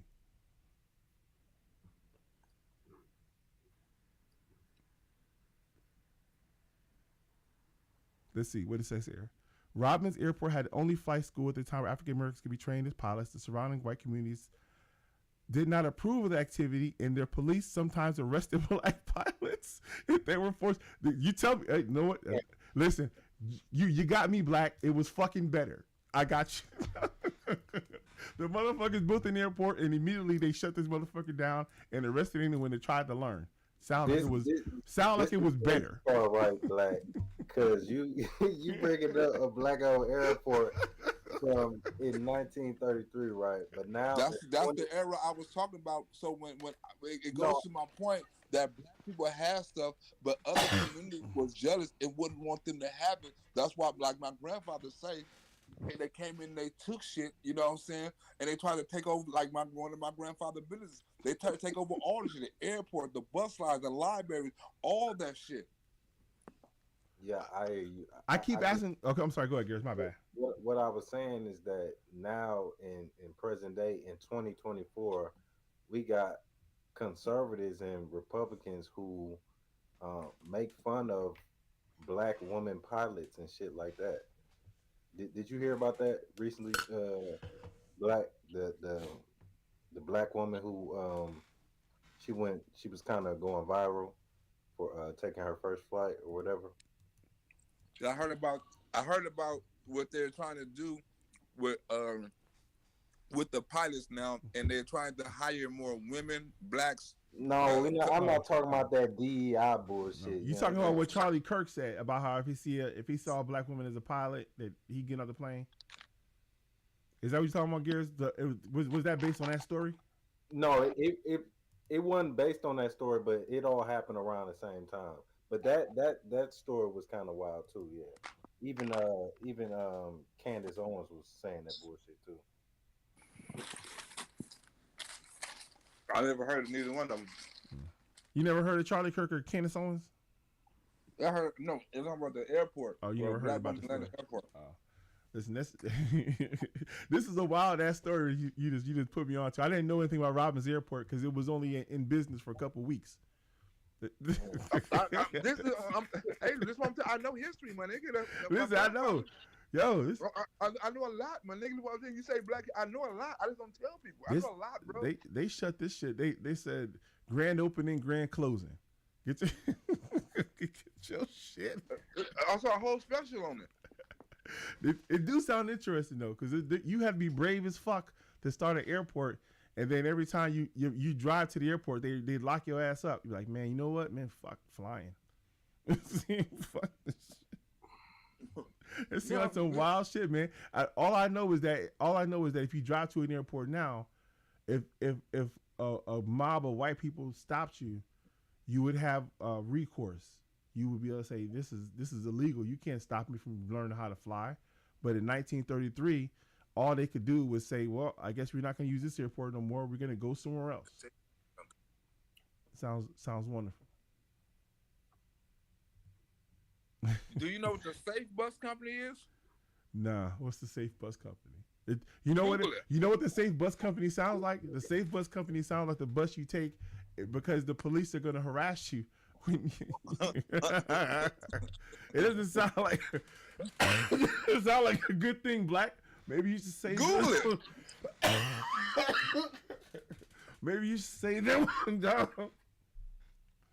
Because it doesn't. If my argument is that you're saying that it was better back then, and I'm saying that it wasn't, no, Adrian, and you're going to show me companies that are all about the Safe Bus Company. Okay, let's just see what this. The Safe Bus Company operated in the city of Winston-Salem from 1926 to 1972. It was originally formed to provide transportation to the city's underserved black neighborhoods. In the 20s, segregation reached into nearly every aspect of daily life. The city of Winston-Salem's trolley service, the Southern Public Utilities Company, did not operate in largely black neighborhoods, leaving residents to a network of some 35 jitney operators for transportation. Okay, so it sounds like they started their own bus line because the white bus didn't serve them. Okay, all right. And so it sounds like if they had after segregation, the buses would serve them. It sounds like after segregation, the buses would come to them too, and they wouldn't have to ride in the jitneys. The point I'm trying to make is, when black people are forced with something, they say, "Fuck it, we're gonna do it ourselves. We gotta come on our own buses. You're not gonna serve us. We'll serve ourselves." You know what I'm saying? We'll find, we'll build it, we do all that shit. Don't give us nothing. Hey, Blaq. They're like, okay, we're gonna give you a bus. I agree with you, Blaq, but don't you think we could have done a lot more with reparations?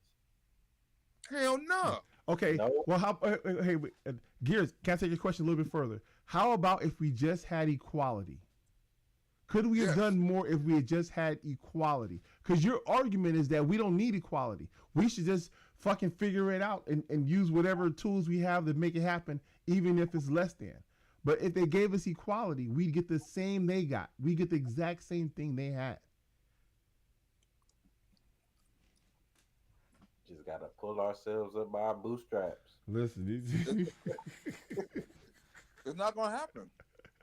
It's never gonna happen. Hey, it's never going to happen. Like, you're never going to convince me it was better back then. Even if you can tell me, you can show me 20 more bus lines, I'm still not going to say, well, I guess it was better back then. Still going to come to the same conclusion. I didn't say it was better back then. I said you keep on saying it was better back then. No one said it was better back then. I keep on saying we had black communities. Your exact words were it was better back then. They're like, those almost like your exact statement. Who said that? It was better back then for black people. That's the part that pisses me off. When someone says it was better back then for black people, I say, what the hell are you? Did you hear me say that? I'm gonna play the tape from yesterday. You was talking about it wasn't when were black people successful, and all I asked you was the Google shit. I never said black people living better. You keep on saying that. There have been successful black people. No, so see, that's a different statement. There have been successful black people all throughout history. I never said black people wasn't any successful black people. I said communities. I never said. Like I said, it was always blacks. You have a box. I never said black people lived better back then. I never said that. Like I said, you have a box, and what you do is you keep making the box smaller to make what you say be right. Let me ask Gibbs. Maybe I'm wrong. Gibbs, did you ever hear me say black people live better back in the 1920s or 30s? Or did you hear me talk about it were black communities? Which one did you hear me say? I don't know. I can't answer that question. I never said you can. I'm going to cut that shit up and put it in a short so that way you can hear it over and over again. Yeah, do that. You want to say that? I said I unmuted. I said, well, Adrian, have you ever heard of this? I never said black people. You put that on spin. I said, can you Google this? This is what you said today. I'm still focusing on what you said yesterday because this is what you said yesterday. That's Well, why. now I said yesterday. Yeah, yesterday shit. So we on today. No, I said yesterday. I didn't say that. Look, I muted the mic. I said, read this. I let you read it, and you come up with your own opinion. Then I gave you another shit. I muted the mic and let you come. I never said black, but you came up there all that shit on your show. You taught me. You taught me some new stuff today. You said it sarcastically, and now you trying to believe it. No, listen. You taught me some new shit today because I didn't know about Robbins Airport, and I didn't know about Haiti, Durham, North Carolina, and I guess this Haiti area got absorbed into the city of Durham, and so that's what happened to that. And I didn't know about the Safe Bus Company. So those are 3 things that I learned today. And if you can learn something every day, that's a good day. Well, I never tried. It said if you sometimes listen instead of saying, "Oh man, it was never that." I can, hey man, go to this, go to that, But you automatically come out. It was never such thing. Yesterday, you wouldn't even give me an opportunity to say it was a black-owned airport. No, it wasn't. You lie. It wasn't a black-owned airport. Yes, it was.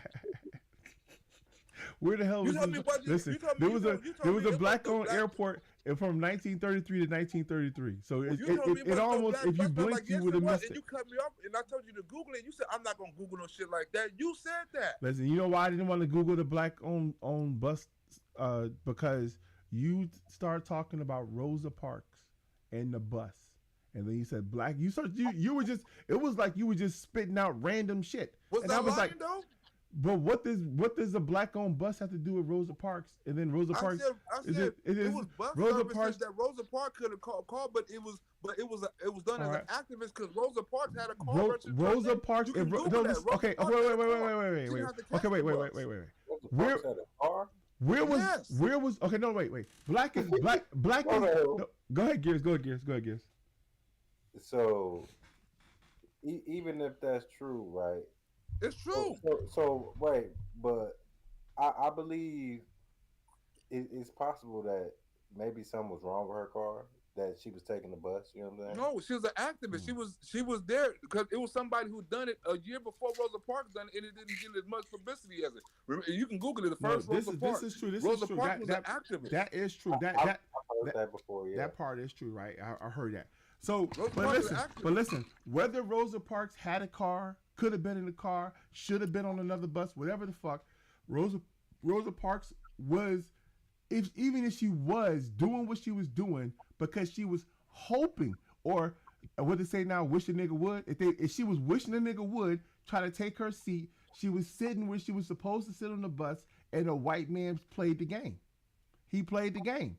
And they expected that. They knew it was going to happen. It was smart. And she was damn sure right. So I don't understand. But when you say she was an activist, she had a car, she didn't need to take the bus, you're supporting the conservative argument that she didn't even have to be there. So none of this should have happened. There should have never been a bus boycott. When did I say that? When did I say that? I say you're supporting the narrative. You just said it.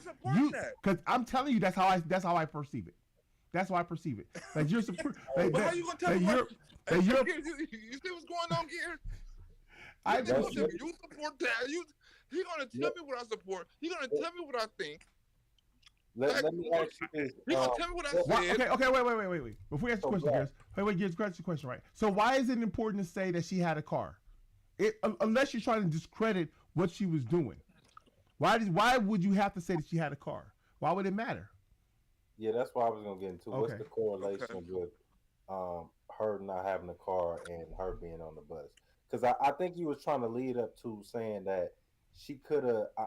This is where I think you was trying to go. You was trying to say that I guess she could have rode on a black-owned bus, but I don't think that black-owned bus was operating where she lived at.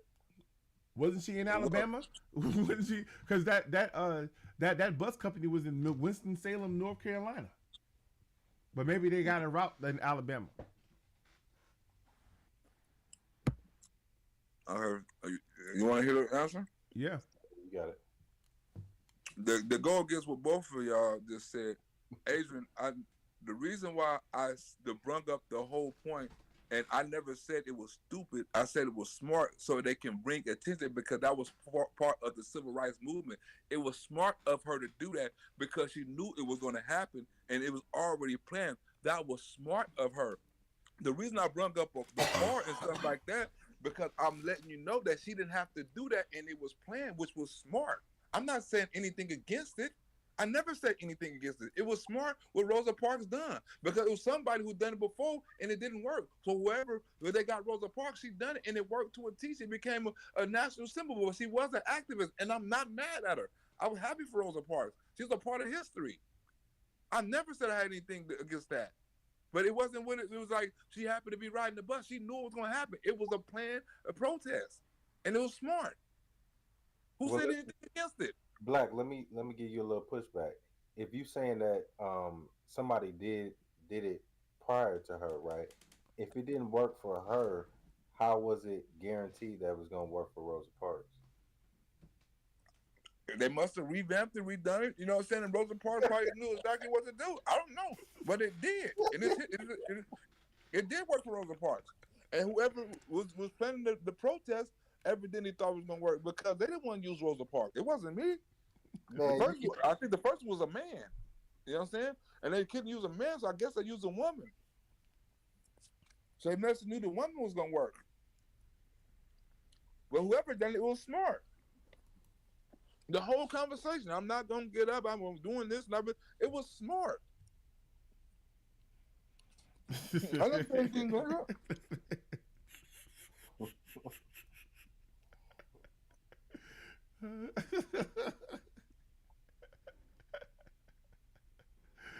Oh shit, this is funny. When you assume what a motherfucking thing, you're gonna automatic. Oh man, I never assumed something. Oh, you believe it was a conservative? How? Listen, hey, I never listen. said that. When people repeat what I hear, the talking points of the conservatives, I just say, well, you must agree with them because you're saying exactly what they said. Now you typically say, I never heard this before, but for some reason, when you say it, it sounds exactly like the words of the people who say it that are in the conservative camp and they're racist. So I'd be like, all right. Never heard what before? What you just said, I've heard so many times that I can repeat it before it gets started. About the Rosa Parks. Yes, I never heard the car. The car is a new take. The car is a new take on the story. But when you get to the Rosa Parks about how she was an activist and she had to be on the bus, because you know the old story for my almost like the first 40 years of my life, I thought Rosa Parks was sitting in the white section, and then it was like no. Then I learned Rosa Parks was sitting exactly where she was supposed to sit, and the white man went to her and said, "Get out of this seat too."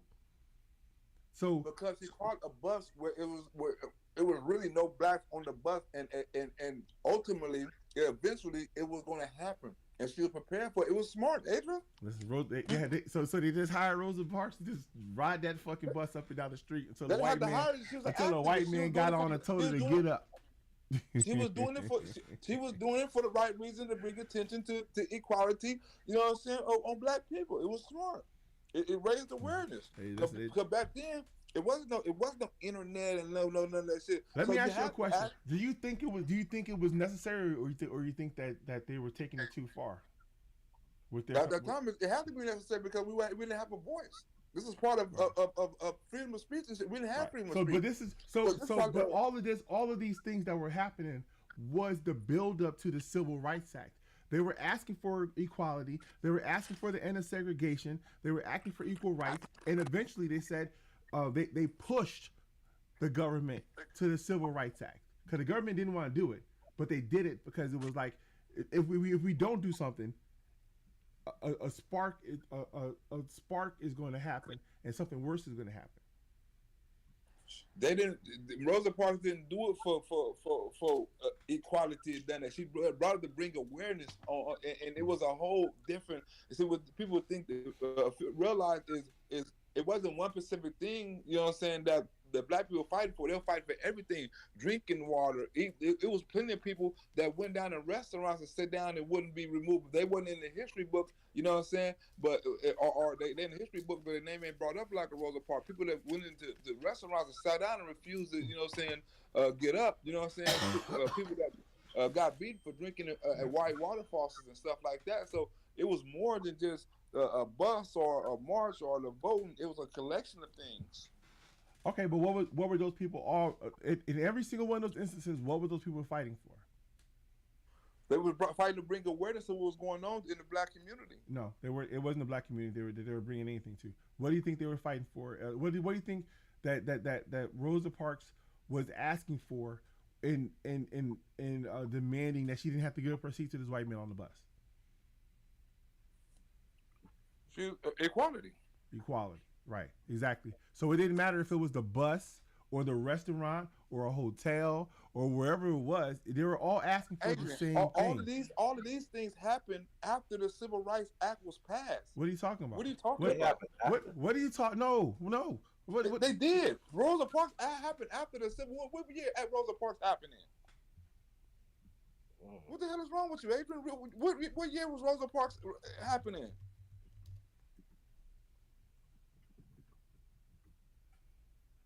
You talking about all of us the build up to what year? 1955. 1955. That's what I looked at and said. That's what I got. Hold on, let me make sure it's the right story. Yeah, 1955. So before Martin Luther King? No, it was during Martin Luther King. Thank you. It was during Martin Luther King, but it wasn't. But it was no. You just changed it. You just changed it. You just changed it. Because I thought it was during the Martin Luther King. It was during Martin Luther King. He was around in 55. He was around in 55. Yeah, no, he wasn't. He was dead in 64. He had to be. Yeah, so exactly. So he didn't. Martin Luther King didn't. He died at This is before the Civil Rights Act of 1964. Is what I said, and you said no. It was after, and just say no. I was wrong. My bad. So Rosa Parks. The Civil Rights Act was in 1964. I don't know what year it was that Rosa Parks. They say it's 1955, but 55 is before 64. I didn't know it well. Let me Google that because maybe my history is wrong. You know what I'm saying? Maybe my history because I thought it was during the Martin Luther King era. It was segregation. That was his era. No, that wasn't. The Martin Luther King done nothing in 1955. Nothing. He wasn't doing nothing. King wasn't doing shit in 55. I'm like, are you sure? Like, you know he only died like 10 or so years later, like a decade later. Yeah, he died in 68. He oversaw the 1955 Montgomery bus boycott. He was absolutely there because he oversaw it. He led marches for the right to vote, desegregation, labor rights, and other civil rights. He oversaw the 1955 Montgomery bus boycott. He was definitely there. It say Martin Luther King was one of the most prominent leaders in the civil rights movement from 1955 until his assassination in 1968. We even got a picture with him in Rosa Parks, but I thought the bus, right, was earlier because this is the point I was going to try to make, right? This okay, 1955. This is why it's important. I'm glad you said that. Oh shit. In 1955 is the same Civil Rights Act as 1964. It is renewed, right? This where I'm going at. Right? Because if you Google the 19 Civil Rights Act, I think it's 1955, right? The reason why the black people were protesting is not that the law, it wasn't a law made for that. That white people was avoiding the law and they wasn't living up to they wasn't living up to the law. Because you can look up. The Civil Rights Act of 1957. Let's see what this did. Well, apparently it didn't do enough. Yeah, because they had to renew it, and they made the 1964 because it was already federal law, but people wasn't practicing that shit. It was a lot of states still wasn't practicing it because they passed it. You know what I'm saying? But a lot of states saying, well, we don't want to agree with that shit.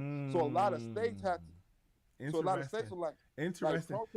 Like, you said that because Black, how Georgia was able to change their election laws and Alabama was able to change their election laws and Florida was able to change their election laws is because the Civil Rights Act of 1964 expired after the last, and it was like 2020, something like that. They was able to change their laws because before that they couldn't really change their laws without federal government oversight because they had been a place that had been known to practice these racist policies to prevent people from voting. So it's interesting you said that about how like they had to do a new law because the old law didn't work. Mm-hmm. Interesting. The new law too. The black people. Well, the old policy expired and we need a new one because they're trying to do it again. Almost immediately upon the old policy expiring, they're like, "Hey, let's go ahead and make it harder for black people to vote again, like we used to do." You know how we used to do it down here in Florida back when we was Democrats. Now we Republicans, but same output. Hey, could women vote back in the days? When did women had the right to vote? Wasn't that the 20s? Women's suffrage was in the 20s. So it wasn't just black people; it was also women, right? Women's suffrage was different. I think theirs was in like the 1920s. Was white women able to vote? Women's suffrage, 1917. I asked the question: was women able to vote? It's 1917. They wasn't, right? Oh yeah.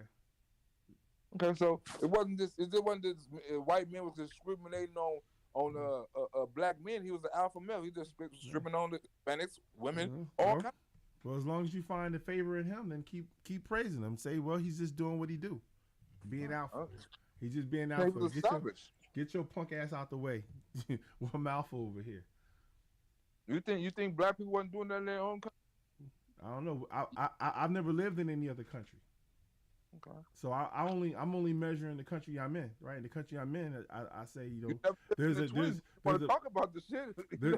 In the country I'm in, it's a bunch of documents that say in the 1800s, nigga. If you talk about it was a whole different country. It was a whole different country, even though the documents are the same. That's the problem. The documents are the same.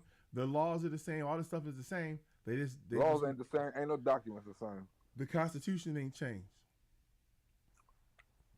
Joe Biden twists the Constitution all the time. Joe Biden said the Constitution ain't obsolete. The Declaration of Independence ain't changed. Like the basic of what they say is the principles of being equality is it hasn't changed. The only thing that changed. Joe Biden said the Constitution changed. Well, the Constitution changed because they had amendments to the Constitution. Because they had to put them in there. Because even though the motherfucker says all men are created equal and we're all the same, they had to say specifically, including blacks, gays, women. Like we had to specifically put it in there because the white man was like, hey, we ain't saying anything about them blacks. We said all men. We ain't saying anything about no women. So fuck them. They ain't got shit. So they had to go back to the drawing board and put that in there specifically. They shouldn't have had to, but they did. And that just shows you how terrible these men. Gears. Can I ask you a question, Gears? Gears. You still there, Gears? Gears probably sleep. Gears a question. Or you went to get a drink. This one here on the West Coast. And Gears in Wisconsin. Yeah. Okay, hey. Can I ask you a question, Gears? Yeah. At what age do you believe a kid should be able to get a sex change? You said at what age? Yeah. I would say 18. Joe Biden says 9. At 9. Okay. You show me where Joe Biden said a 9-year-old could get a sex change. Wow. Show me where this is at, Blaq Rosebudd. Yeah, you have to point me. Don't show me to no clip or half of a statement and cut it off. Just show me. You want me to tell you what Joe Biden said that? Joe said half of 18. Listen, okay, wait. Before we spend another minute talking about sex changes, Gears, do you care about sex changes? Are you interested in getting one, or is anyone around you about to get one? Nah. And me neither, right? I've never thought about having a sex change. I've never thought about someone else getting one. I'm indifferent to what anyone else wants to do with their life or their body. I don't care. So I don't know why this is such a major issue for like the Republicans. I believe in freedom. I don't give a fuck. You want to cut your balls off? Have at it. right? If the law says you can cut them off or you can't cut them off, you wouldn't get an argument from me. I don't care. Gears. Well, the point I'm trying to make is, right? Do you agree with a parent being able? You know, what I'm saying, we know it's a lot of crazy parents out there, right? Do you agree with a parent, right, given the right for a 9-year-old to have a sex change? A parent giving the right for a 9-year-old. Because 9-year-old say, "Hey, I want to be a girl," and the parent believe that 9-year-old believe he's right, and have that baby mutilated, right, and get his dick cut off, or titties glued, or you know what I'm saying, whatever, at the age of 9.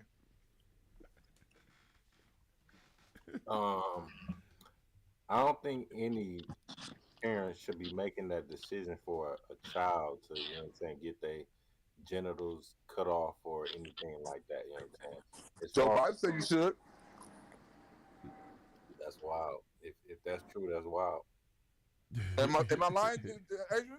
Listen, I'm going back to my original statement. Show me where he said that. I'm pretty certain that Joe Biden, they never said, listen, at 10-year-olds is too old to make the decision. Let's make it 9. Cut those balls off if you got to. That has never happened. That has never happened. That's not the conversation. That's not the discussion. You're not going to. But I'm gonna take it a step further. I don't care, right? But wait. Let me just say, I don't care. It isn't an issue that I ever think about. I never think about whether other people can get sex changes. I don't give a fuck. I really don't. Like, it doesn't. I wouldn't care if there was 9, if there was 2, if they were 13 months. I wouldn't give a fuck. It has nothing to do with me. I don't care. But I was asking my nigga Gears. Right, I know. But what I'm saying is that I don't know why it's such an important issue for conservatives, because I never thought about it. I've never thought about it. Okay, Gears, can I ask you another question? If I was personally impacted by it, and were someone I knew wanted to get a one, then I'd probably have a different view about the age in which they can do it. But okay, Gears, can I ask you another question? What's up? Do you think it's something wrong with a society or as a people, or with laws like that mutilate kids? Not saying that it would happen to you, right?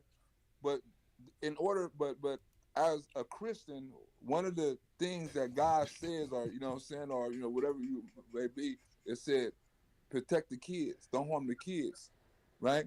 So if you was to believe in God and that was one of his commands, right, no matter if it would affect you or not, you're supposed to protect the kids, right?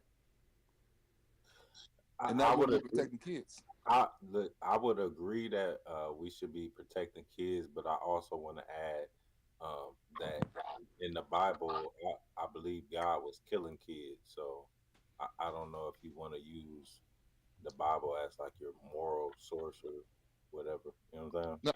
No, what I'm saying is, I believe the Bible was written, but there's certain things in God and that's written in the Bible that you should know, right? And hey, Blaq, know what, Blaq, wait, Blaq, I hate to cut you off. Right? Because you sent me this thing and I'm watching it right now, and I'm telling you right now that I don't know I don't know what you read or what you heard.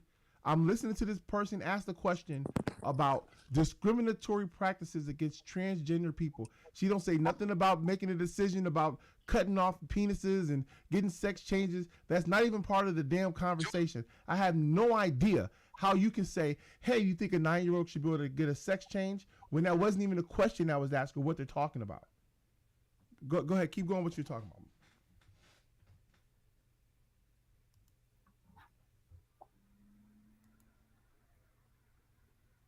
Rights of trans. Can you play the clip right quick for 1 minute clip and let all right, shit for itself? Sure, why not? Again, you tell me what you think after this, right? And you hear what the lady say and what Joe Biden say, the numbers, and you tell me what you think. I'm a proud mom of 2 girls, 8 and 10. My youngest daughter is transgender.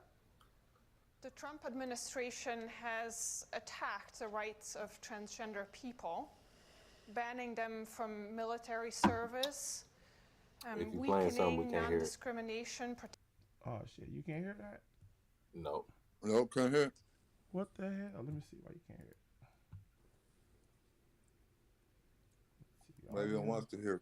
I want to hear Gear's point of view. It was working. I don't know why. Protections I and know why. even removing the word transgender from some government. She's from State College, Pennsylvania. This is your first presidential election. And you tell me the numbers. Hi, Mika. How are you? Age I'm and good, all that. thank you. I'm the proud mom of 2 girls, 8 and 10. My youngest daughter is transgender. The Trump administration has attacked the rights of transgender people, banning them from military service. You still can't hear it? No. I can see it. Yeah, let me do this. Let me see if you can hear it now.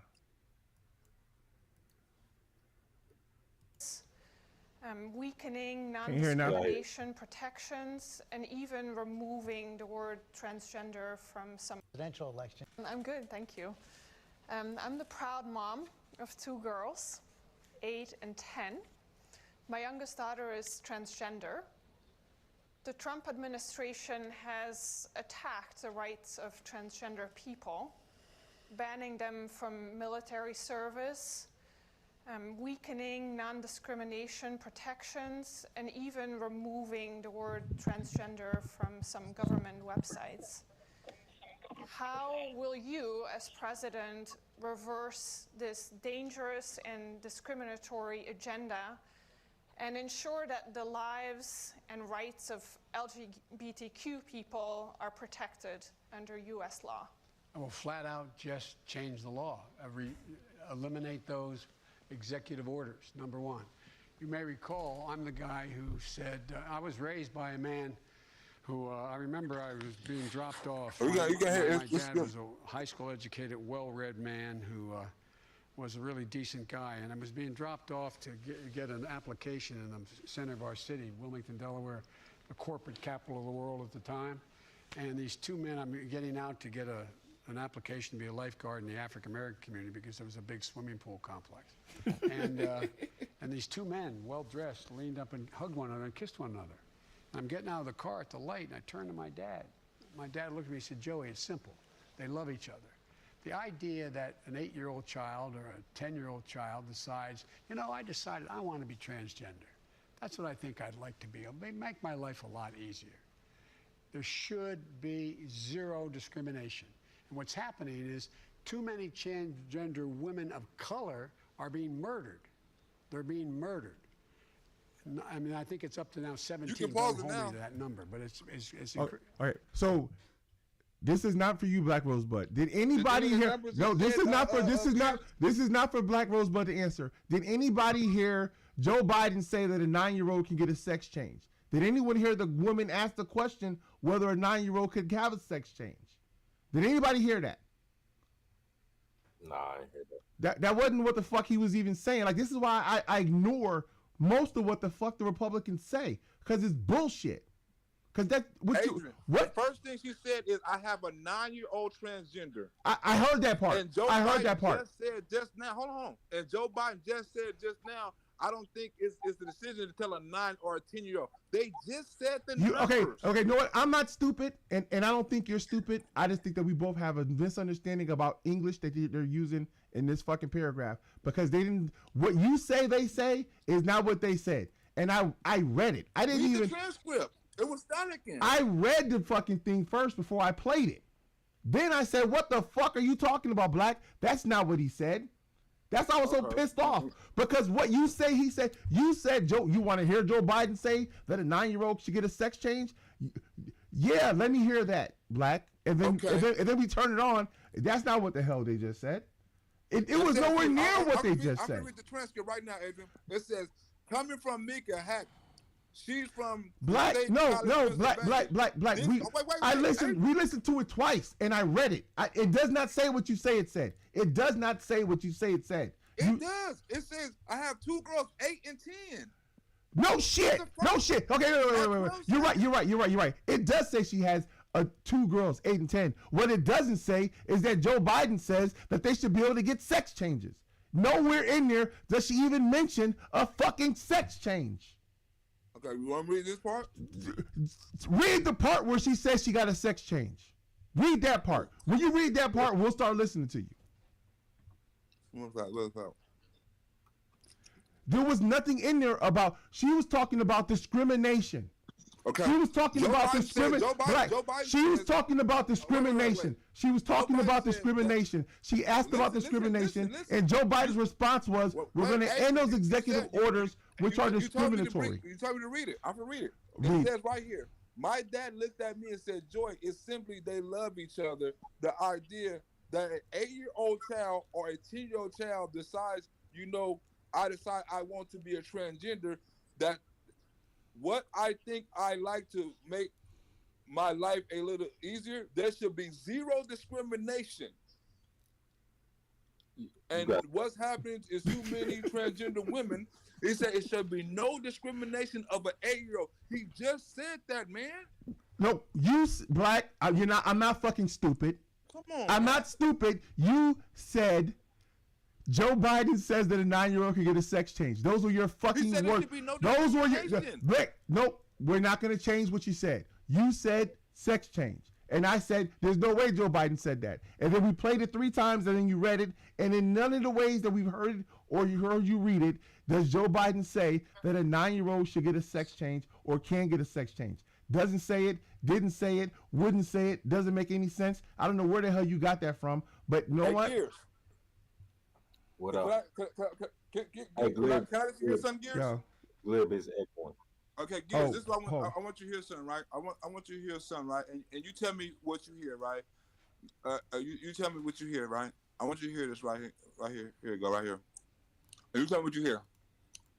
All right? And you said maybe because I didn't hear it right like everybody else, right? I want you to tell me what you hear. Hold on, let me push play. God damn, push play. My dad looked at me and said, Joey, it's simple. They love each other. The idea that an 8-year-old child or a 10-year-old child decides, I decided I want to be transgender. That's what I think I'd like to be. It'll make my life a lot easier. There should be zero discrimination. And what's happening is You know what? Never mind. No, hey, Blaq, it's over. Hey, I'm going to bed. I'm going to bed. You played it 3 times. You keep trying to make it be. Can I ask a question? He did not fucking say what you say it said, and I'm going to bed. Because at this point, it's fucking stupid. Did it say that it should be no discrimination, that an 8 or 10-year-old should be able to decide if they want to sex change? That's not what he said. Hey, good night, y'all. Hey, good night, everybody. Good night, everybody. Good night. Good night. Let me answer your question. All right. What did he say then? So what he said was he don't think it should be any discrimination whether a 8 or 10-year-old wants to decide they want to be transgender. Meaning that simply that an 8 or a 10-year-old might want to identify as a different gender. Not that I don't agree with that. Not that they are getting their genitals mutilated or anything like that. That's completely different. You know what I'm saying? Yeah.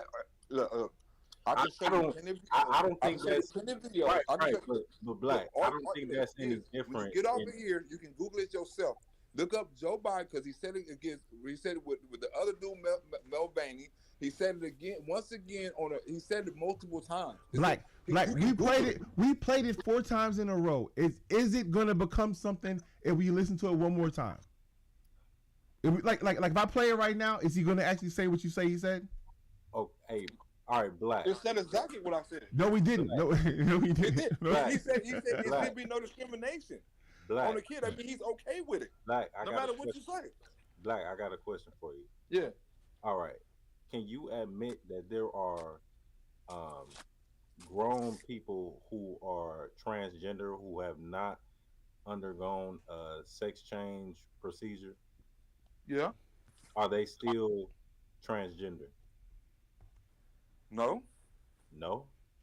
No. Good night, dog. Good night. You know what? You're disingenuous and you're dishonest. You can't answer the question straight. Transgender is a transformation of a gender. And half of the stuff you say, we've been doing this. Transgender is transformation of a gender. No. It's not still having the same gender. What is okay, Blaq? Hold on a second. What is gender? Huh? What is gender? It's who you are. What is gender? What is gender? It's who you are. It's who you are. Sexuality. It's your sexual. Gender gender. You male or female. So, all right, Black. What is a transgender woman? A transgender is somebody who identifies and goes into the transition of being a woman or a man. Okay, all right. I'm asking you: are there transgender women who still have their male genitalia? I mean, how can they be transgender? They still got their male genitalia. You Look, he can't. Okay, what about Bruce Jenner? Bruce Jenner. What about Bruce Jenner? He's a transgender. You can be trans. He still has his testicles. He's trans. Is it so? It's a difference between trans and transgender. That's what you tell me. They put so many stipulations on shit. It's a difference between everything. It's a difference. Black, You can't be regular gay no more. Black. Are you telling me that you are making a differentiation between trans and transgender when trans literally is a shortened version of transgender? They got some motherfucking. You probably right on now. You could, if you say like you could be. So what's the point? There is no point. He didn't say what you said. He said, and we're gonna move on. No, move on from it. But we were talking about little kids. I said Joe Biden little kids had nothing to do with adults. He said something about the man be 18. You know what I'm saying, and be a transgender. So I didn't understand what that got to do with the kids. You know what Joe Biden said has nothing to do with kids. It has everything to do with discrimination. All he talked about was discrimination. He didn't say anything about anything directly related to a policy about sex changes or any gender reassignment, nothing like that. He said Donald Trump want to stop giving hormone pills. He said that in that clip you just played. He said that. He said that in that clip. Was that in that clip? I must have missed that part too. He didn't say that in that clip. Only thing he talked about, the only thing he talked about in that clip, the only Black, excuse me. Hey Black, excuse me. The only thing he talks about in that clip is discrimination. Now you can take that clip and cut it and splice it and make it sound like whatever you want to make it sound like. The only thing, stupid argument because I said he said it on multiple times, man. I appreciate everybody. I appreciate everybody that came. I appreciate everybody that came through tonight. I really do. Thanks, Black and Gears. I appreciate you guys coming. I'm about to go to bed. I can't, Black. Yeah, go to bed then, nigga. I am going to bed. That's why I'm shutting it down. I am going to bed. Go to bed then, nigga. Hey, I appreciate y'all coming up. Hey, Gary, I appreciate you coming up, man. I don't know how you keep your cool, man. I can't, man. I can't. That's